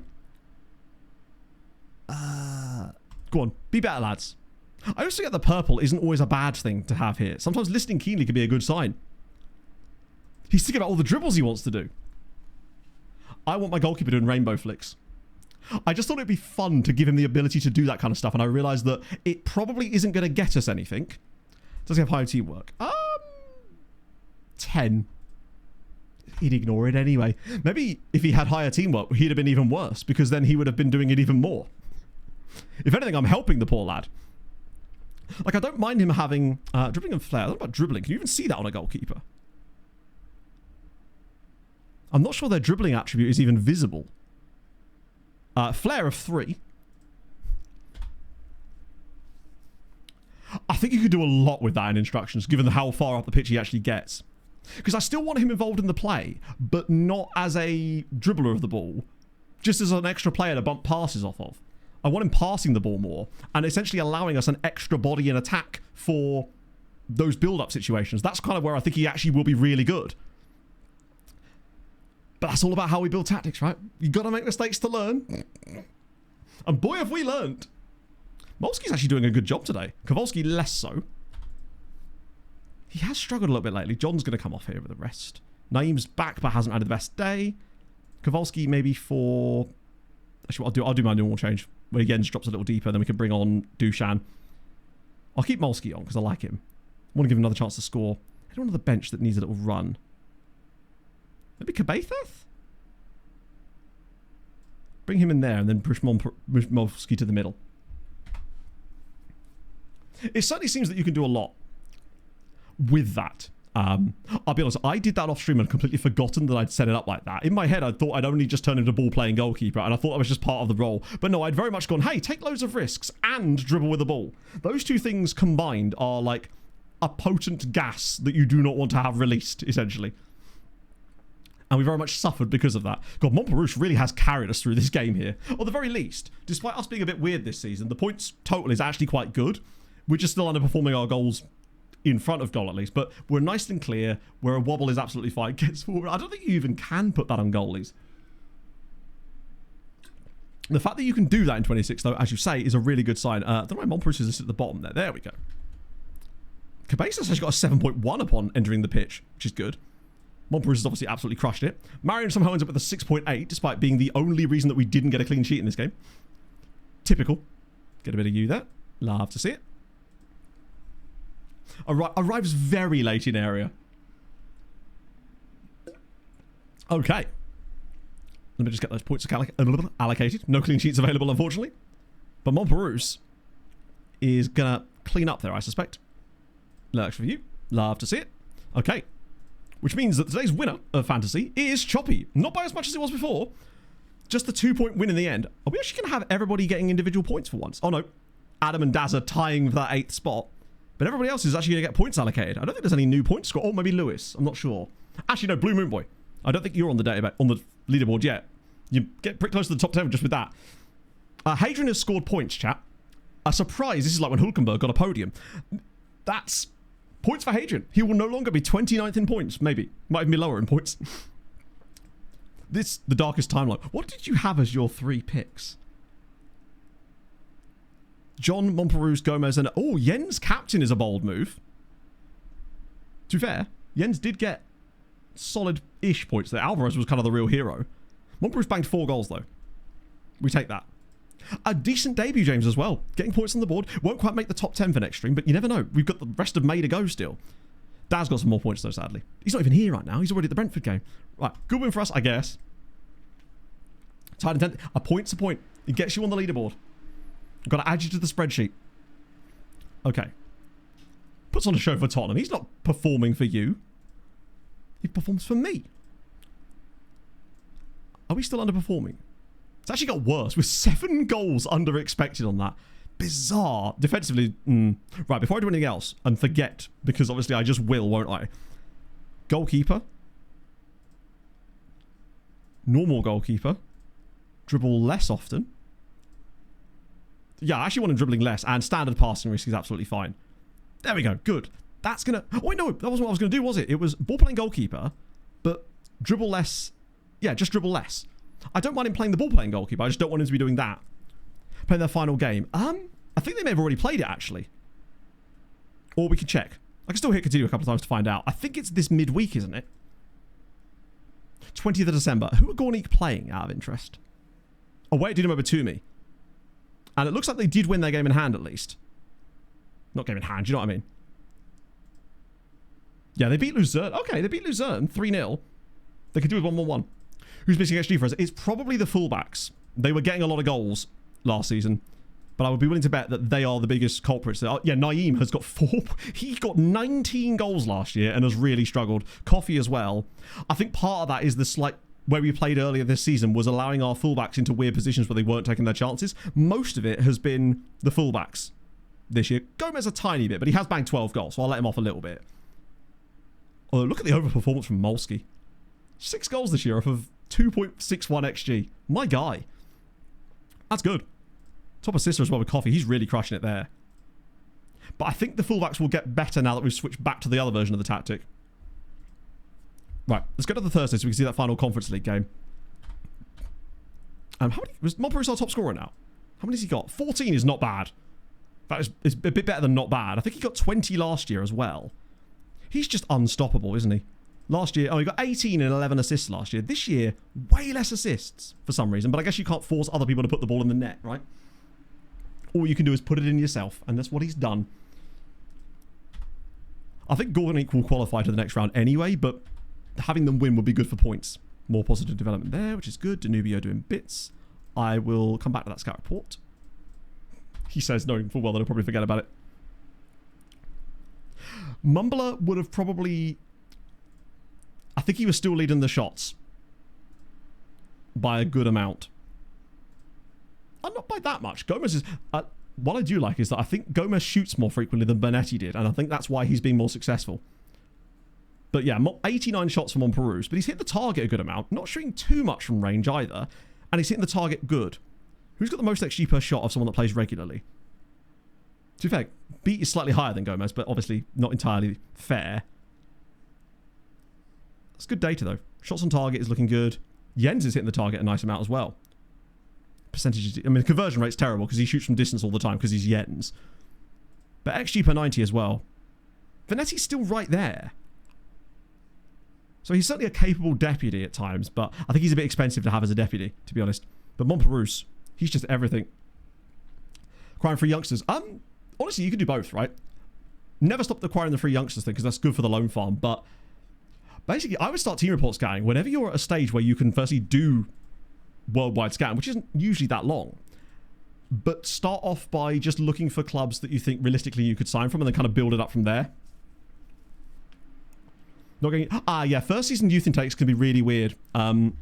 It's because the game thinks that the players that it's added to your youth teams for the players, add players to playable teams thing sometimes gets in the way and it thinks that's an intake. I had that exact thing.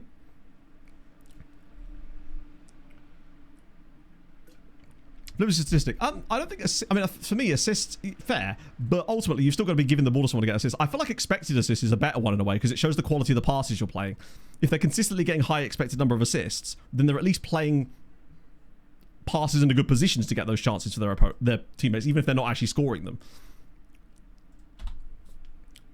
Shoot more than B. I think B is a more... B Vanetti's more of a build-up type of fella. And whereas Gomez is much more of just an out-and-out striker type of guy. And he just runs in behind more, I think. Maybe he has different PPMs as well. I think he's just a better player in general. Right, let's check the Conference League to figure out if Gornik did it. They should have done.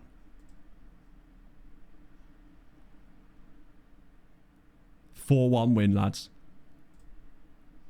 Not even in doubt. Whoa, okay. Took him a little while, though. For Anagire with the late goals. Deserved win. Tremendous. Damn, that game's popping off. Let me check the league phase. Where did they finish? Was it enough for top 8? Not quite. 11th place. Which, to be fair, this is a conference league that has United, Monaco, Milan, and Dortmund in it. It's going to be tough. But they've come 11th place is fine. They lost to, what was it? Is that Astana defeat? More than anything else. From where they were, it's definitely better. They started off poorly. They've built it up. It's okay. I think this is just a tough year for them in Europe in general, given who else is in here. So they're going to struggle to do much more than that. Right. What does that do for us? 6.2 on the year. We have gapped France a little bit more again now. They seemingly have wobbled a bit as of late, and we've gained a little bit more of an advantage, but we need shit to happen. At least the Champions League is looking good. It's improving. We've got 24 points in it. It's looking good. Right. Let me just save the game there, because we actually weren't on a match day, were we? So, next stream. We'll be back in like January. You know the drill. We come in January for those Champions League matches. Players will join us in between those two games there against Southampton and Basel. We've got to win out there ideally. And we'll get through to the youth intake. Europa League final on Wednesday. Probably. Oh, I don't know, honestly. Genuinely, I just do not know. Is Wilson classed as Essex? I actually don't know where Wilson is. So I genuinely couldn't tell you. It's not a place I've ever been, but not that I've been to everywhere in Essex. Obviously, that would be weird.